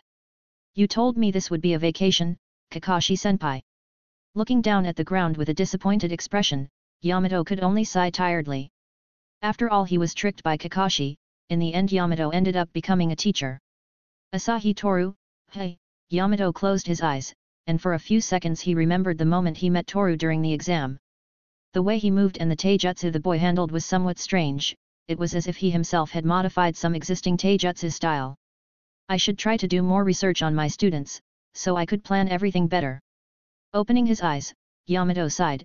It had been 2 days since he was assigned to Team 11, but he felt like it had been months, possibly because he felt more stressed being around his students so much. Looks like they're already arrived, Yamato said quietly. In the distance, Toru could be seen. He was wearing that blood-red scarf that covered the lower part of his face. Besides that, he was carrying some accessories that most ninjas carry with them. Good morning, looks like you're early again. With a slight smile on his face, Yamato greeted his student. Good morning, Yamato-sensei, Toru said as he bowed. Ino. Hinata, they're not coming yet. Looking around, Toru could tell that her other teammates had not yet arrived, though that was something that could be overlooked, as it was still 10 minutes before 8 am. It's still a little while, let's wait until they arrive. Yamato looked at the ground as he spoke. Until a few days ago he was a ninja of the ANBU organization, but now he had become a teacher because of Kakashi's deception. In a way it was a good thing for Yamato, as he could learn new things by being a teacher, and he could teach new things to the new generation ninja. This way the teachings of the ninja of old would be upheld. You are very agile for a novice, did someone train you? Yamato asked without taking his eyes off the sky, to which Toru replied with a tired tone.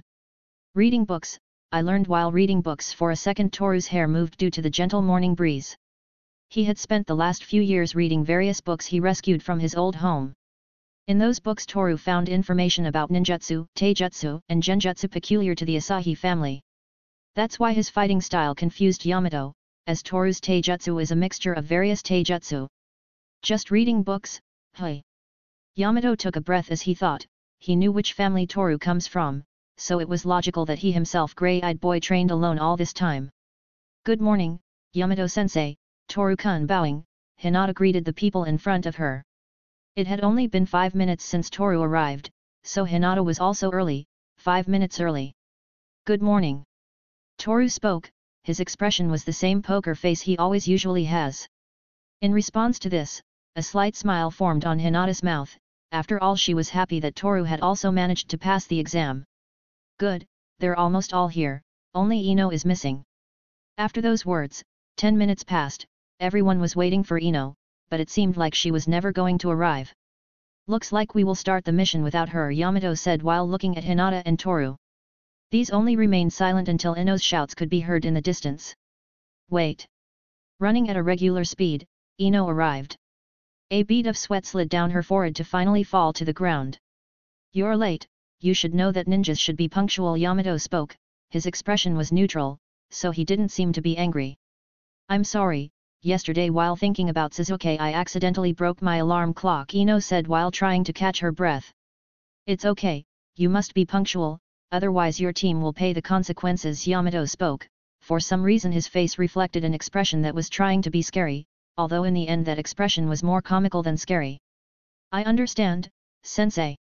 It won't happen again after that, Ino apologized for 2 minutes. Somewhere in Konoha. Yamato walked in front of his students. At this moment they were heading to the place where they will receive their first mission. So, the missions have different ranks depending on the ninja who will complete them. Crossing her arms, Ino spoke. You are correct, for now they will receive basic missions, but over time the difficulty will increase. Yamato-sensei, what kind of missions will we have to do as rookie genin? Raising her hand, Hinata asked. She felt a little nervous, as this will be her first mission. The most common missions are searching for pets, running different errands, searching for lost items. Normally these are things that anyone can do, but to make things easier these types of missions are entrusted to rookie genin. Yamato spoke with a smile on her mouth, as she felt a little happy to be able to give her knowledge to the new generation ninjas. So, if those missions are tasked to the novice ninja, what kind of missions do the more experienced ninja have to complete? Closing his eyes for a few seconds, Toru asked, even though it was more than obvious that he knew the answer, but he wanted to know the point of view of an experienced jounin. The missions that Chunin and Jounin rank ninja are tasked with, are usually assassination assignments, searching for criminals and anything that has to do with keeping order in our village. That's why they are tasked to the more experienced ninja. With a serious tone of voice, Yamato replied, after all he too had to complete assassination missions. So, at some point in my life as a ninja I will have to kill. Toru closed his eyes and thought, as a ninja he had to be willing to end the life of whoever tries to harm the village, but just remembering the word death made the bad memories of his past come back. We're almost there, Yamato said. They were approaching a door. They were still about 6 meters away, so it would just be enter, ask for the mission and leave. But everyone's eyes looked to one place when the door in front of them opened. Out of that door stepped 4 people, 1 adult and 3 children. Each one had a different color of hair. Senpai. Yamato said, making his students look at him. Ah, hello, the man spoke. His hair was silver in color, he had a mask covering his mouth and nose, plus the forehead protector covering one of his eyes. How did you do with the exam? Did everyone fail? The man in the mask asked, to which Yamato with a slight smile replied. I followed your advice, I must say it turned out better than I thought it would. Haha, from what I see everyone passed, it's amazing. And it looks like you have an interesting team, the man spoke as he looked at Toru. Who is he, Kakashi-sensei? Appearing to the side of Kakashi, a golden-haired boy spoke, that boy was Naruto. Oh, him? This is Yamato, he was my teammate when I worked in a certain organization, Kakashi spoke, his tone of voice for some reason was somewhat muffled. While Kakashi and Yamato stopped to talk a bit away from their students, Ino and a certain pink-haired girl met. Sakura. Ino. The two looked at each other for a few seconds, just by looking at her you could tell that they get along well and badly at the same time. You seem to be on a very weird team, Ino, with a victorious smile.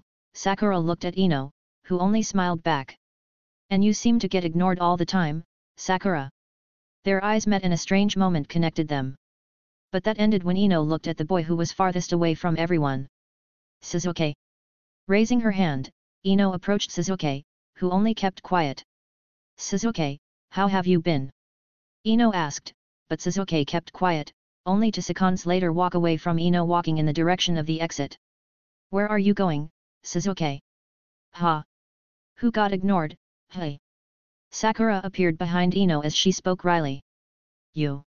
While Sakura and Ino were talking, Suzuki was heading for the exit. On the way his eyes met Toru's. Looks like we're even. After saying that, Suzuki disappeared, leaving Toru looking down the hallway. We're not the same, Toru thought. He hadn't talked to Suzuki for years, but now for some reason he had become bolder. Hello, Hinata, Naruto greeted, to which Hinata simply returned the greeting. Hello, Naruto. Looks like we have similar teams. With a slight smile, Hinata spoke. A few years ago she was shy to talk to people, but thanks to someone that shyness disappeared. Ha ha ha, you're right. I thought Suzuki and Toru were the same. You think they are the same? Hinata spoke up. Yeah, kind of. As Naruto and Hinata were talking, someone interrupted them. Naruto, Sakura, we have to go. With strange book in hand, Kakashi spoke. After that Naruto and Sakura followed the man in the mask.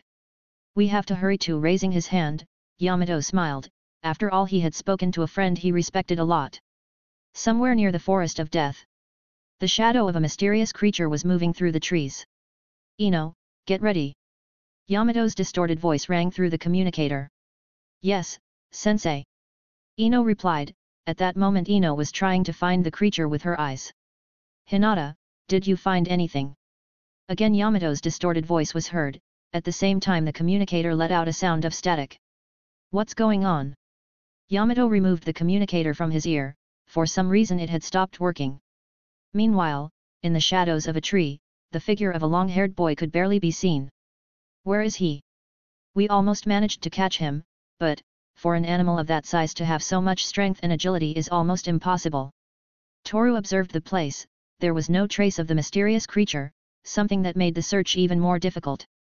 Hinata, I stopped listening to Yamato-sensei a few seconds ago. Did something happen? Touching the communicator to her ear, Toru spoke, to which the voice on the other end answered. There is interference in the signal, possibly someone else is using the same channel as us, Hinata said while holding the communicator to her ear. I see. What about Ino, is she not responding either? No, it seems the signal was distorted on her communicator. On the other end of the communicator, Toru sighed. This mission had become very problematic. Who knew capturing a cat would lead to so much trouble? Then we'll have to capture it ourselves. Toru's hair covered his eyes for a moment due to the breeze. After that Hinata answered. I understand, we could meet Ino, I know where she is, Hinata said, to which Toru replied with a tired tone of voice. Well, let's go then, Toru said, to seconds later disappear in the blink of an eye. Location of Ino. What's going on? Sensei, can you hear me? Ino tried to communicate, but all she could hear was static. Seeing that the communication had been cut off, Ino sighed. It had only been a day, but she already felt like she would lose her sanity at any moment. Damn, how can they leave me alone? Especially that fool Toru. Besides, if I can't hear Sensei's orders we won't be able to complete the mission before the sun sets. Ino took a seat on a tree branch. She kept quiet for a few seconds until she heard a noise. Hiss. The snort of a cat was heard. It's him. I have to catch him. Ino stood up and looked around carefully. She was prepared to catch the cat, however, it won't be that easy. Meow. The cat lunged at Ino in an attempt to use its claws as weapons, but Ino dodged it and the cat landed on another tree. This cat is crazy, it's too aggressive. How can it be so fast? Ino looked at the cat with fear, she knew that if she stood still she would be attacked by the feline. Ino. Hinata squeezed, causing the cat to go back to hiding in the leaves of the trees. We lost communication with Yamato-sensei and you, so we decided to come appearing through the leaves of the trees, Toru spoke, causing a slight look of annoyance to form on Ino's face. You're late, the cat was about to rip my face off, Ino said as she moved a little closer to Toru. Is it still here? I mean the cat, Toru asked, ignoring what Ino had said earlier. Humph, it hid in the trees, but I still can't locate it 100%. After hearing that, Toru looked at the leaves of the trees, and for a second he saw eyes glowing in the darkness. I found it, Toru said without looking away from the cat. Really? And what are we waiting for? Ino spoke while trying to find the cat with her eyes. Wait, I have a plan. Stopping Ino, Toru spoke, his look was a little different than usual, though to the naked eye it was the same look as always. What do you mean? I don't think a plan coming from you would work, said one as he looked at Toru with annoyance. Never changes, hey, closing his eyes, Toru thought, Ino's attitude was a problem, but he knew that in the future that will change, so he just let Ino act as she pleases. I think Toru's plan might work. Entering the conversation, Hinata spoke up, she had already heard Toru's plan, and although it was simple it could be a very effective plan. No, you guys just have to listen to what I say, that's how this works. Ino spoke with an authoritative tone of voice, something that made Toru's patience diminish a bit. The plan I made involves you heavily, without you, my plan doesn't work. With a neutral expression, Toru looked at Ino, who was interested in what Toru had said. Wow, so you can't do anything without me? With a slight arrogant smile on her face, Ino agreed to use Toru's plan. Minutes after that, Toru, Hinata and Ino were in strategic positions, each was at a point somewhat away from the others, forming an imaginary triangle. Inside that imaginary triangle was the cat. The purpose of it was to make the cat stay in a single place where Ino could see it so she could use her secret jutsu on it. Let's begin. Taking two kunaus with wires tied in his hands, Toru observed the target. He is still keeping himself hidden, it is necessary to make him come out of hiding so Ino can use the jutsu, if she can't see him everything will be ruined. Toru held the kunaus for a moment before a glint appeared in his eyes. Now. After saying that, the two kunaus were thrown near the tree where the cat was. Instantly Toru appeared, he had used the clan tension to propel himself to get there faster. You won't escape. Toru tried to reach the cat, but the cat was more agile and flexible, so it was able to escape easily, but it was not a problem, as Toru had foreseen this. Hinata. While the cat was trying to escape by jumping between the trees, in front of it Hinata appeared, making the cat change its course, it was now running straight into the trap. Since from a bush Ino was watching everything that was happening, she had been pointing at the cat with the strange position of her hands. Gotcha. Shintenshin no Jutsu Mind Transfer Technique. At the mention of those words, a sound similar to the howl of a wolf could be heard. After that Ino fell unconscious, and the cat stopped. This was the jutsu of the Yamanaka family, capable of transferring the mind of a user to another person. Thanks to this, Ino was able to control the cat. Here I come. Using a blanket, Hinata wrapped the cat so that the cat couldn't escape. Seconds later, Ino returned to her body. We did it. Hugging Hinata, Ino celebrated her vicariate, after all she was part of this whole plan. Meanwhile, Toru watched from the tree where he tried to catch the cat. Sooner or later I'll have to do something about Ino, for the time being I'll let her continue acting like a spoiled child. The shadow of the trees made Toru's eyes sparkle, and as the wind blew Toru said. Manipulating Ino will be easy. I should prepare myself for the day when I have to do it. Chapter 13.5, A Day in the Life of Toru. Minutes after Yamato's examination. Walking through the streets of Konoha with his hands in his pockets, Toru sighed. Looks like I'm now officially a ninja. Closing his eyes, Toru remembered the exam he had a few minutes ago. It had been somewhat complicated because of Ino, but finally everyone was able to pass.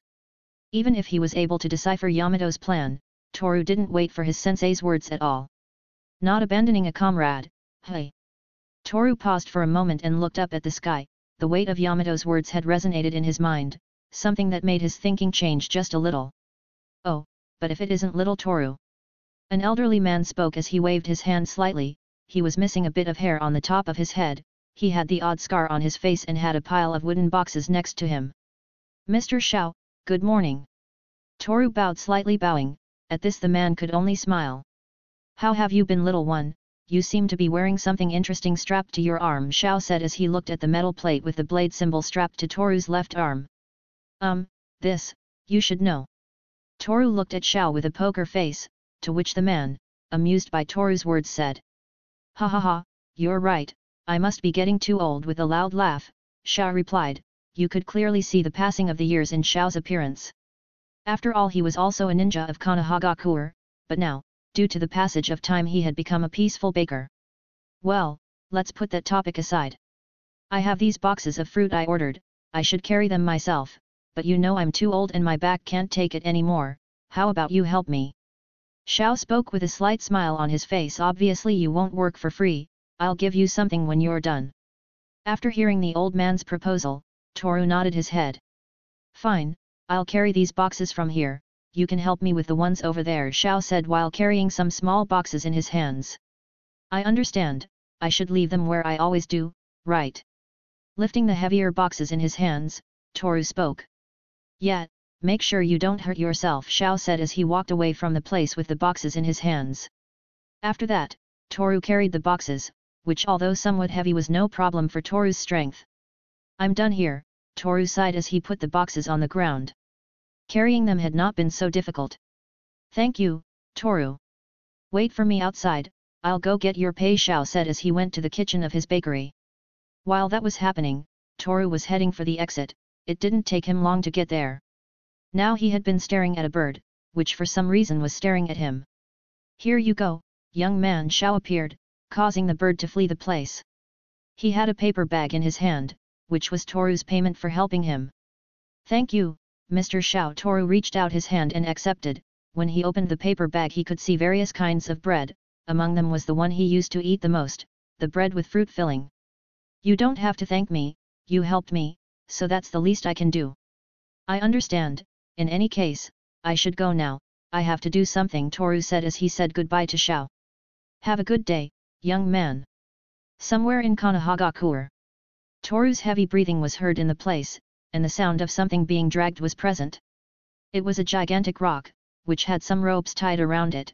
These ropes served for Toru to move the rock. It was already noon, so at this time Toru was training his body. Tomorrow I will have my first mission, I may have to do some physical work, but I'm not sure yet. Toru let go of the ropes, dropping them to the ground. He had been dragging that rock for 30 minutes, something that made his energy decrease drastically. Even though his breathing was heavy, he continued to drag the rock. 30 more minutes passed, and Toru had fallen to his knees from exhaustion. Sweat was trickling down his forehead and dehydration caused his energy to decrease even more. Now I have to train with my weapons. Toru stood up and picked up a bottle of water that was near a tree, opened the lid and prepared to drink the water. Good, with this I can go on for another hour. After hydrating, Toru quickly went back to training. This time there were different kinds of wooden dummies, which had various cut marks. Acceleration and movement, the trajectory will depend on the movement of my hands and the force used in it. Toru watched one of the dummies carefully. Seconds later, as if it was a bullet, a shuriken slammed into the dummy's face. 1. Again, watching his target carefully, Toru took a deep breath before releasing the next shuriken. This time the shuriken only managed to make a scratch on the doll's head, something that caused Toru to throw another one. This time the shuriken managed to hit the doll's chest. 2. Toru closed his eyes and took a deep breath. Right now he was trying to feel his surroundings. Now. The light breeze touched Toru's body. He quickly opened his eyes and making small jumps and turns in the same place. 20 shuriken were thrown. These hit the doll's head perfectly. Toru's way of moving was a little strange. After all, that was the taijutsu that he handles. With small steps, jumps and turns, as if it were a dance, the name Toru gave to this style of taijutsu was Gyakuzatsu Dansu, dance of slaughter. Although the name may sound somewhat aggressive, the truth is that this style of taijutsu was designed by Toru to kill a large number of people in a few seconds. My aim improved. Toru appreciated the shuriken that were stuck on the dummies. Compared to the Toru of 4 years ago, he had greatly improved his combat skills. And now, looking at the dolls, Toru sighed as he took out 2 long daggers from a box. These daggers belonged to Kyoko, Toru's mother. In the past, although Toru himself does not know about it, Kyoko was a great assassin feared by many, and using the same daggers that Toru has right now, many people lost their lives. Holding the daggers tightly, Toru adopted a fighting stance much like a boxer, only his arms were a little more raised and also the daggers in his hands pointed downward. Toru took another deep breath. He was holding the daggers and looking straight ahead with a poker expression on his face. Wind sound. The bright flash of the dagger illuminated for a second as Toru started to attack again and again. The sound of the wind generated by the daggers took over the place. The speed at which he moved his arms was a lot. The way Toru handled the daggers was strange, as he combined the fighting style of a boxer with that elegant dance. Asterisk sound of wind. Striking the air with the dagger 5 times in less than a second, Toru spun around while extending his arms and letting the edge of the daggers form a circle in the air. Wind sound. Taking a great leap in the air, Toru spun around more than 10 times while holding the daggers so that they protected him as he spun. As he fell, Toru positioned his hands on the right side of his torso and as he fell he hit the air hard, causing a slight current of wind. Not even a second had passed since Toru landed, as he instantly leapt forward striking a blow with both daggers at the same time.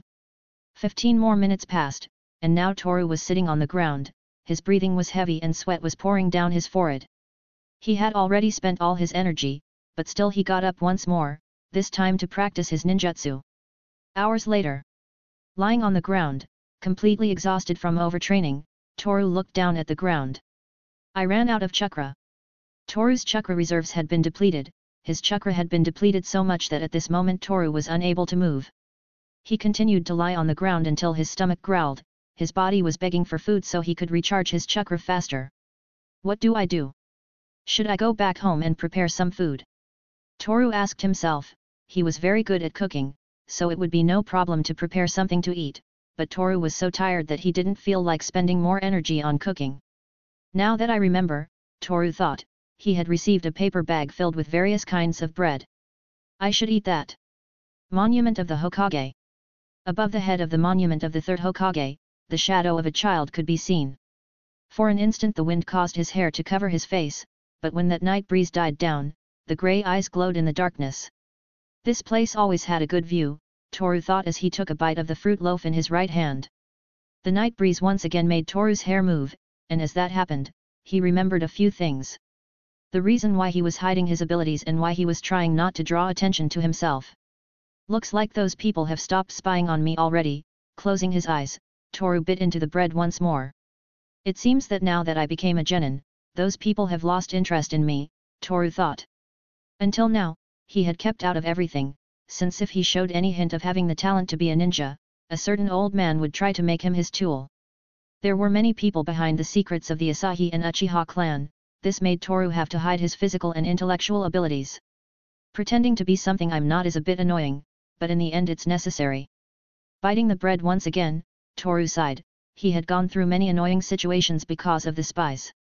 Having belonged to one of the biggest clans in Konohagakure made it even worse. But for some reason, after Toru passed the exam to become a genin, those spies stopped following him, as if they were now focusing on something much bigger.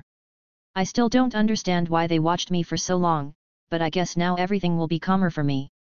Pulling another loaf of bread out of the bag, Toru stared at the place he once considered home. Everything that happened that day, the reason for everything, it's still hard for me to figure out. Itaki. I fail to understand the reason for your actions, but I suppose time will reveal the truth to me, and now that I'm a ninja, that time has become quite short. Toru rose from his place and for a few moments his eyes glowed before disappearing into the cold, dark night. Chapter 14, Hanabi. Opening the door of that place, Yamato sighed. It had already been 3 days since the first mission. Something to keep in mind was the performance of his students. Hinata showed that she could keep calm in difficult moments, besides her strength was considerably good. With Toru it was something similar.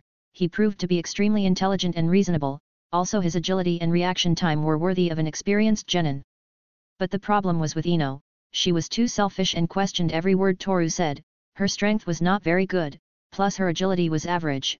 The only good thing about her was the ninjutsu she used, which was inefficient if she used it without thinking. I should pay more attention to Ino. If this continues like this, she will end up failing as a ninja, Yamato closed his eyes for a moment before looking at the man in front of him.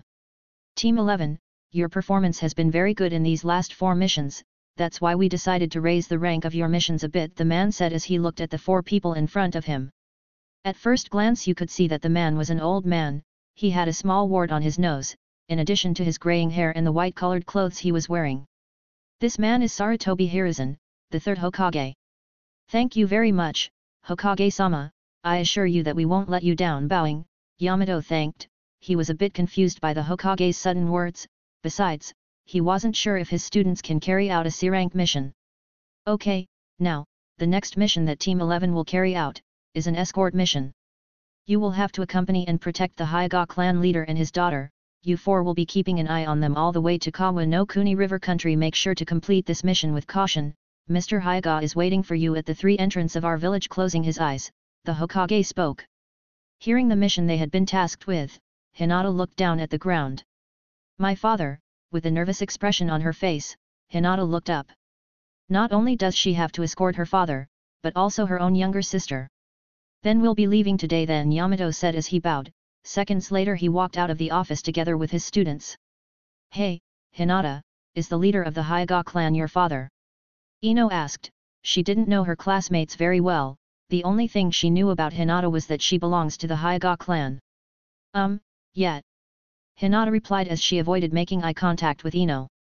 Ino noticed this, although she could often be very annoying and selfish, on this occasion she let Hinata think about the mission. Meanwhile, Toru could only think about what will happen during the mission. He already knew the leader of the Hyuga clan and his 2 daughters, so he could already see what would have to happen later. We'll have to escort Hanabi along with her father. Hey, remembering that little girl, Toru sighed. It had been many years since he last saw her, not that he had spent much time with her. Sensei, so we can now complete C-rank missions whenever we want. Breaking the silence that had formed in the place, Ino spoke up. I don't think so, we will still continue to complete D-rank missions. Even so, I think this mission is just a test to measure your skills, that's why I hope you will try your best to complete this and you can increase your experience as ninja, Yamato said. This time he had a neutral expression on his face, although he knew that the leader of the Hyuga clan was an excellent ninja, he couldn't help but think why he brought his youngest daughter with him. Outside of Konohagakure. With a serious expression on his face, Hayashi looked at the horizon. At this moment he was waiting for people to escort him to Kawa no Kuni River country, and by his side, there was a girl, her name was Hanabi. Her hair was black as the night sky and her eyes were the same as her father's, they were the eyes that carry the Byakugan. I wonder when they're coming. Hanabi wondered, she still didn't understand why her father wanted to take her along, but she was a little excited, as this would be her first time leaving Konoha. They're taking too long. Hayashi complained, he had been waiting for 30 minutes, this was something that annoyed him a bit, but he still remained patient. A few seconds passed, and in the distance 4 people could be seen, 1 adult and 3 children. Hayashi's eyes widened at the people coming, as he knew 2 of them. Sorry for the delay, Hokage-sama gave us the last-minute mission. Yamato bowed in apology, to which Hayashi sighed and replied. No problem. After Yamato apologized, behind him appeared the 3 children, Toru, Hinata, and Ino. Nii-san. Hugging Toru suddenly, Hanabi spoke, a smile formed on her mouth as she looked at the grey-eyed boy. Hanabi. Toru replied as he stroked Hanabi's hair. More than 4 years had passed, but she was still as energetic as ever. After seeing Toru and Hanabi so close, Ino couldn't help but think. So they already know each other, hey. Although it's not like I care too much either, I'll just concentrate on completing this mission, so I can show off to Sasuke, then he'll fall in love with me and we'll live happily ever after, Ino thought while laughing in her mind. Cough fake. Seeing that his daughter had hugged Toru without a second thought, Hayashi stepped in while faking a fake cough. Then we should leave, Hayashi spoke while looking at Hinata, who had been staring at the ground avoiding looking her father in the eyes. I don't know if I can handle this mission, with a nervous expression on her face, Hinata sighed. She had been worried ever since she heard the mission she would have to accomplish, and it was getting worse since her sister was there. Hinata always thought she was the weakest of all the people in her clan, she was always outclassed by Hanabi, even her father reminded her of that every 3 minutes while training. Oni-san. Hanabi said, causing Hinata to jump a little from the shock she received. Hanabi. Hinata looked up and met her sister, At that moment she didn't quite know what to say, she just kept quiet as she looked at Hanabi. Try your best. With a low tone of voice, Hanabi spoke, there was a slight smile on her face. Thank you, although she tried to say it directly, she couldn't. But that didn't matter, since Hanabi knew her sister, that made the words not so important. After that, Hanabi returned to Toru's side. She was smiling as she looked at the grey-eyed boy. Tell me, are you still drawing weird things in your notebook? Hanabi asked. This made Toru close his eyes for a moment before answering. I don't do it that often anymore. Opening his eyes, Toru replied. For a moment Hanabi thought Toru was lying, after all he was very good at it. It's always so hard to talk to you, I feel like I'm talking to a rock. Hanabi shook her head. A few years had passed, but Toru was still the same. Actually, a rock would talk more than you. Placing herself in front of Toru, Hanabi smiled, making the grey-eyed boy stop. Toru closed his eyes for a moment, he had forgotten the times Hanabi did the same. Possibly it was already a habit that stuck with Hanabi. Rocks don't move, I do, Toru said, seconds later walking on. Hanabi watched this with a smile. To her it was fun to interact with Toru, after all the grey-eyed boy was very different from anyone she had ever met. Yeah, but rocks are more fun, Hanabi said, causing Toru to look back at her. He was silent for a few seconds before returning his gaze to the front. Meanwhile, Ino was getting bored. I already want this all to be over, I don't know how many days it will take us to reach Kawa no Kuni River country. Ino dropped her arms on her shoulders, not much had happened, but she was already wishing for the mission to end. If Hinata's father is the leader of the Hyuga clan, he must be very strong. Why isn't he going alone?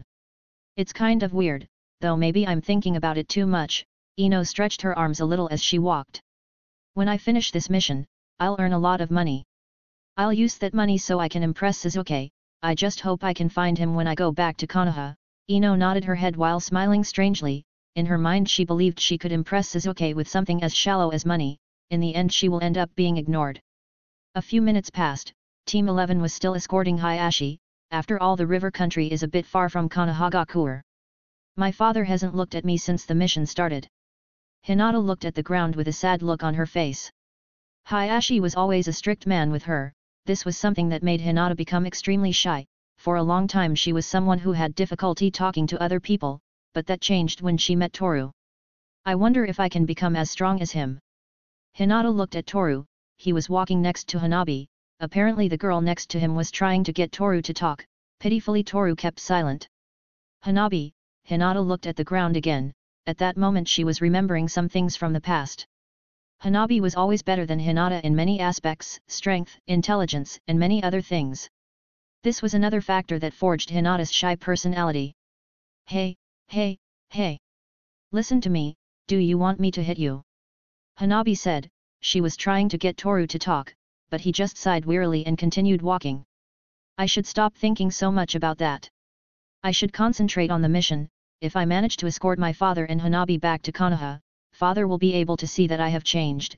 Hinata shook her head. Even though she was nervous about having to escort her own father, she felt that, if she managed to finish the mission successfully, Hayashi would accept the new Hinata. Nii-san, when will you visit our house again? Hanabi asked. This sudden question made Toru stop and think. It's been a long time since he went to the Hyuga house.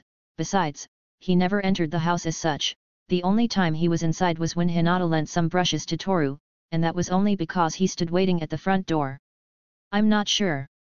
Toru replied, his expression still the same poker face as always. This made Hanabi pout. So, how about this? When this trip is over, you will go to my house, and then I will prepare any dish you want, Hanabi said while looking at Toru with a smile.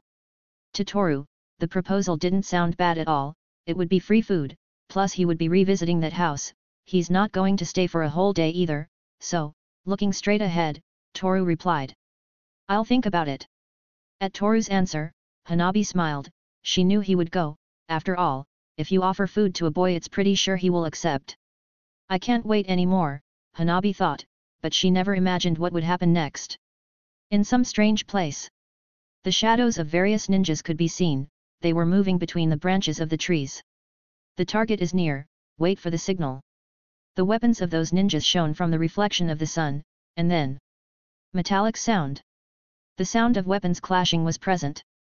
Chapter 16, Chapter 15, Hinata's Concern. The sound of the leaves of the trees being moved by the wind made Toru raise his eyes to the sky. At this moment Team 11 was about to leave the Land of Fire. They were escorting the leader of the Hyuga clan and his youngest daughter, Hyuga Hanabi. I had never left Konoha, but apparently Yamato-sensei had. Toru looked at Yamato for a few seconds. Yamato was talking to Hayashi about trivial topics. These topics, for the most part, were about Konoha, military forces, economics, basically things an old man would talk about. Hinata hasn't said a single word since we started the mission.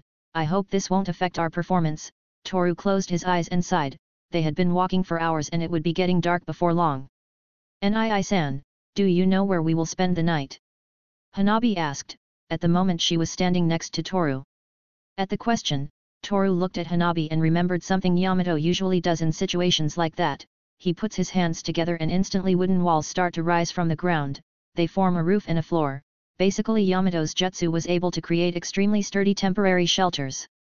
You'll see when it gets dark, Toru said, then fell completely silent. This action made Hanabi pout. After all, she didn't like it when Toru was completely silent.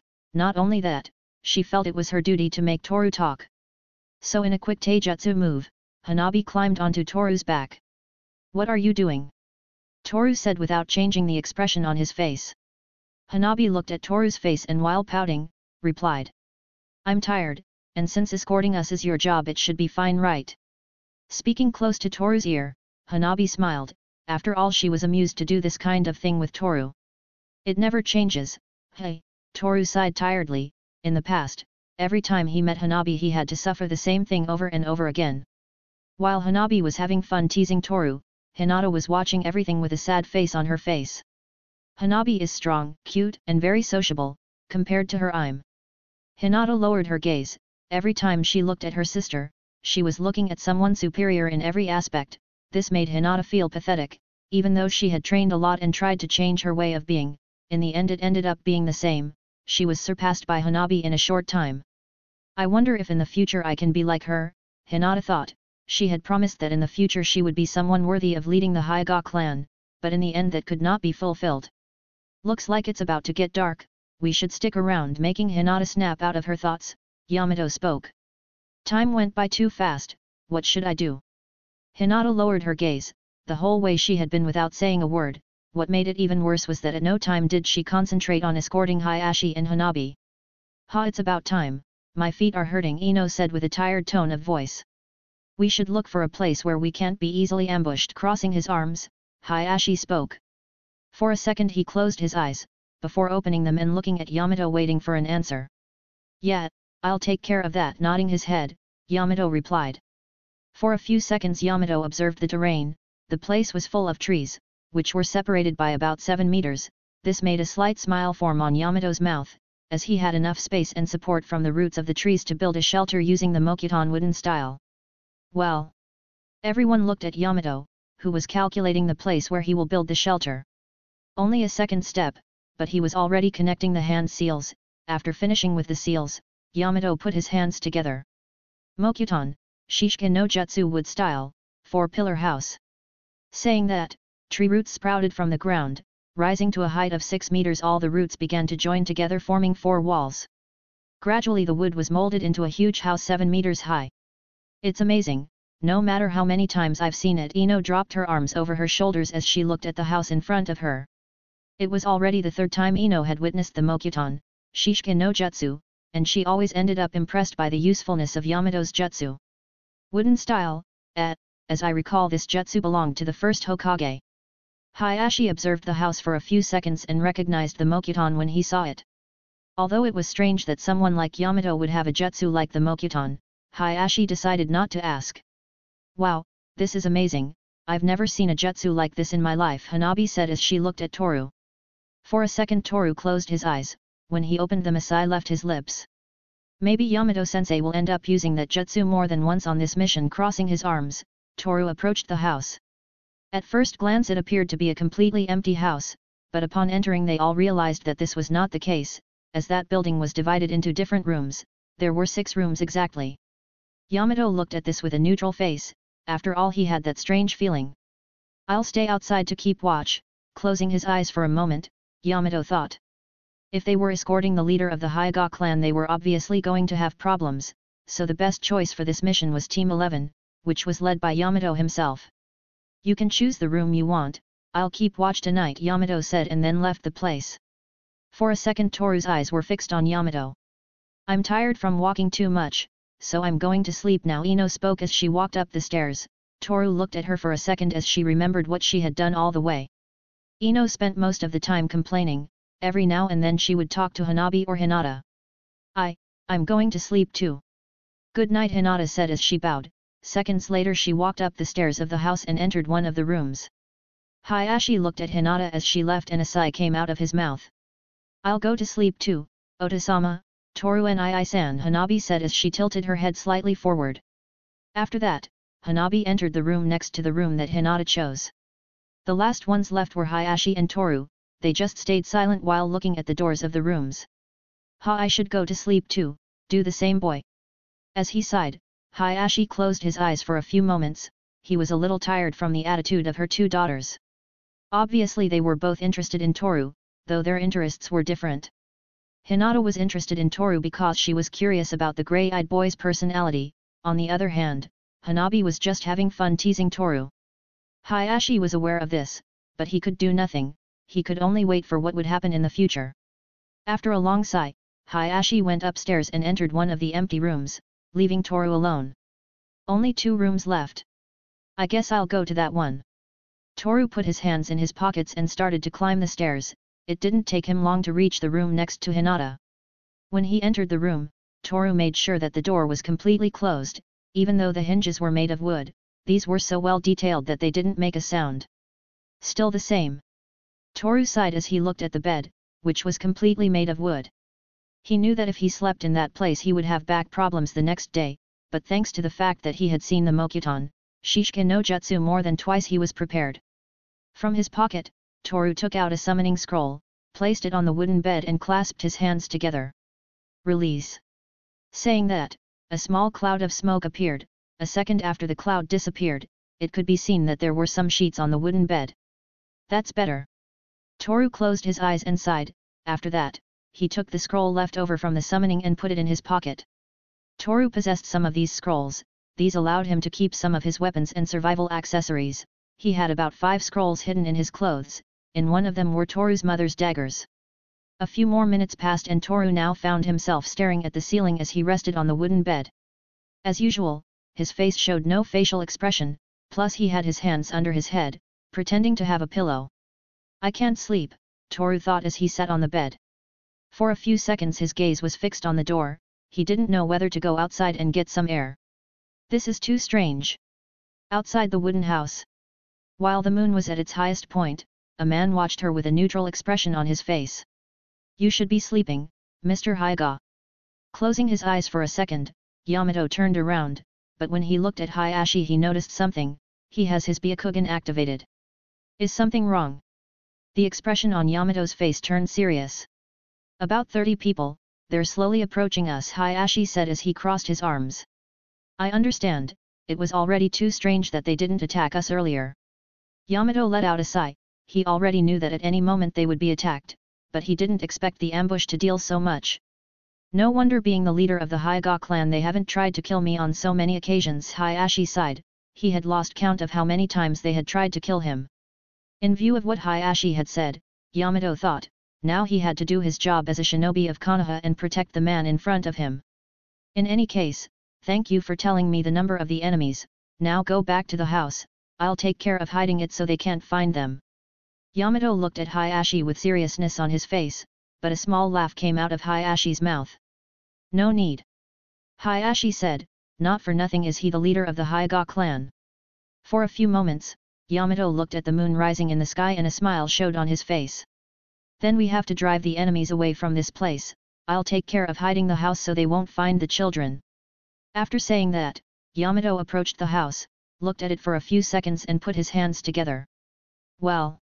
Without taking his eyes off the house, the trees in the place started to move, covering the house completely. When it was all over, Yamato separated his hands and sighed. Then, let's take care of this, Hayashi said while looking Yamato in the eyes. Inside the house. Still unable to fall asleep, Toru could hear the trees begin to cover the house. I guessed it. Toru closed his eyes and thought, it was very obvious that they were going to be attacked sooner or later, after all they were escorting the leader of one of the most powerful clans in Konoha.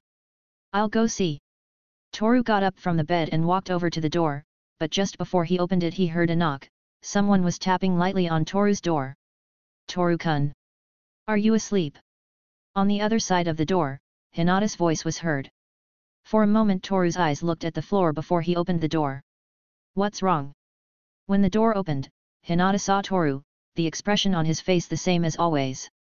I was wondering if, I was wondering if you wanted to chat a little. Hinata looked down at the ground as she clutched the sleeves of her sweater. Toru looked at Hinata for a few seconds before opening the door and stepping aside. Come in. Hearing Toru's reply, Hinata looked around the inside of the room before entering. You can sit on the bed, I'll do the same. With a neutral tone of voice, Toru spoke. Yes. Hinata said as she took a seat on the bed next to Toru. After that, the place was silent for a few seconds, before Hinata's voice is heard again. Toru-kun, you get along well with Hanabi, don't you?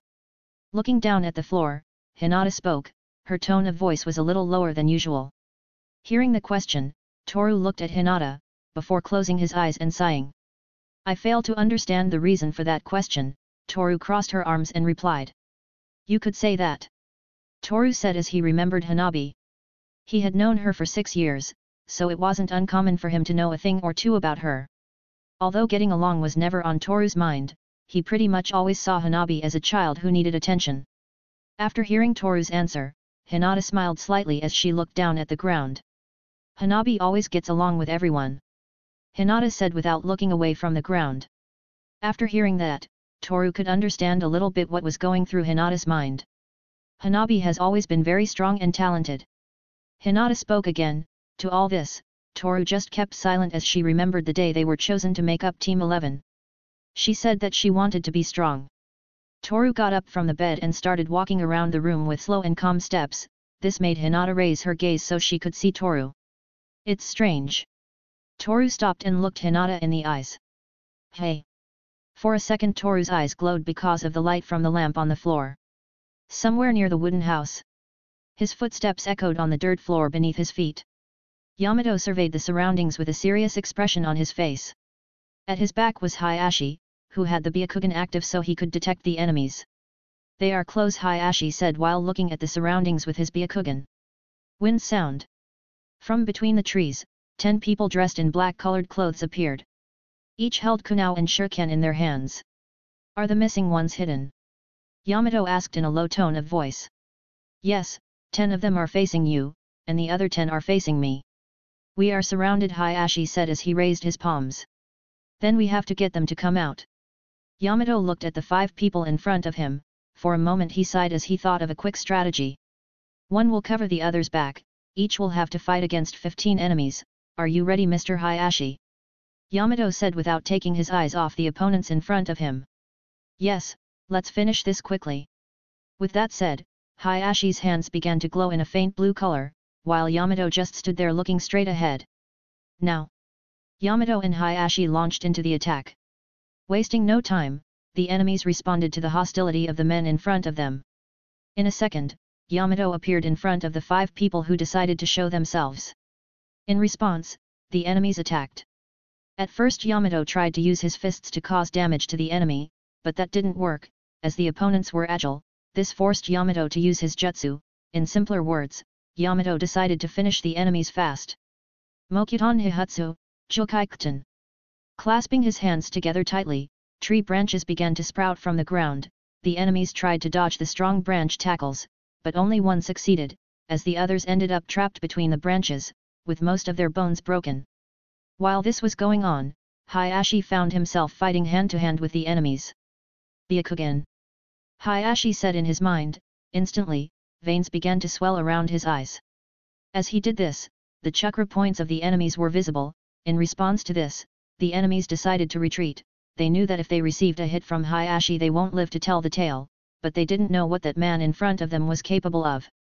Jaken Ichijekishin, Hayashi said, appearing in front of the enemies in less than a second. At that moment, all they could see was the blast of chakra enveloping Hayashi's hands.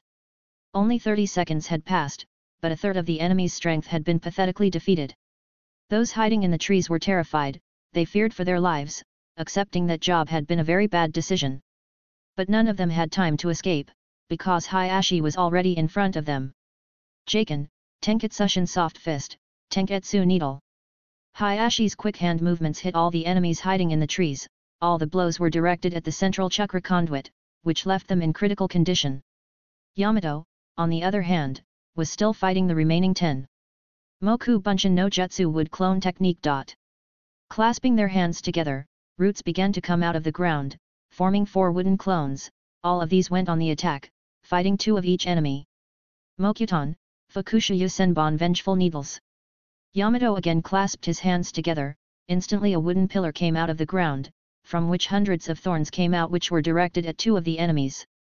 Mokuton, Moriyuki wall of branches. One of Yamato's clones summoned a wooden wall, which protected him from the explosive paper that was sent out in the form of kunao. Only 4 left.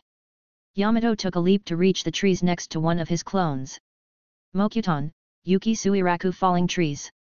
Yamato and the clone clasped their hands together to use the jutsu, instantly, the trees began to fall, crushing the last remaining enemies. When Hayashi looked at Yamato, he could tell that the man in front of him was born with the gift to kill. The jutsu of the first Hokage, it can be terrifying. On the roof of the wooden house, Toru looked at the sky without saying a word. The conversation he had with Hinata came to nothing. It's strange. Hey? Toru thought that Hinata's words were strange. That day when Team 11 was formed, Hinata said that she wants to be strong with a determined expression on her face, but now, although he wasn't entirely sure, Hinata was comparing herself to Hanabi. I didn't say anything. I'll go out for a while, you can stay here. That's how that conversation ended, and Hinata fell asleep on Toru's bed. That's the reason why Toru is on the roof right now. Yamato-sensei knows how to use his jutsu very well, Toru said after looking at all the trees that disappeared. Chapter 17, Chapter 16, Training with Hinata. The bustle of people resounded in Toru's ears as he passed through the gate of that town, and Ino's eyes contemplated the buildings that make up the place. It's different from Konoha. Looking at the scenery of the village, Toru couldn't help but compare the place to Konoha. The buildings in the village were strangely more modern than the buildings that were in the Leaf Village. This will be where the mission ends. Hey, Toru closed his eyes for a moment before opening them again. Well, since we've arrived at the location, I'll take care of escorting Hayashi-san to his destination. For the time being you can do some sightseeing, we'll meet back here at noon, Yamato said with a slight smile on his face. He knew that his students are a bit stressed from all the missions they had to complete in the last week, so this was going to serve them to relax a bit while he escorted Hayashi and Hanabi. Touring? That sounds great.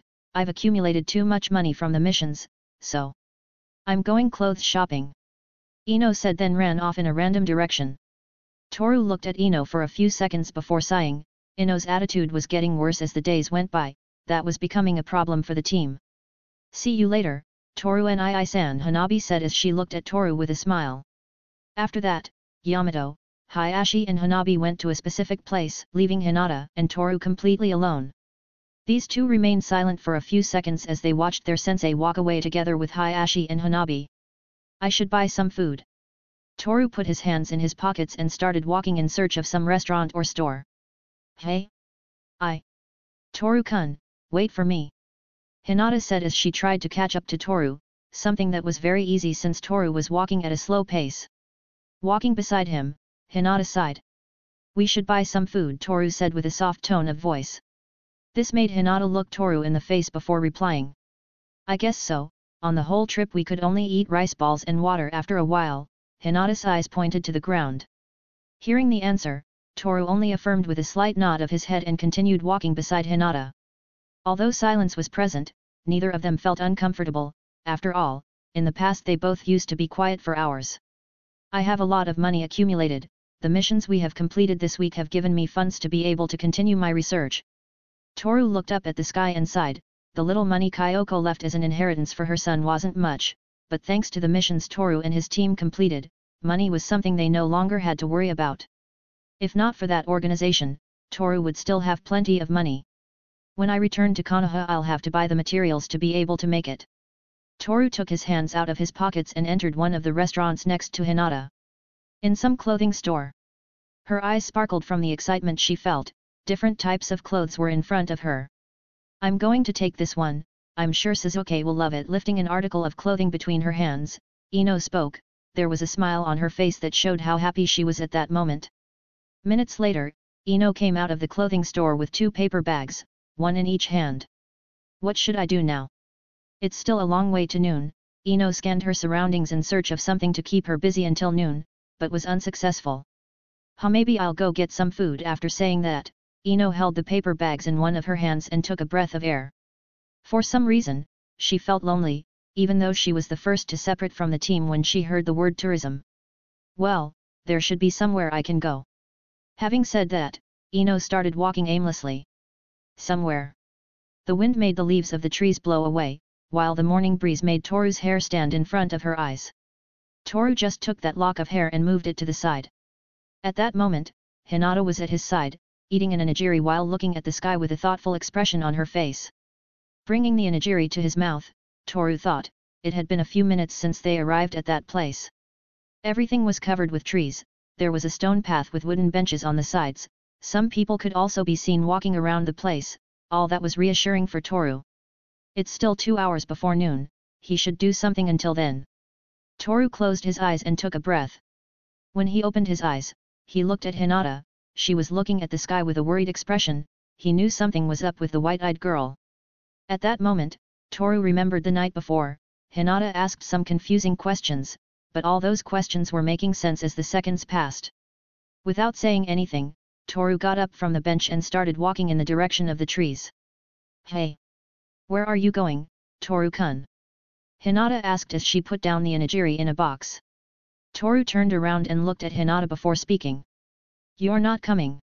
His eyes, his lips, the expression on his face showed no emotion, he simply spoke with a sleepy-eyed face. After saying that, Toru turned around and continued walking. Hinata looked at him for a few seconds before reacting. Yeah, wait for me. Hinata said, at the same time her hands put away the food in the boxes they received when they bought it at the restaurant. After doing that, Hinata took the boxes in her hands and followed Toru. It wasn't long before Toru decided to stop. The place where they were now was desolate, there was no one there. Where are we? Hinata asked, the expression on her face looked confused. Hearing the question, Toru looked up at the sky, he remembered again what happened the night before and a sigh escaped his lips. Do you want to train with me? Toru turned around and spoke, her eyes glittered for a moment due to the shadows of the trees and the sunlight. Train. Hinata was confused. Toru just looked at her and asked if she wanted to train, but that was kind of strange coming from him. Yes, I figured a match between us would give us more combat experience. Toru blinked once before moving a little closer to Hinata. But if you don't wish to engage in combat with me, I won't insist. Hinata looked Toru in the eyes. For a second she remembered the training she had had all her life, it was practically being beaten until she managed to land a hit.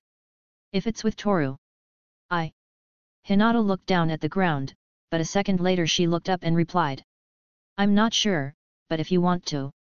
Looking at Toru with a slight smile, Hinata replied. This caused Toru to move a little away, standing 10 feet away from Hinata. Good, this benefits us both, Toru thought, after all he had never been in real combat before, plus it would help Hinata with her inferiority complex. Hygas have a different fighting style than any ninja, Toru said. Yeah, I guess, Hinata replied.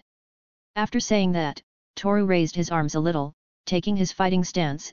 It was very similar to the stance that boxers use, only this one has slight changes, the arms are a little more raised, plus the palms are pointing to the center of the body. Seeing Toru's strange stance, Hinata imitated that and took her own fighting stance, the Juken-style stance. For a few seconds, Toru concentrated on analyzing Hinata. Her fighting stance was very much in favor of the fighting style used by the Hyuga. Hinata, use your eyes. Hinata's eyes locked onto Toru's eyes. She was thinking about fighting without using Byakugan, so Toru's words left her a bit confused. But if I use my eyes, Looking down at the ground, Hinata spoke. The expression on her face was unsure, but Toru understood that, even so. If you don't use your eyes, it wouldn't be training. With a neutral expression, Toru looked at Hinata. She just looked up, not knowing what to reply. Well, but I don't think I can win. Averting her gaze, Hinata held the sleeves of her sweater. After listening to Hinata, Toru sighed. Then, when this coin hits the ground, the fight will begin, are you ready? The wind blew hard, making Toru's hair cover one of his eyes, then the coin was tossed. Byakugan. Instantly, the veins around Hinata's eyes swelled and chakra enveloped her hands in a light blue color. Meanwhile, Toru took a deep breath, at no time taking his eyes off Hinata. Then, when the coin hit the ground, Toru disappeared. Hey! Hinata's eyes looked in different directions in search of the grey-eyed boy, but not a single second passed when Toru appeared in front of her. At that moment he was pointing at Hinata's face with his fist. Ah! Using the palm of her hand, Hinata punched Toru's fist, making him miss hitting her, but using the recoil of the punch, Toru spun in the air and lifted his leg to kick. In response to that, Hinata gave a quick jump backwards. That's too fast. Hinata tried to read Toru's movements, but he was too fast, even though he used Byakugan to see through it. He's as fast as Yamato-sensei. Hinata noticed Toru's abilities. So far she had only seen a few demonstrations of what Toru was capable of, but those demonstrations were only mental and not physical. What? Without giving her time to think, Toru went on the attack once again, disappearing and appearing again and again in front of her. Hinata felt weak in front of him. Wind sound. Using the palms of her hands, Hinata tried to deflect all of Toru's blows, each blow producing a wave of chakra that spread through the air. I can't, it's too fast. A bead of sweat trickled down Hinata's forehead as she desperately tried to evade the attacks. Toru was too fast, but for some reason she was able to block the attacks. She has more potential than I thought, with a dead-eyed look, Toru thought. So far he hadn't seen Hinata's full potential. Wind sound. Toru's attacks were fast, Hinata was barely able to block and evade them. Ah! Doing a 180-degree turn, Hinata managed to hit Toru right in the chest. What is this? Toru placed his hand over the place where he was hit. For some reason he felt an excruciating pain, as if one of his chakra points had been blocked. Do I neglect myself? Toru looked at Hinata with a neutral expression. No, she's strong, that's why. Closing his eyes for a few moments, Toru sighed. After all, he wasn't fighting with all his strength, that was why he took a hit. After that, Hinata looked at Toru, the worried expression on her face could be seen clearly. I hit him in one of his chakra points, will he be okay? Hinata thought while looking at Toru with worry. After a few seconds Toru's eyes glowed before launching into the attack once again. Wind sound. The blows connected again and again, causing ripples of chakra and wind to spread across the place. Hinata's great ability to block Toru's quick attacks was impressive. She always felt inferior to anyone, so being able to land a blow on someone as fast and agile as Toru boosted her self-esteem a bit. Even though I hit him in one of his chakra points, he's still fighting as if nothing happened. Wind sound. Hinata didn't have enough time to think of something to her advantage, but she still continued to block Toru's punches. Hinata's confidences increased. As the seconds passed, Toru could notice that Hinata's punches were increasing in strength and her reaction ability was improving. I'll try to increase the speed a little more. While Toru was thinking, Hinata was blocking the attacks. Wind sound. In less than a second, Toru increased the distance between him and Hinata. The two looked into each other's eyes for a few seconds. Hinata's breathing was starting to become heavy and her chakra drain was increasing. Toru looked at this with a neutral expression. The training will end with this. Toru closed his eyes as he arranged his scarf. After that, the sound of the wind being hit was heard. Hinata's Byakugan could see Toru approaching from behind, so, resuming her fighting stance, Hinata waited for Toru to attack. Here he comes. Hinata turned around and tried to parry the attack, but Toru disappeared in front of her and instantly reappeared behind Hinata's back. Hey! Covering her face with her arms, Hinata waited for the blow from Toru's side, but when Toru delivered a gentle blow to Hinata's head. What? Hinata was confused, she didn't understand why Toru didn't attack. Still, she had managed to block almost all the attacks. Training is over, Toru said as he looked at Hinata with his typical poker face. The demonstration of Hinata's strength so far had done some good. Toru was sure that in the future that girl would improve quite a bit. Until then he would just watch. But let's go get something to eat, the food we bought earlier must have gone cold by now. Interrupting Hinata, Toru put his hands in his pockets and sighed. I lost. Hinata watched Toru walk away at a slow pace, For a few seconds she looked at the ground with a confused expression. He's very strong, looking up with a slight smile. Hinata sighed. She knew she was weak, but at least she was sure she could do better. Somewhere else. Nii-san, Oni-san raising her hand, Hanabi spoke, there was a smile on her face. Well, we've finished the mission, it's time to go back to Konoha, Yamato said. At this moment the whole Team 11 was present, after all the mission was over. Nii-san, will you go to my house when we get back to the village? Said Hanabi as she climbed on Toru's back. In response Toru just remained silent. Chapter 18, Chapter 17, Investigating Disappearances. In some strange place. Drops of blood splattered on the floor, as that woman licked her fingers with lust. Delicious. Blood trickled down her lips, for a moment her eyes glowed a deep red. A few seconds passed and a satisfied smile formed on that woman's mouth, but while she was enjoying that feast, a man entered the room. Muroko-sama, new visitors have arrived in our village. The man was blindfolded with a black scarf, in addition to the strange military garb he was wearing. Visitors? Wow, I'm still not done with the last ones that arrived, Muroko said as he stood up from the ground. At that moment she was completely naked. What should we do with them, Muroko-sama? The man asked, his voice sounding a little muffled. I wonder the same thing. With a smile on his mouth, Muroko wrapped his arms around the man and licked one of his cheeks. Let them enjoy themselves a little longer, after all they don't have long to live. Muroko spoke close to the man's ear in a seductive tone of voice, and once again, his eyes glowed that intense red color. Konohagakuer. Closing his eyes, Hiruzen exhaled a small cloud of smoke. So, the reason I called you is to assign the next mission to Team 11, Hiruzen said while looking Yamato in the eyes. But, Hokage-sama, for you in person to assign us a mission, I must assume it's something important, Yamato said. The expression on his face was neutral. You are correct, this mission is a research assignment. Inhaling a puff of smoke, Hiruzen looked at some documents lying on his desk. This is the formation we have gathered so far, Hiruzen said as he handed the document to Yamato. Taking the sheets of paper in his hands, Yamato began to read. His gaze remained fixed on the paper until seconds later he set the document down on the Hokage's desk. This is a B-rank mission. Hokage-sama, are you sure about this? Letting out a sigh, Yamato spoke. The Hokage looked at Yamato for a few seconds before replying. Yes, I'm sure. The truth is that all ANBU investigators that were sent on that mission never came back, that's why I called you. I want you to find out what's going on. Sighing tiredly, Hiruzen closed his eyes. But, Hokage-sama, wouldn't it be easier to just send me? Yamato refuted, but Hiruzen opened his eyes and answered. Not really, right now all our ninjas are busy in different missions, that's one of the reasons why I'm assigning you this mission. But for your luck, this will only be a research assignment, so you won't have to involve your team in anything dangerous, you'll just have to get the necessary information and return to Konoha, Hiruzen said with a serious tone of voice. But, to keep all the ninja in our village busy, Hokage-sama, don't tell me that. That's something I can't tell you yet, but don't worry, you'll know in due time. A smile formed on Hiruzen's mouth, though he was a bit worried about the news that is reaching him. After seeing Hiruzen so confident, Yamato only sighed and replied. I understand, then I will take care of completing this mission to perfection. Closing his eyes, Yamato resigned himself. Although the difficulty of the mission was a bit high for his students, he couldn't say anything against the Hokage. After all, Hiruzen is a very capable man, not for nothing is he the Hokage.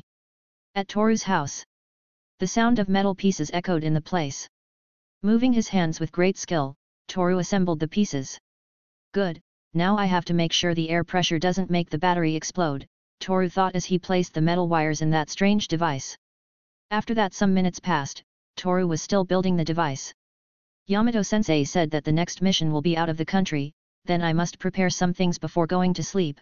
Getting up from the floor, Toru took care to leave all the pieces of the artifact stored in a box. 2, 4, they're all there, Toru said as he looked at the 6 scrolls in front of him.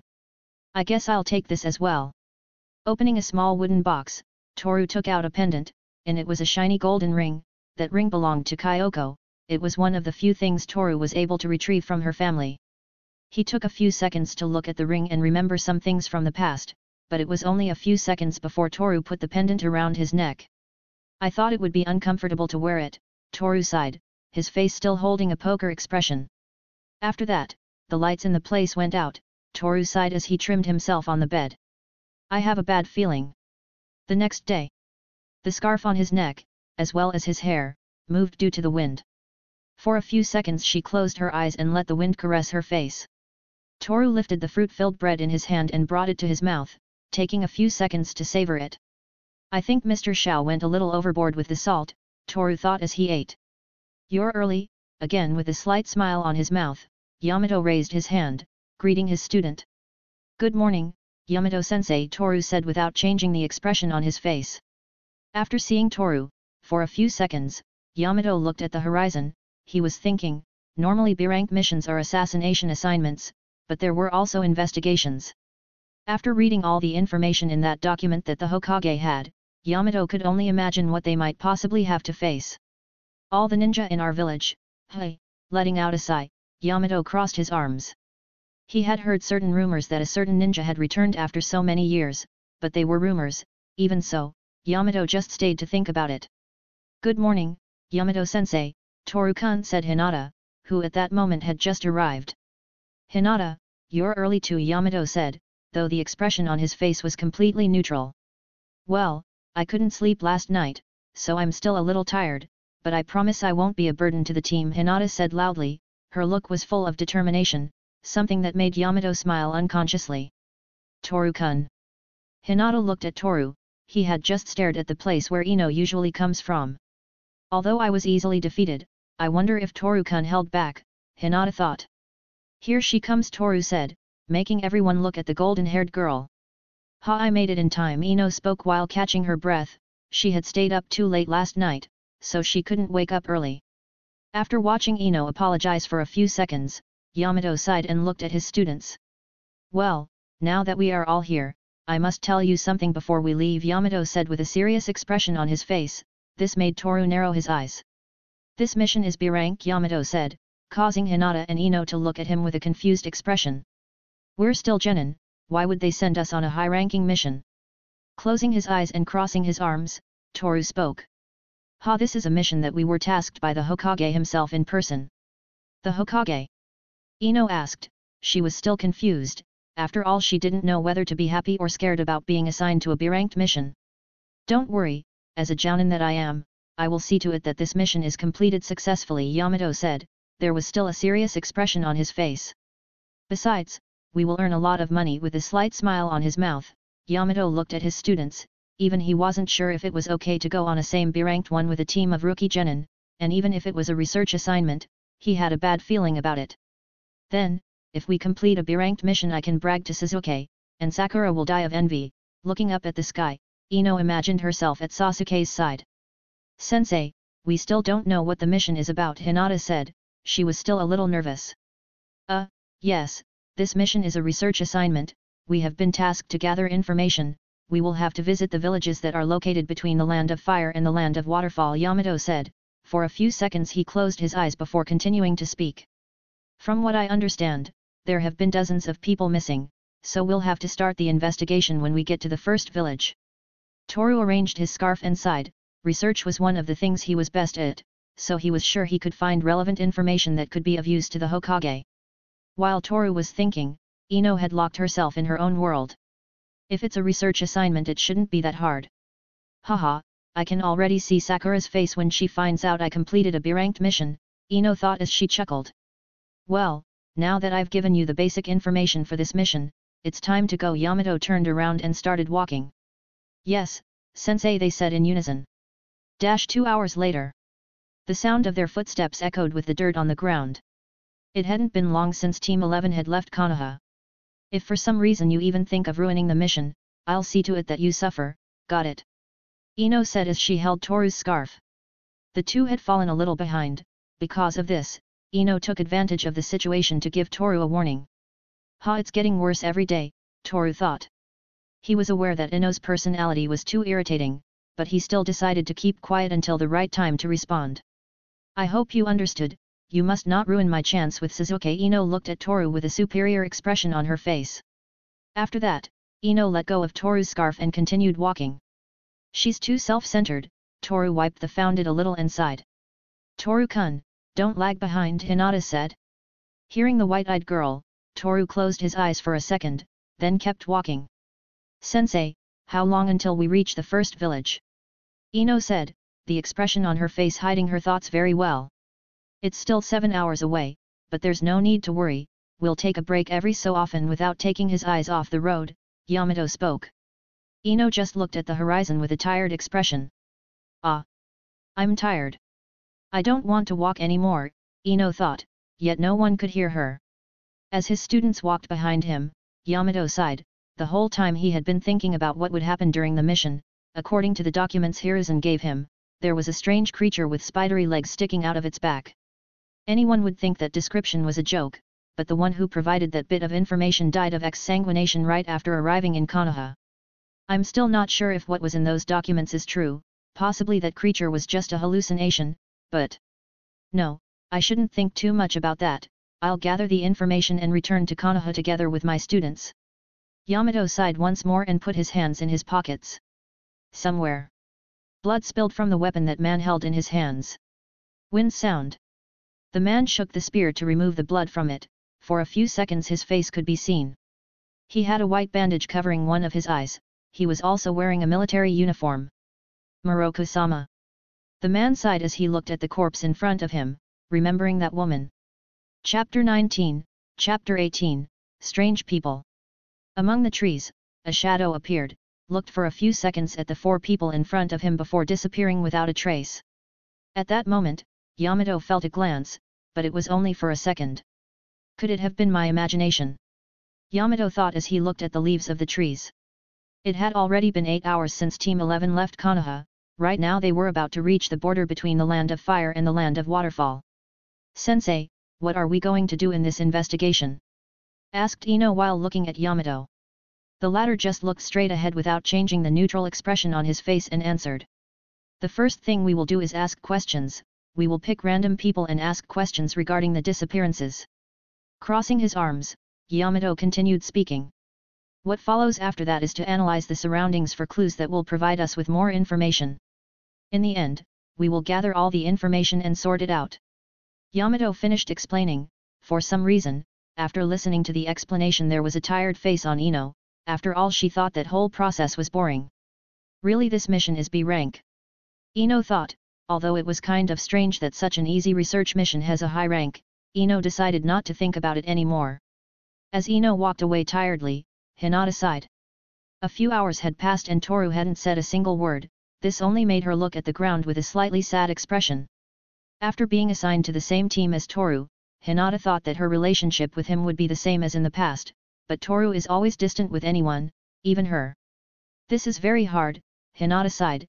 Every day she was trying to be a better version of herself so she could become someone strong and reliable, but as time went by, Hinata realized that changing her way of being wasn't going to be an easy thing. Toru-kun is very strong and always has solutions for everything. I wonder if one day I can be the same, thought Hinata, but realizing that she was comparing herself to Toru she shook her head a little and continued walking. Minutes passed, it was still a little while before they reached the first village. At that moment, Toru was thinking about how he should do her research. There were different methods of investigation, some stranger than others, but ironically the strangest methods were the most effective. I guess I'll stick to the methods Yamato-sensei would use. He's an experienced jounin, so there shouldn't be any problem there. Toru closed his eyes for a few seconds as he let out a sigh. Still, according to what Yamato-sensei told us, the village we're heading to is only 5 years old. It's kind of strange, although villages can come out of nowhere, but... Toru looked up, the shadows cast by the trees made his eyes glow a little strangely. Still, it's strange. Putting his hands in his pockets, Toru walked a little faster. That's it. Ino said, causing everyone to look straight ahead. In front of them, a large wooden torii stood. It had some very well elaborated details that made the wood look very old. The red color with which the torii was painted made Toru remember that shrine he once visited together with his mother. We arrived, Yamato said. At the same time, Ino sighed in relief. After all she was tired from walking for hours. It didn't take long for Team 11 to pass through that gate to enter the village. In less than a second, the atmosphere changed completely. The old-fashioned houses and the clothes of the people made Hinata open her eyes, surprised by what she was looking at. It's so cute, Hinata thought as she looked at the yukatas the women were wearing. The women's clothes were adorned with beautiful flowers of different shapes and colors. Even Ino was amazed by the beautiful yukatas. Well, we can't waste time, Yamato said as he handed a scroll to his students. Hey? What's this? Asked Ino. Before we start the investigation, read the contents of the scroll, so you will know what you have to ask the people of this village. After listening to Yamato, they each opened the scroll and began to read. The content of the scroll was information about the disappearances, there were names and descriptions of the missing people, there was also a detailed explanation on how to engage in a friendly conversation with a person. A few minutes passed, everyone had already finished reading the scroll. So, in order for the investigation to be successful, you have to make sure to be respectful, we don't want to cause trouble in this town, so. Who are you? Interrupting Yamato, a man's voice was heard. They all looked at the place where the voice came from and saw a man with brown hair, he had a white-colored blindfold that hid one of his eyes, besides, he was wearing a strange mix between a yukata and a shinobi military uniform. For a second Ino and Hinata looked at the man with fear, as he was carrying a large spear in one of his hands. That spear had a golden tip glinting in the sun's glare and silver details could be seen on the base part, as well as a black-colored scarf that was tied just 2 centimeters from the tip of the spear. We are ninja from Kanahagakuer, we were sent to complete a research assignment. Keeping neutrality on his face, Yamato approached the man and spoke. The man just looked him in Yamato's eyes. Konoha ninjas, wait here, I'll call the village leader, the man said, at the same time his body flashed and disappeared into thin air. Toru looked at everything with an expressionless face, the place was completely different from the last village he visited, even the people were different in many ways. The people were a bit strange, but when that man appeared, Toru only sighed, he still believed that the town was strange, but he decided not to think about it, after all he only had to do one thing and that was to investigate. Who was that guy? Ino asked, to which Yamato just sighed and answered. He's most likely one of the people protecting this town, Yamato said as he crossed his arms. A few minutes passed after that and everyone was still waiting at the entrance of the village. How long are they going to take? I already want to finish this boring mission to go home, thought Ino. Seconds later she crossed her arms while looking ahead with an annoyed expression. It had already been a long time, and that was visible in the sky, which had a beautiful pale orange color.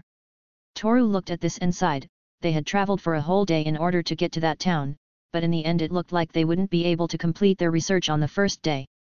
Are they wasting our time on purpose? Toru thought, although it could be considered that thinking like this was a bit paranoid, his thoughts in the end always ended up being logical. Aira, do we have visitors? A woman's voice was heard. Everyone looked to where the voice came from and what they saw was a beautiful woman with silver hair, blood-red eyes and a beautiful black-colored yukata. For a second, Yamato looked at the woman, and all he could think of was how beautiful she was. They are Konoha ninja, aren't they? The woman asked, causing Yamato to react. Yes, my name is Yamato, my students and I were sent to complete a research assignment. With a neutral expression on his face, Yamato looked at his students. I understand. My name is Kukakase Moroku, I am the one in charge of this village. Moroku crossed his arms, making her breasts look bigger than they already were. I'm aware of the investigations, and that's something that scares me a little. People disappearing just like that out of nowhere, I'm afraid something will happen to the people in my village, Moroku said as a sad expression formed on his face. That's why we were sent, we will take it upon ourselves to find the reason for the disappearances. For that to happen we need you to let us interrogate some people, Yamato said. Moroku looked at the ground and sighed. I understand. Moroku said, instantly his face from sadness changed to a kind smile.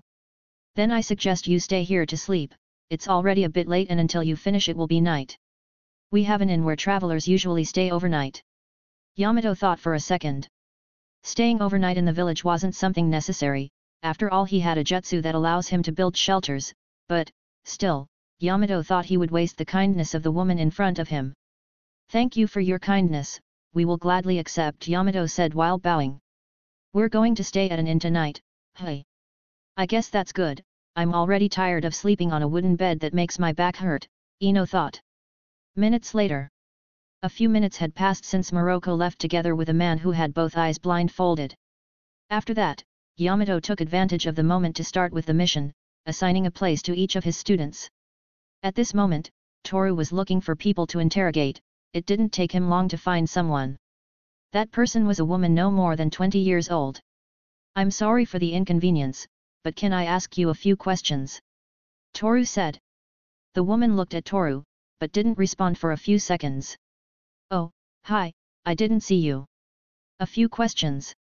The woman tilted her head slightly, confused by Toru's sudden interaction.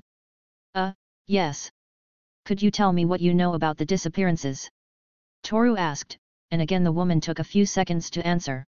Disappearances?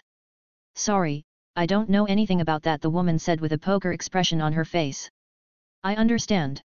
Toru closed his eyes for a second, after that he continued searching. A few seconds after Toru spoke to that woman, his eyes caught sight of the man Moroku was with. He had a black blindfold that covered his eyes completely, plus he had strange spiked rings on his hands. Toru stopped for a second to think. That man was in front of the biggest house in town, something that seemed strange to Toru's eyes. Should it? Toru thought as he approached the man.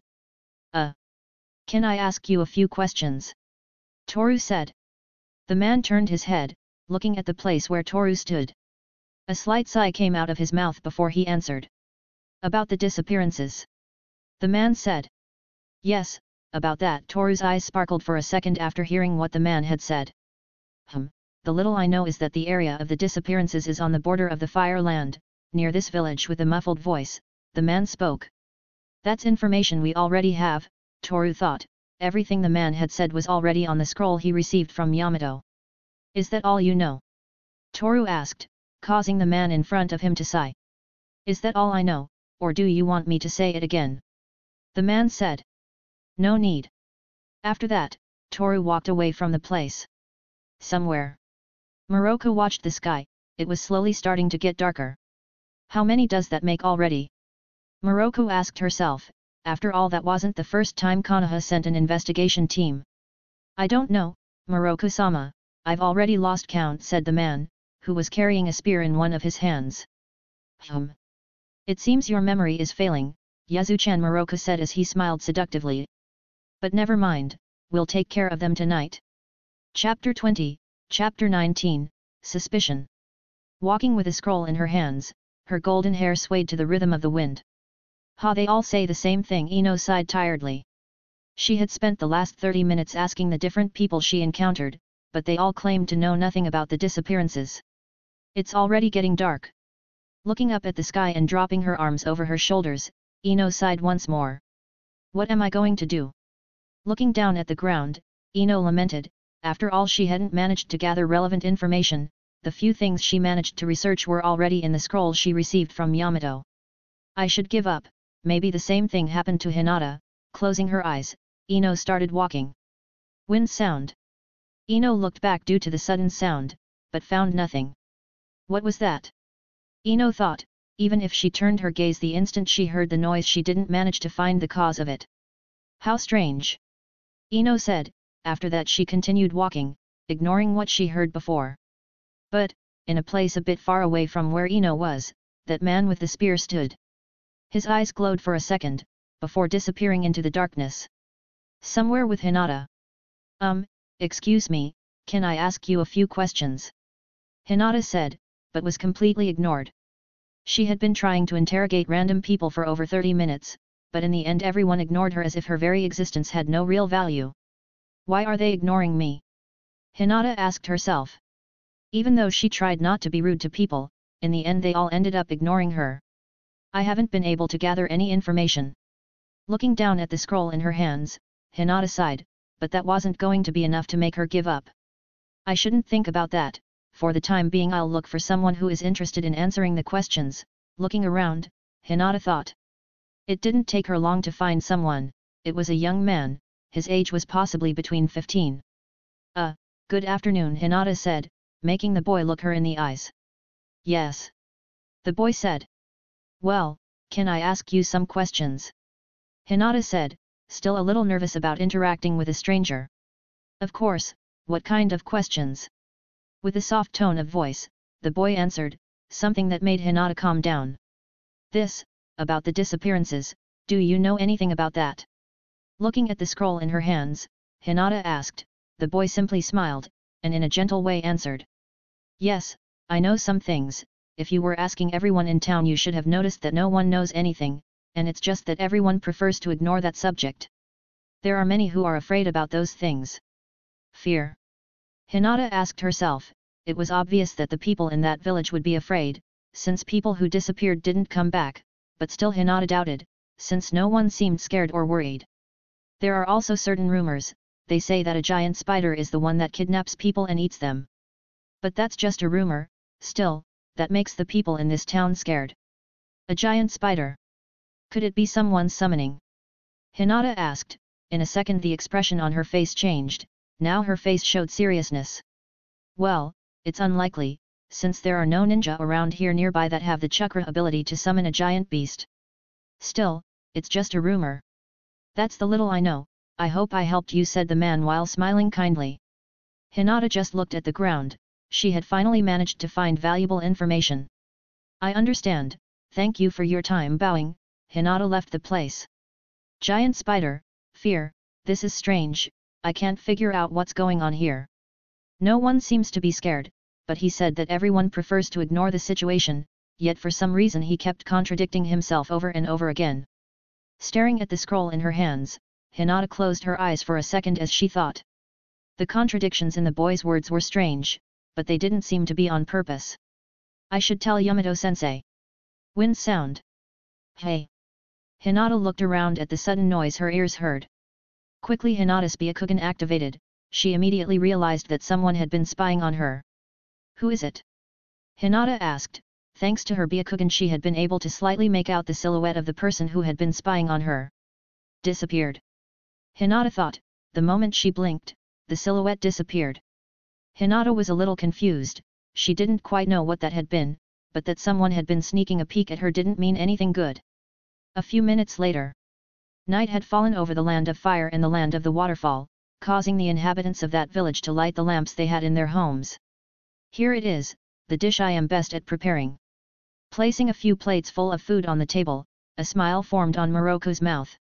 At that moment Team 11 was at Moroko's house for dinner. It looks delicious, Ino said, seeing the food served on the table.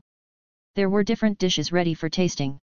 Among them was that famous ramen that Toru usually eats when he doesn't have time to cook. Thank you for the food, Toru said as he clasped his hands together and said a prayer. At once, everyone started eating, but there was something strange in the atmosphere that made Toru's eyes sparkle strangely. A strange smell, Toru thought. That scent was something salty, he could smell it in the air, but he wasn't sure, plus the others didn't seem to detect that smell. Blood. Toru's eyes widened slightly as he looked at Moroko. He knew there was something strange about this town, but he couldn't jump to a hasty conclusion until he checked it out himself. For a few seconds Toru looked into Moroko's eyes, she seemed to have noticed, but misinterpreted the intentions in Toru's gaze. Even though he is a boy he is still a man, with a slight smile on his face, Moroko got up from his seat and sat down next to Toru. Everyone looked at Moroko's strange behavior, but she just smiled pleasantly and held Toru's cheeks with her fingers. Smile a little, Moroko said as he stretched Toru's face. Toru just kept quiet as he admired the plate of food in front of him. What are they doing? Ino wondered to herself. Toru and Moroko's attitude was kind of weird, but that had a very logical explanation. Yamato had said that the village had been created 5 years ago, but the torii at the entrance of the village itself looked older. Toru realized that when he saw it, but it wasn't enough to come to a conclusion. The next thing was the attitude of the people. For some reason, every time Toru interacted with someone, they seemed to have some delay when answering questions, as if they were trying to process the information. And the last thing, the man with the spear and the man with the spiked rings. Amos' voice sounded muffled, as if they were hypnotized, and that could be confirmed after talking a bit with the blindfolded man. But one thing still needed to be confirmed. I'm not hungry anymore. Rising abruptly from his seat, Toru spoke and looked at the two men who were sitting in the farthest seats. Yazu, who had that golden spear, and Kauta, who had both of his eyes blindfolded. Toru sighed and tried to leave to the inn, but Ino got up from her seat as well and stopped Toru by grabbing his shoulder. You're being too rude, Ino said while looking at Toru with an annoyed face. After getting up so abruptly from his place, Toru made Moroko fall backwards. That was the reason why Ino decided to stop Toru. Yamato, who up to this point had kept quiet, decided to do something about it. Toru, Ino. Yamato said while making that strange face that for some reason wasn't scary. After that, Ino let go of Toru's shoulder. This idiot, does he want to ruin the mission, thought Ino as she looked at Toru, who at that moment was leaving the place in the direction of the inn. Toru-kun. Even Hinata was confused by what had happened. Don't worry, maybe he got angry for some reason. You don't have to bother about it. Getting up from the ground while shaking off his clothes, Moroku spoke. Yazu-chan, Kao-ta-chan, can you help me clean up? Looking at the two men, who had remained obedient the entire time, Moroku smiled in a kindly manner. After that, both Ino and Hinata headed back to the inn, but Yamato decided to stay behind to help clean up a bit. Later on the roof of the inn. From the roof of the place, as the wind caressed his face, Toru's eyes shone brightly accompanied by the glow of the moon. All the pieces are starting to come together, Toru thought as he remembered all the information he had collected. A few hours had already passed, so the whole place was completely dark. And that was perfect to start the real investigation. Inside the inn. Asterisk knock knock knock. Someone knocked on the door of the room. For a moment Yamato sighed, before getting up from the bed to open the door. Who is it? Yamato said as he opened the door. It didn't take him long to realize who was standing in front of him was Moroku. Good evening, Moroku said with a kind smile on his face. Yamato kept quiet for a few seconds before replying. Good night, what's wrong? Yamato asked. This made Moroku look down at the ground sadly. I haven't been able to sleep these past few days, so I was wondering if you want to go out with me for a walk for a while. Yamato's eyes widened a little, though it was a little strange, he had no problem with that. I've been awake all this time, so I don't see a problem with that. Closing his eyes a bit, Yamato sighed before leaving the room. Thank you. Moroku said, for a second a smile could be seen on his face, but he quickly changed the expression on his face to the same as always. On the roof of the inn. Toru narrowed his eyes, looking at the two people leaving the inn. Yamato-sensei. Toru watched Yamato walk beside Moroku. For a few moments he could feel a strange thirst for blood, but instantly that feeling disappeared. I mustn't waste time. Toru closed his eyes for a second, before opening them and disappearing into the darkness. In less than a second, Toru was in front of the largest house in town, which was obviously Moroku's home. The smell disappeared, Toru thought. A few hours ago he had been able to smell the smell of blood coming from inside the house, but now, that smell was completely gone. Toru was sure that there was something strange in the house and he could confirm it when Moroku started acting strange during dinner. I have no choice, Toru thought as he entered through one of the windows of the house. His feet slowly touched the wooden floor. Toru didn't take long to start searching. With slow and silent steps, Toru observed every corner of the place, but strangely found nothing. I wonder if... Following the hallway in front of him, Toru came across a door. Although it was somewhat old, it still seemed to be holding steady. Toru opened the door, making sure not to cause any noise that might alert Moroku. The instant he opened the door, a horrible smell of blood reached Toru's nose. He immediately covered the lower part of his face with the scarf to prevent the smell from continuing to enter his nose. Steps. Toru followed the path until he reached another door. When he opened it, his eyes widened as he remembered the past. Blood was still pouring out of the lifeless bodies. Toru's breathing became heavy as he saw that scene. You shouldn't have come in here. A voice was heard behind Toru's back. The instant he looked back, a strong kick sent him flying through the walls and into a tree. What? Toru thought while still in the air. I didn't think you were so bold, said the man while swinging the spear. For a few seconds Yazu smiled before his eye flashed brightly. Chapter 21, Chapter 20, Cruel Reality. Walking beside him, Moroku smiled slightly. This town is very quiet considering the things that have happened the past few months, Yamato said as he looked up at the sky. Hearing Yamato, Moroku sighed and replied. It's because no one wants to be afraid of something they've never seen, Moroku said, still keeping a slight smile on his face. Yamato listened to Moroku and closed his eyes for a few seconds. You seem to trust your people a lot. Putting his hands in his pockets, Yamato spoke. At those words, Moroku's eyes widened. She thought Yamato was someone very understanding, but still. I'm the one in charge of everything important in this place, it's normal for me to trust my people. Crossing his arms, Moroku looked Yamato in the eyes and smiled. Yamato simply stared at Moroku's handsome face for a few seconds before replying. I guess so, Yamato said as a sigh escaped his mouth. After that the two continued walking for a few minutes, neither of them had said a word until that moment, but suddenly Moroku spoke. Now that I remember, the boy that accompanied them, what was his name?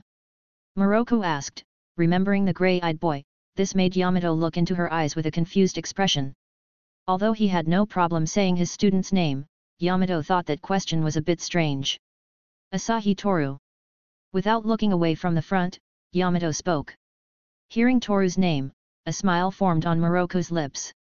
Asahi, that's a bit of an unusual name, Moroku said. After Moroku spoke, Yamato narrowed his eyes. An unusual name, Yamato thought, after all his student's last name wasn't usual at all. Asterisk boom. A loud boom was heard, causing Yamato to turn his eyes in the direction of the village. At that instant, when that roar reached his ears, a big smile formed on Moroku's mouth.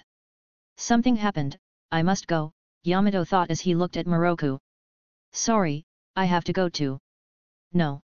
Yamato stopped talking when he felt something sharp touch his throat. At that very moment he realized everything. You. In Hinata's room. Shifting back and forth between the bed sheets, Hinata tried to sleep, but failed to do so. I can't sleep, Hinata thought as she closed her eyes. It had been a few hours since dinner and Hinata was still awake. Everyone must be asleep by now, Hinata said as she looked up at the ceiling of the room. She was still feeling a little uncomfortable with what had happened during dinner.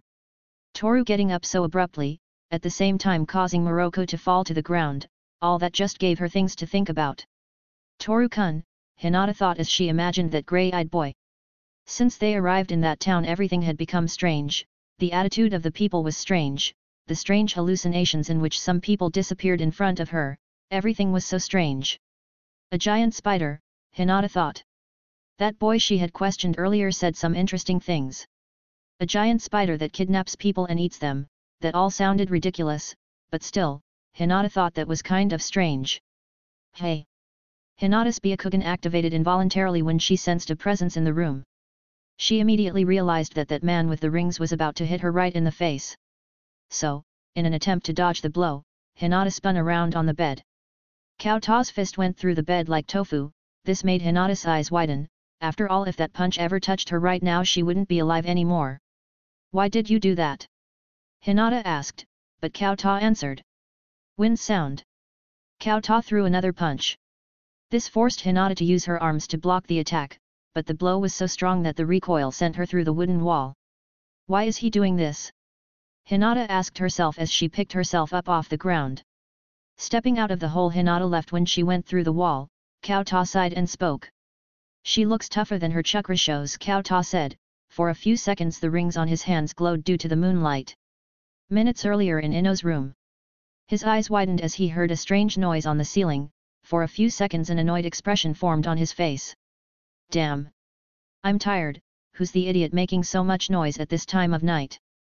Ino thought as she got out of bed. Opening the bedroom door, Ino rubbed her eyes and yawned. She started walking in the direction of the exit, obviously wearing her ninja gear, in case the cause of the noise was a pervert trying to eavesdrop. Why do these things happen to me? Ino said as she walked out of the inn. She immediately saw a familiar silhouette. Is it serious? Ino thought as she saw Toru sneaking around Moroku's house. She thought Toru was a pervert for sneaking into someone's house late at night. I'm going to catch you in the act, so everyone will know what human trash you are, Ino said as she approached the place Toru entered through. Ino took a few seconds to scan the surroundings, she wanted to be sure if no one was watching her. How weird.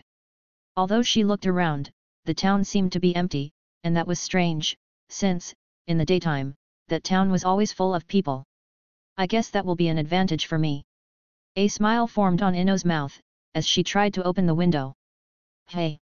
The window wouldn't open, after all, so as not to arouse suspicion Toru blocked the window.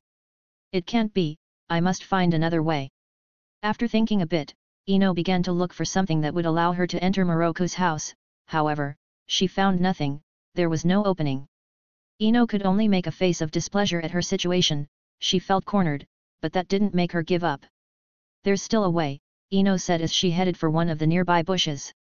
I'll wait here until the fool comes out, after that I'll yell for Yamato-sensei to appear and then he'll be caught. Ino watched every possible way out of the house and stood waiting. After that, A few minutes passed, Ino was still waiting with a serious expression on her face, but when she least expected it.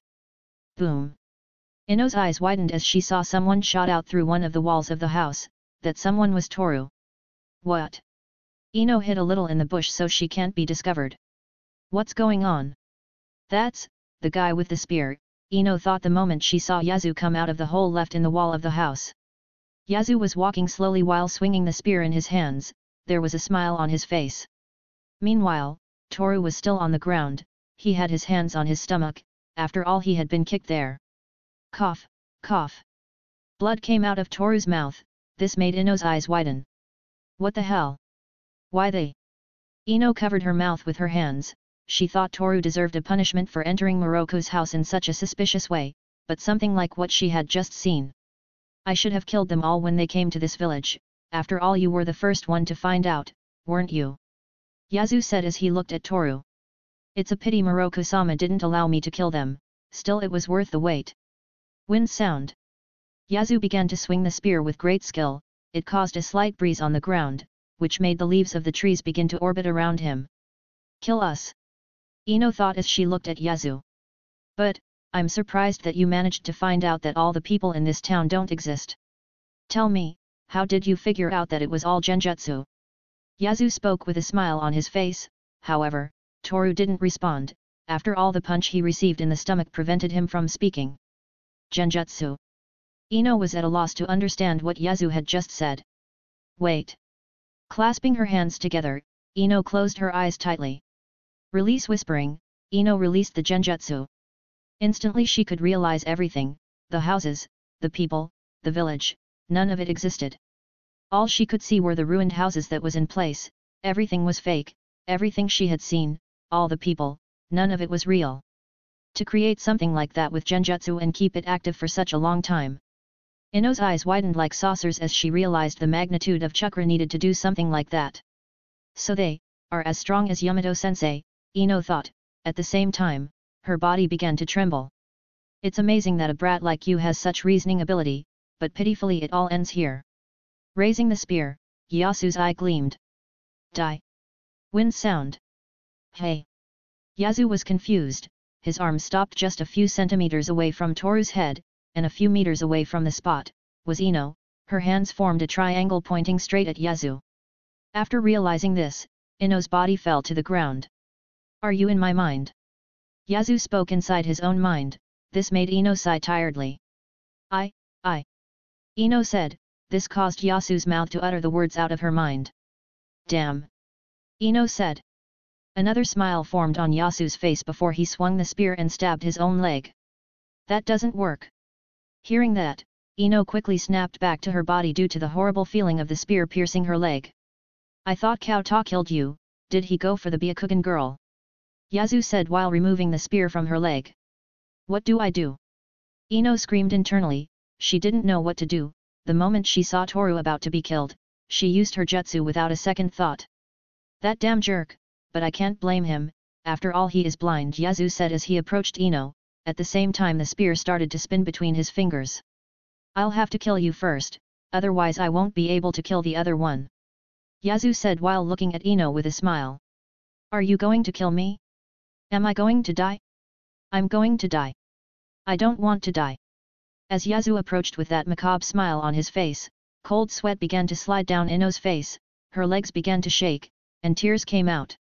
Help me, help me. Realizing she was going to die, Ino began to run as she screamed, tears spilling down her cheeks as she watched Yazu approach. When he saw that, Yazu simply smiled, and in less than a second, he appeared in front of Ino. Wind sound. The spear slashed, but only managed to make a small cut on Ino's cheek. Ah! Somewhere. Hinata had adopted her fighting stance.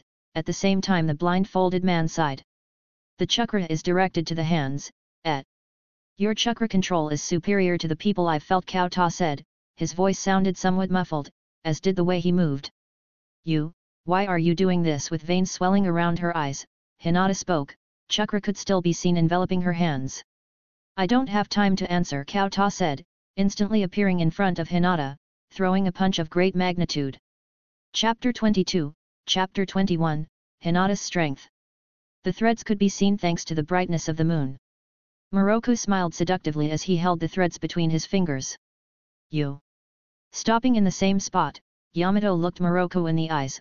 Now it all made sense, even he had been suspicious of what was going on in the village. Aero looks like the time has come, it's a pity they can't stay longer. Licking his lips, Moroku watched Yamato without removing the smile from his mouth. Looks like I took too long to notice. Closing his eyes and stuffing his hands in his pockets, Yamato let out a sigh from his mouth. I have to finish this right away, I'm sure they'll be able to hold out, but still. Clenching his fists and looking around, Yamato searched for available escape routes. There aren't any, everything is blocked, Yamato thought as he realized that the whole place was surrounded by that strange thread. You kept quiet, though I can't blame you, Moroku said as he crossed his arms. This made his large breasts have more volume. Still, I should have some fun before the night is over, Moroku said as he licked his lips once more. Somewhere in the village, blood started to pour out of his arms. After all, Kyoto's punch managed to hurt Hinata. You. Why are you doing this? Hinata said, at the same time the veins started to swell around her eyes. I don't have time to answer, Kyoto said as he approached Hinata. A second later, he disappeared into thin air, reappearing in front of Hinata. Wind sound. Raising his arm, Kyoto threw a punch. Hinata reacted quickly and jumped back, but Kyoto appeared in front of her again. This time Hinata couldn't dodge the punch. Ah! Covering herself with her palms, Hinata managed to block the attack. However, Kyoto's rings managed to pierce her hands. Stop! Hinata said as she dodged Kyoto's quick punches. But, even though Kyoto may have heard Hinata's words, Kyoto just ignored her and continued to strike. I have no choice. Wrapping her own hands in chakra, while raising her arms, Hinata's eyes glowed for a second, before launching the first strike. Kyoto let the blow land on him, but when he felt that horrible pain of being destroyed from the inside, a pained expression formed on his face as he fell to the ground. What was that? Kyoto wondered as he held the place where he was hit. Getting up from the ground a few seconds later, Kyoto let out a sigh. Now I understand, even though she only touched me with the palm of her hand, she managed to hurt me quite a bit, so, she's from the Hyuga clan, Kyoto thought as he remembered certain things from his past. This will be complicated. Kyoto's muffled voice echoed in the place. At that moment Hinata had been staring at the blindfolded man. She didn't understand anything that was happening, everything was so sudden that she could barely react to Kyoto's attacks. What should I do? When I broke the wall everyone must have heard the rumbling, but... Hinata's eyes widened as she realized what was happening to her companions. Toru-kun, Ino, sensei. Hinata clenched her fists, she was sure that they were all fighting at this moment. I have to do something, but... Looking up, Hinata scanned the whole place. There were some escape routes available, so running away wouldn't be something complicated if it wasn't for him standing in front of her. Hey! Without giving her time to think, Kyoto launched into the attack once again.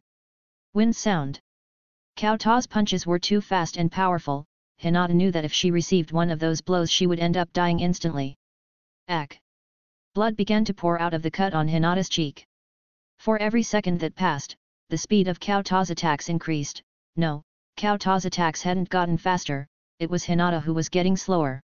Even having her arms injured, she continued to dodge the attacks, but it was only a matter of time before Kyoto managed to connect the next blow. Die! Kyoto's voice was heard once again. He instantly crouched on the ground while aiming at Hinata's abdomen. Wind sound. Ah! Kyoto's punch connected, causing Hinata to shoot out against a tree, and as she crashed into the wooden trunk, blood spurted out of her mouth. She hovered in the air for a second, before falling face first to the ground. No! I can't move. Trying to get up, Hinata noticed that now her mobility was nil. After all, Kyoto's punches are special, since, just like the Hyugas, he possesses a strange unique ability. And that had to do with the blindfold on his eyes. After all, he had no eyes, he was completely blind, but thanks to this he was able to develop that strange ability. Kyoto had the ability to sense the chakra in the air, even if he had no eyes that was possible. That's why his attacks are almost accurate, since he can sense the chakra of living beings. I thought the blow would kill her, but her body is very resistant, Kyoto thought as he saw that Hinata was still breathing. It's over. Kyoto's lips moved once more and words came out of his mouth, words that made a shiver run through Hinata's body. I have to get up. I have to get up. Placing her hands on the ground, and helping herself with her own forehead, Hinata tried to stand up. But at the worst moment, her weakness betrayed her. I can't stand up. I'm too weak, Hinata thought. At the end of it all she always ended up putting herself down. Hiding her face with her hair, some tears fell to the ground. It's like always. I can never get up again. Remembering all the training she had with her father, Hinata gave up.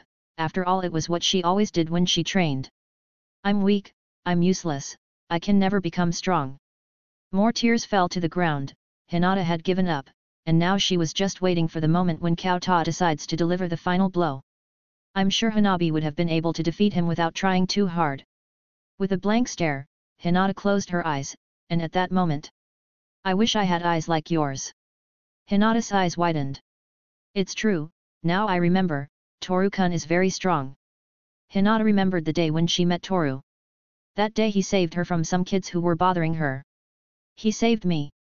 Hinata's last tears hit the floor as she remembered. He saved me many times, Hinata thought as she tried to get up.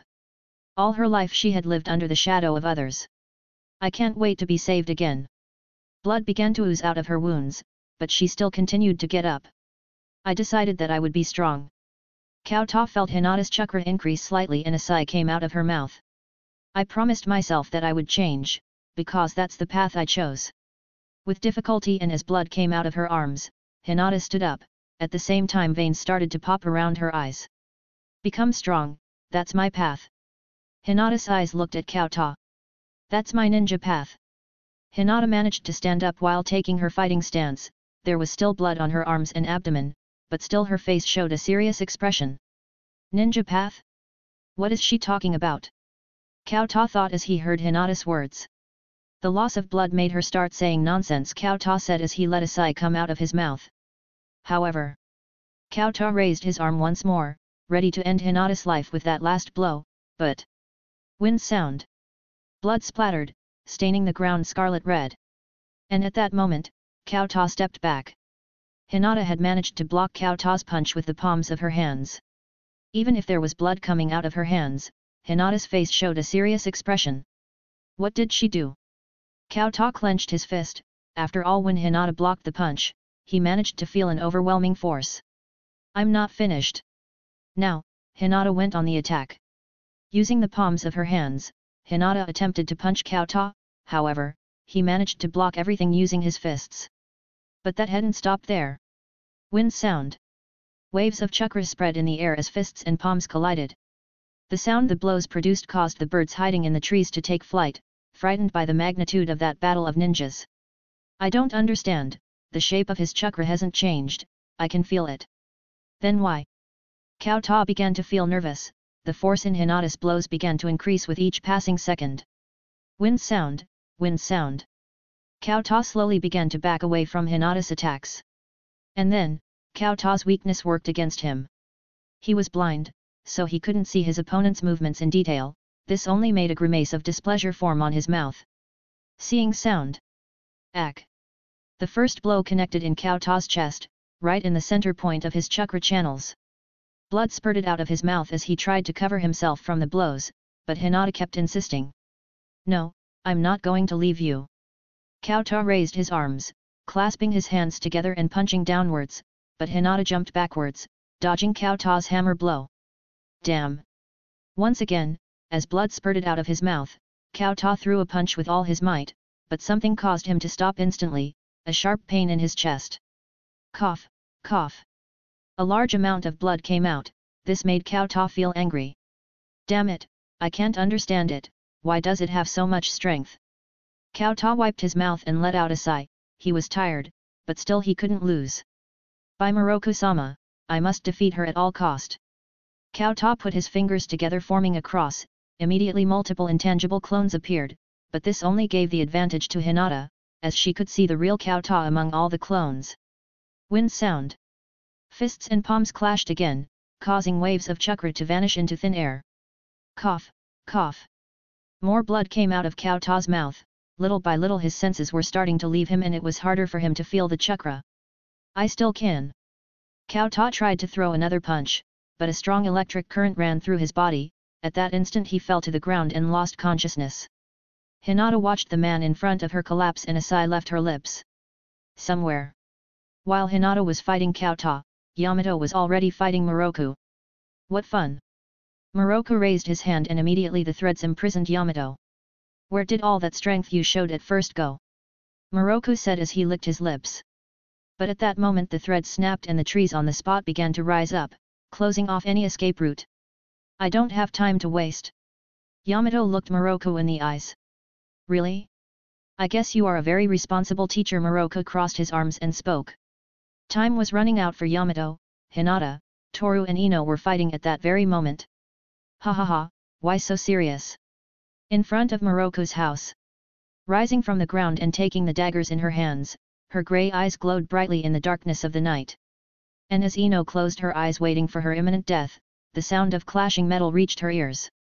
She slowly opened her eyes and Chapter 23, Chapter 22, Yamato vs Moroku. Rising in the beautiful night sky, the moon illuminated the battlefield. The threads attached to the trees glowed brightly, causing an expression of displeasure to form on Yamato's face. You're not going. Moroku licked her lips as he looked at Yamato. For a few seconds, a smile formed on her face. After hearing the explosion, Yamato guessed that something had happened to his students, but when he wanted to go get them, a thin thread touched his throat, causing a small drop of blood to fall to the ground. You. Yamato's eyes narrowed as they looked at Moroku. He already had his suspicions about what was going on in that village. He was precisely thinking of returning to Konoha along with his students so he could report back to the Hokage, but in the end nothing of the sort could happen. Kids are too curious, you leave them alone for a second and when you realize it they are already spying on someone's house. Moroku licked her index finger while holding the threads with her other hand. I'll get this over with, Yamato thought as he looked up at the moon with a neutral expression on his face. Crackle. Moroku's smile was wiped off her mouth as the trees in the place began to move, as if they had a life of their own. Slowly, the branches began to join together, closing off any avenues of escape. This I didn't expect. What an interesting jutsu. Moroku looked at Yamato's hands, which were forming a seal. I don't have time to chat, let's get this over with already. Clasping his hands together once more, the wood began to cover Yamato's body. A second later the sound of the thread being cut was heard. Moroku looked at everything with a confused expression on his face, but instantly a smile formed on his mouth. I'll have to make my threads stronger, otherwise I won't be able to handle so much pressure. With a seductive smile on her mouth, Moroku spoke. In all her years of life, Moroku had only seen a few ninja break her threads. In the end they all ended up dying. Kamegurun Akumo, Ito Okaira whimsical spider, cutting thread. Moroku said as she clasped her hands together. Instantly, some sort of liquid came out of Moroku's fingers. That liquid dried up and turned into a thin thread that could barely be seen thanks to the moonlight. Are you ready, darling? Moroku's smile widened and for a second her red eyes sparkled. Hey! Yamato could tell what Moroku was planning when his vision began to darken. Genjutsu. Yamato sighed, after all he already had experience with the type of ninja that used genjutsu. However, after listening to Yamato, Moroku couldn't help but let out a small mocking laugh. Right now you're thinking that you'll be able to get out of my genjutsu easily, aren't you? Said Moroku with a seductive tone of voice. But Yamato wasn't thinking about dispersing the genjutsu, he wanted to use this to his advantage. This should do the trick, Yamato said as he closed his eyes at the same time as he clasped his hands together to do another jutsu. Another jutsu? Moroku wondered as she looked at Yamato with a smile. Mokuton, Fukushiyu Senbon Mokuton, Vengeful Needles. Yamato said. At the same time, a wooden pillar came out of the ground and immediately started shooting hundreds of splinters. Moroku's eyes widened, impressed by how fast Yamato could attack. That's not enough. Moroku raised her hand and using the trees on the spot, wove a strange shield with the threads. However, that wasn't enough to protect himself completely, as one of the splinters managed to make a small cut on one of his arms. Blood. Moroku thought as she looked at her right arm. He immediately wiped the blood with one of his fingers. After that she put his finger in his mouth, tasting her own blood. Moroku smiled again. You managed to hurt me, congratulations. Moroku clapped her hands, this made Yamato uncomfortable, but he was still willing to end the fight as soon as possible. I must finish this quickly, Yamato sighed tiredly, Having his eyes incapacitated was annoying. Well, now that you had your chance to attack, it's my turn, Moroko said as he raised her hand. At that moment, Yamato lifted a wooden wall unconsciously, but Moroko's attack was so strong, the recoil caused him to crash into the trees. I thought it would last longer. After hitting Yamato using the strings like a whip, Moroko looked down at the man lying on the ground. Did I kill him? Moroko wondered, but the moment he approached Yamato, a small cloud of smoke appeared, only to seconds later leave a small log of wood behind. A jutsu substitution. Moroko turned around, but it had been too late. Yamato had managed to trap her in a strange wooden box. I made it, Yamato thought as he looked at the box, but even if the wood was very sturdy. Boom. An explosion was heard and the box broke into 1,000 pieces, this caused a small cloud of dust to rise. It can't be.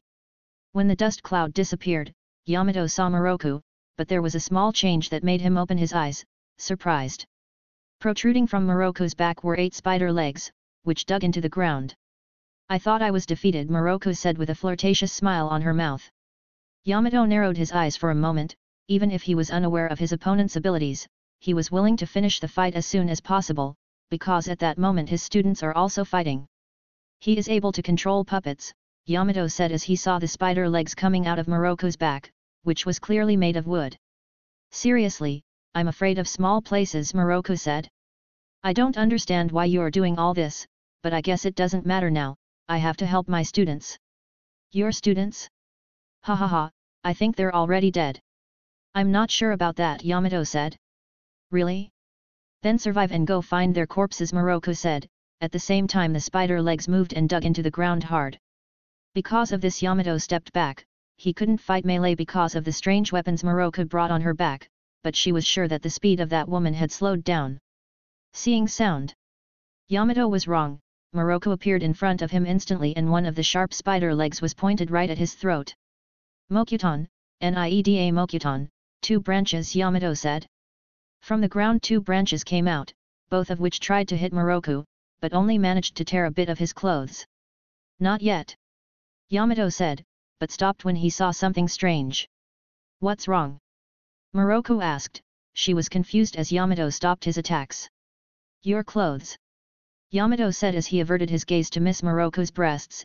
After all, when the branches tore Moroko's clothes, her breasts could be seen clearly. After listening to Yamato, Moroko looked down, her face blushed as she saw that she had her boobs out in the open, but she wasn't embarrassed, because a mischievous smile formed on her mouth. How kind, Moroko said as she fixed her clothes using the threads, and when she was done, he went on the attack once more. Yamato was still staring at the clouds, so this was an advantage for Moroko. Boom! The loud bang sent Yamato through the trees to a stop. A second later he got up from the ground, there was a small drop of blood coming out of his nose, he quickly wiped it off and returned to the battlefield without saying a word. Did he do it on purpose? Yamato asked himself. For some reason he was a little disappointed. You came back, hey. Do you want me to show you some more? With a flushed face and a smile on her mouth, Moroko placed one of her fingers near her cleavage, making one of her boobs can be seen, but it was only for a second, as Yamato interrupted by doing a jutsu, the jutsu that would end the fight. Shinhura no Jutsu 4-pillar prison. Multiple roots came out of the ground, which formed a large wooden box, trapping Moroko inside. You think this will get anything done? Moroko said as she placed her hands on the pillars, but Yamato sighed and a snapping sound was heard. A second later, a branch came out from between the pillars, hitting Moroko in the head and knocking her unconscious. I'm done, Yamato sighed wearily as he summoned a wooden clone. The clone moved and took Moroko in its arms, using a jutsu on her which placed shackles on her ankles and wrists.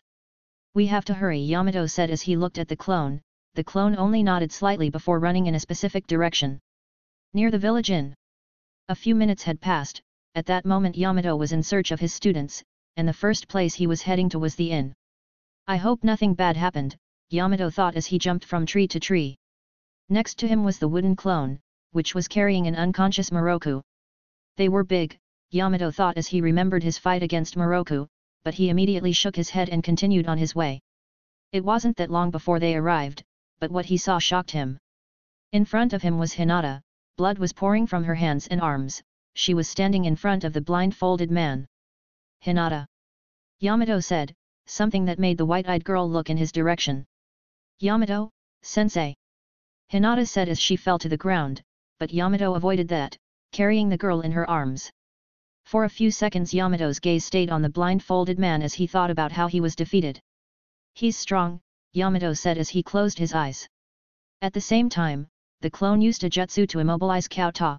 Seconds later he held him by the shirt as if he was a sack of potatoes. Let's continue. Yamato said, not knowing that what he would encounter next would give him a lot of trouble. In front of Moroku's house, minutes before. Toru was looking at the ground as he let the blood run out of his mouth. Blood, how long has it been since I saw my own blood? Toru thought as he remembered that time when he was doing experiments that hurt him over and over again, that was the reason why he always brings bandages on his arms and legs. The guy with the spear, remembering the man who at that moment was about to kill Ino, Toru sighed. When Yazu kicked him in the stomach, Toru could see the image of someone in his mind, although it was only for a second, Toru could clearly see the man in that image.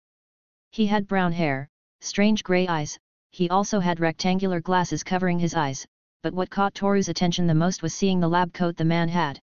How strange, for some reason, Toru felt that he knew the man. Help me! Help me! Ino's shouts brought Toru back to reality. That's right, he tried to kill me, that's what he tried to do, Toru said as he pulled a scroll out of his pocket. Release. Toru clasped his hands together and a small cloud of smoke enveloped the scroll. A second later, two black-colored daggers appeared in front of him. Toru took the daggers in his hands and stood up from the ground. He tried to kill me. Toru said, for a second his eyes glowed. Toru held the daggers in his hands as he started walking in the direction of the spear man. And as Toru approached, Yazu raised the spear in the air, he was ready to kill Ino, but at that moment... Clang! The sparks generated by the clash of two metals illuminated the place for a few seconds. When Ino looked up, Toru was in front of her, he had stopped the spear using the daggers. Toru. Chapter 24, Chapter 23, The Eyes of Death. Clang! The sound of clashing metal echoed in the place. For an instant the small sparks caused by the contact of the weapons illuminated Yazu and Toru's face. You surprise me, brat. With a neutral expression on his face, Yazu spoke while looking into Toru's eyes. After listening to the man in front of him, Toru kept silent. For a second, the glow of the daggers made Yazu close his eye. Toru. She was still shocked by what her eyes were seeing. Ino just looked up from the ground, not strong enough to stand up and run away. Couldn't you wait for your turn? Yasu's eye looked at Toru, for an instant that eye shone brightly. Won't you answer? Yazu said as he saw that Toru had stared at the ground without saying a word. Then I'll have to kill you first. Yazu narrowed his eye and sighed. No. Toru spoke as he looked up. At that moment Yazu could see something that caught his attention. The look in Toru's eyes was different from what he always saw, that look was so strange, so dangerous. This brought a smile to Yasu's mouth. Seriously, you're too interesting, brat, Yazu said as he jumped backwards. Immediately his feet touched the ground, causing a small cloud of smoke that vanished a second later. You tried to kill me. Toru said. At that moment, a lock of hair was covering one of his eyes. Yazu looked at the grey-eyed boy for a few seconds before speaking again, but this time, the expression on his face was serious. Yes, I tried to kill you, Yazu spoke while swinging the spear. This caused a small wind current that lifted the leaves that were on the ground. Then, there won't be a problem if I try to kill you, right? Toru said with that poker expression on his face. Kill him? Toru, you, Ino continued to watch everything, her eyes found herself looking at Toru. She was confused, Toru's calm attitude had completely changed, now Ino could feel Toru's murderous intentions just by hearing his voice. Kill me? Ha ha ha, I don't think that's going to happen, brat. Obviously I'll kill you before you can touch me with those little knives. Laughing at Toru's words, Yazu spoke with a mocking tone of voice, but... Clang! The sound of metal echoed. Yazu had stopped Toru's attack. Hey! His eye looked into Toru's eyes and his hands held the spear tightly. Toru had appeared in front of Yazu in the blink of an eye. That attack was so strong that Yazu was lucky to manage to block it. What the foo asterisk K? Clang, clink, clank. Toru attacked again. In less than a second he managed to hit 3 times. At that moment Yazu was surprised, the speed at which Toru could attack was ridiculous. What the hell is this kid? Yazu thought as he blocked Toru's attacks. Do you think that will do? Yazu went on the attack while aiming the spear at the grey-eyed boy's heart, but Toru blocked all the attacks using the daggers. Again the sound of the weapons clashing echoed, while the sparks caused by the impacts of the metal illuminated everything in small time intervals. I'm getting angry, Yazu thought as he tried to kill the boy using the spear, but Toru was too agile and fast. Dansugyakuzatsu, Sanshin Dancing Massacre, 3 strikes Toru said, instantly, using the tip of Yasu's spear to propel himself, Toru rose into the air. A second later, Toru swooped down, aiming his daggers at Yasu's throat. Yazu realized what Toru was going to do, so he used the base of the spear to parry Toru's attack. You fell, Toru said, in the same instant he disappeared, reappearing in front of Yazu. Shit! Yazu jumped and tried to hit the boy with the tip of the spear, but Toru covered himself with one of the daggers, at the same time using the other dagger to wound Yazu. Damn brat, Yazu said as he tried to get away from Toru so he could recover. But something strange happened, as a smile formed on Yasu's mouth.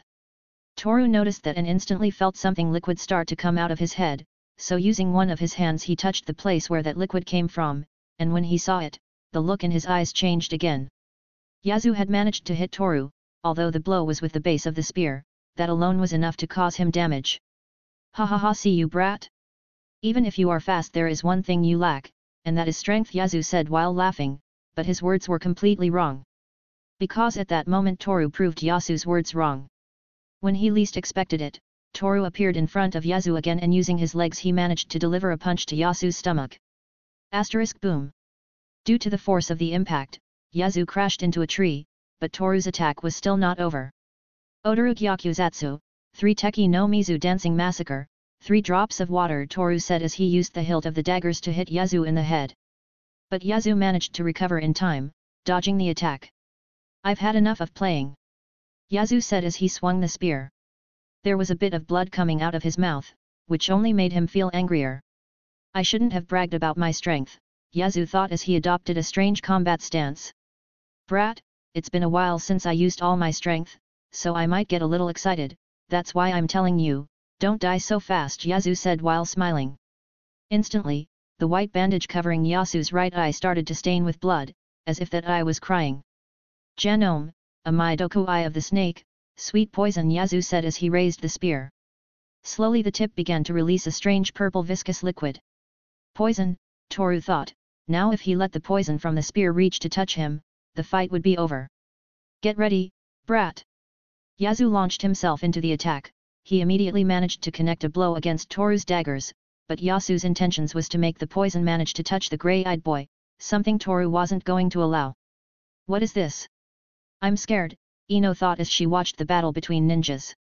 Is this being a ninja, kill or be killed? I don't want this, I don't want to die, Ino said as tears slid down her cheeks. Toru, give up, if we surrender maybe they'll let us live, Ino thought as she looked at the grey-eyed boy, but at that moment, when she saw Toru's eyes, Ino swallowed her own words. Clang, clink, clank. The sound of the daggers and spear clashing was deafening, with every second that passed, the bloodlust in Toru increased, that was something that could be clearly seen just by looking at his eyes, those grey eyes that shone like the eyes of a predator. Shit, shit, shit. Yazu was against a rock in a hard place, every second that passed his chakra was depleting as well as his stamina. Not enough. Shouting as he raised the spear in the air, Yazu looked at Toru with a disgusted expression. Boom. Toru shot out against one of the walls of a house. Yazu had used the base of his spear to push him away so he could think of something, but that wouldn't happen, because at that moment Toru wasn't himself. Damn! Yazu looked at Toru, who was climbing out of the rubble. For a few seconds his legs trembled and an expression of fear formed on his face as he looked into the boy's grey eyes. If he could describe Toru's gaze with a single word, Yazu would only say, death. Yazu said as he looked at the boy. Toru held the daggers in his hands, while his eyes shone due to the moonlight. No, I must not fear. By Moroku-sama, I will kill the brat. With a displeased expression on his face, Yazu held the belly tightly as he started walking in Toru's direction. Damn brat, you've given me a lot of trouble, Yazu said. Clang. The metal clashed again causing an echoing noise. Toru and Yazu looked into each other's eyes as they applied force on their weapons. Clank, clink. Yasu swung the spear from side to side, trying to block Toru's thrusts, but it seemed more and more deficient to be able to block the attacks. You tried to kill me, now I'll do the same, Toru thought as he swung the daggers again and again, but a strange voice reproached. No, we are not that kind of person, said the voice, but Toru ignored it. Die! Toru said as he stabbed Yasu in the abdomen with the dagger. How? Yasu looked at Toru, who had appeared in front of him as if he was a ghost. Crimson color began to cover Yasu's clothes, but still. Ha ha ha, you damn brat, you're overconfident, Yasu said as he saw the spear, to which he had managed to make a small wound on Toru's face. Toru touched the wound with his fingers for a few seconds, and after that his eyes shone brightly as he looked at Yasu.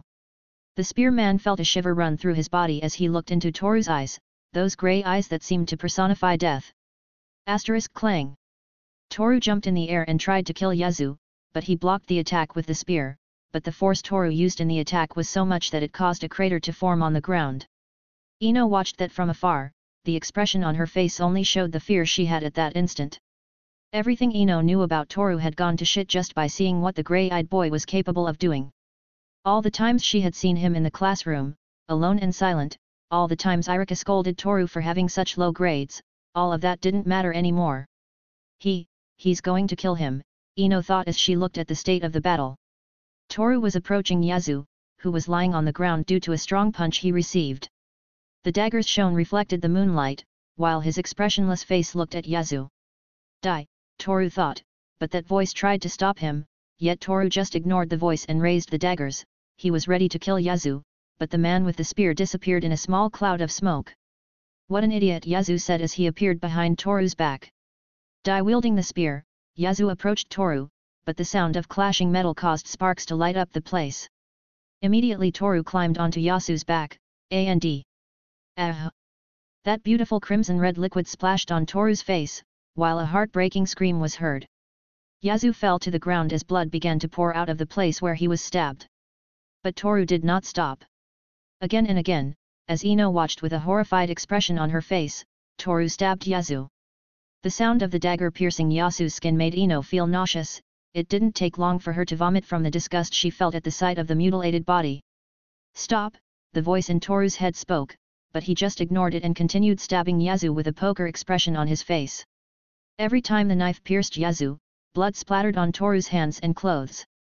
A few seconds passed and Toru felt a hand touch his shoulder. That was enough, Toru. A man's voice was heard. That man was Yamato, who was looking at that boy in front of him with a neutral expression on his face. After listening to his sensei, Toru stopped and looked at the blood on his hands. Sorry, I lost control, Toru said as he stood up from the ground. Meanwhile, Yamato looked at that golden-haired girl, who had a scared expression on her face. How am I going to explain this to the Hokage? Chapter 25, Chapter 24, Double-Sided. All around them, the animal-masked men walked, escorting Team 11 back to Konoha. One of them carried the lifeless body of Yasu, while the others carried Moroku and Kauta, who were unconscious. Yamato sighed. The last few hours had been stressful. As he remembered that scene, where Toru slaughtered that ninja, Yamato decided that the mission was over. So he sent a messenger bird, to inform the ANBU forces. Hours later, while Ino was still processing what she had seen, the ANBU ninjas arrived, and that brings us to this moment. I understand, for someone to be able to maintain in genjutsu for so long is somewhat surprising. That boar-masked man spoke, his voice was somewhat low for the stature he had. Yes, it was complicated for everyone, Yamato said as he closed two eyes. Senpai, are you all right? The ANBU ninja asked as he looked at Yamato with a confused expression under the mask. Yamato simply sighed and affirmed with a slight nod of his head. He was still amazed at what his students were capable of. Toru and Hinata, both were strong and smart, but Ino on the other hand, she was too proud and selfish, something that went to hell when she saw Toru killing Yasu. Ha, Kakashi senpai, you said this was a vacation. Yamato zeroed his eyes and let out a sigh. Arriving in Konoha, hours later. The sun rose in the sky, illuminating everything in its path. Toru. Ino looked down at the ground as she remembered the moment she saw Yasu die in front of her eyes. The blood, the screams, the spear and daggers, the look on Toru's face, all those memories made a shiver run through her entire body. Everything he knew about Toru had gone to shit and now he was left with only a feeling of unease and fear. He still found it hard to walk, after all, what he had seen had left a permanent mark on his brain. I don't know what to do, clenching her fists, Ino looked down at the ground as small tears peeked between her eyes. Even if her own life was in danger, all she could do was cry as she begged for help. She was miserable, she was pathetic, even if she had studied hard enough to become a kunoichi prodigy, in the end none of it helped. Toru knew that, he was aware of his partner's worthlessness, but still he did nothing about it. But why not do anything? That was easy to answer, Toru was just waiting for the perfect moment to strike. We're almost there, senpai, said the man in the boar mask as he looked at Yamato. Yes, I have to report everything to the Hokage, we'll take care of the interrogation at noon. Letting out a sigh, Yamato spoke. I understand, Yamato senpai. Then we will take the 2 survivors, we will also take care of taking the Hyuga girl to the hospital, the man in the mask said as he raised a scroll in his hands. By the way senpai, should we take those 2 to the hospital as well? The masked man asked as he looked at Ino and Toru. I don't think it's necessary, I already administered the poison antidote into Toru's body, so if he rests for a few days he should be fine. On the other hand, Ino, she only has a small cut on her face, so I don't think that will be a problem, Yamato said. He still maintained the same neutral expression he had when he saw Toru stab Yazu. If you say so, said the man in the mask. After that, a few minutes passed, Team 11 had just arrived in Konoha. Yamato opened his eyes a little when he saw Hayashi standing at the entrance of the village. He immediately understood why the white-eyed man was there, so he decided to keep his comments to himself and continued walking. As he passed the entrance, Toru felt Hayashi's gaze, for a second he closed his eyes and continued walking. After that, A and BU ninjas entered the village, 2 of them were carrying a 12-year-old girl lying on a stretcher. Her arms and abdomen were stained with blood, you could clearly see the battle wounds Hinata had. Hayashi saw his daughter and a sigh came out of his mouth. You were very reckless, Hayashi thought as he looked at Hinata. Although he had never shown it, Hayashi cared too much for his daughters. But his pride prevented him from showing it. Follow me, please, said one of the ANBU ninja as he showed him the way to the hospital. Thank you. On the way to Ino's house. How am I going to explain everything that happened to my father? A sigh left Ino's lips as she spoke. Everything seemed normal, but she was still thinking about what happened the night before. Kill or be killed, Ino thought as she let the wind caress her face. She was scared, confused, every time she remembered Toru's face, the images of blood and daggers came back to her mind. I can't understand it, Ino closed her eyes and tried to forget everything, but she was interrupted by someone holding her hand. Ino. Hearing that muffled voice, Ino's eyes widened as the wind blew. She didn't want to open her eyes, she didn't want to hear it, she didn't want to see it. What are you doing? Ino said as she felt Toru dragging her somewhere unknown. Let go of me. Ino yelled, but this made Toru increase the force on his hand, making Ino let out a small moan of pain. What do you think you're? Ino couldn't finish speaking, as Toru pushed her, causing her to fall on the ground, leaning her back against a tree. 1 minute before. Toru was following Ino, the whole stage was already set, she just had to attack and it would all be over. Proud, selfish, and vain, Yamanaka Ino, I never paid attention to you when we were still in the ninja academy, Toru's eyes flashed for a second as he approached Ino. Dealing with you is a waste of time, but, still. Ino. Toru said as she took Ino's hand. But she just froze in the same place, she didn't dare to look back, but this was a good thing for Toru. This confirmed that Toru could show his second side. At no time did he hesitate, he simply grabbed Ino's hand and dragged her into the darkness of the forest. She tried to break free while screaming, but Toru ignored her and continued walking. It wasn't long before Toru reached a place where they couldn't hear Ino's screams. That's when Toru pushed Ino against a tree. She fell to the ground as she looked up. Toru's eyes flashed and an expression of fear formed on Ino's face. What do you plan to do? Why did you bring me here? As her body trembled, Ino asked, but Toru only looked her in the eyes before bringing his face closer to hers. It's like my father used to say. If you put 2 people alone in an isolated, dark environment, they can't help but feel closer mentally. This works even if 2 people normally hate each other. Toru let out a slight sigh as he recalled those days when he trained together with his father. That training, which seemed more like torture. During those days, whenever Kenji hit Toru, he would say some interesting words. The human mind will always have darkness, no matter who it is. Remembering those words, Toru spoke. Just a scratch was enough for you to start screaming while crying and asking for help. Ino's eyes widened after hearing Toru's words. She didn't understand how he had managed to see her if he was still lying on the ground. You, who acts strong in front of others. In the end it just turned out to be the opposite. I don't know what you're talking about, Ino said as she looked away. But Toru grabbed her cheeks and forced her to look him in the eyes. You know very well what he talked about. Hey! Ino realized everything at the worst moment. Only I know who the real Yamanaka Ino is. Weak, pathetic, cowardly, a miserable kunoichi who is useless in every way. Toru continued to stare into Ino's eyes.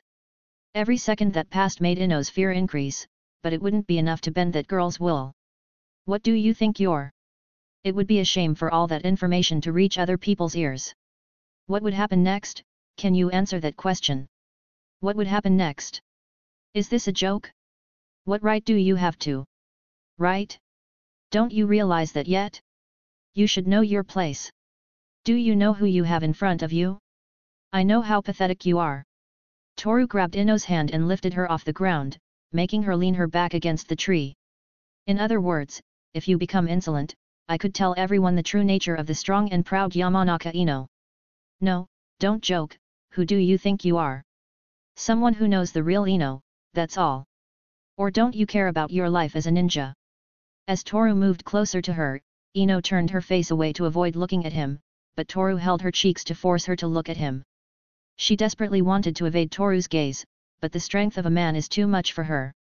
She closed her eyes in a futile attempt to escape. The pressure of the moment, plus the trauma she had to live through seeing her teammate kill a person in front of her eyes, all of those were triggers that led Ino to this moment. Ino was sure that Toru was capable of anything, after all she had to see him kill someone. What do you want from me? Ino had finally given up, some tears began to fall down her cheeks soaking Toru's hand. She was sure that, if Toru revealed what had happened during the fight against Yazu, Ino's life as a ninja would be over. Do you want my body? After saying that, Ino stopped struggling as she let the tears slide down her face. Toru looked at this with the same poker face he always had and spoke. Your body? Not a bad idea. Toru's eyes widened as he spoke. This caused Ino to fall to the ground unable to resist. Toru took advantage of this and slid her fingers slowly down Ino's thighs. No. Ino desperately tries to pull away from him, but Toru strengthened his grip. Don't resist, if you do I'll tell everyone who you really are. Those words, as if it was a spell, made Ino's body shudder. Millimeter. Anger, terror, fear, how many emotions can you experience with the touch of my fingers? Spread your legs, Toru said. Still with tears on her face, Ino slowly started to open them. Even though she is going to be raped, she prefers to keep her reputation. Toru looked into Ino's eyes, while thinking. She's trying to accept the position she's in. Toru's eyes sparkled, she had managed to get whatever she wants. Toru's target, obviously not Ino's body, he was just resorting to threatening to change Ino. Although he was taking a big gamble by showing off like this, the gains from it would come in the long run. Those who carry their darkness with themselves attract each other, Toru thought. That thought that once belonged to his father. What are you waiting for? Ino said as she tried not to stare, but Toru simply walked away, making Ino look confused. Our team, Team 11, Toru said. At that, Ino just kept her expression confused and fearful as the tears continued to flow. If the current situation continues, our team will never advance. While our individual skills are acceptable, we severely lack cohesion. However, if you decide to become efficient for our team, I will never touch you again, Toru said with a dead-eyed look. But Ino simply didn't understand anything that was going on. A second ago Toru was trying to rape her, but suddenly he started talking about the team. I hope that, from now on, you understand your position in this team, Toru said. But suddenly his gaze changed, his bloodlust could be felt in the air. And also, I hope we can get along. After that, Toru instantly disappeared, leaving Ino lying on the ground, tears streaming down her cheeks. For a few seconds Ino stopped in the same place to think. As she recalled everything that had happened, Ino's face flushed to the point of looking like a tomato. A second later she got up from the ground and ran off in the direction of her house. Thanks for listening.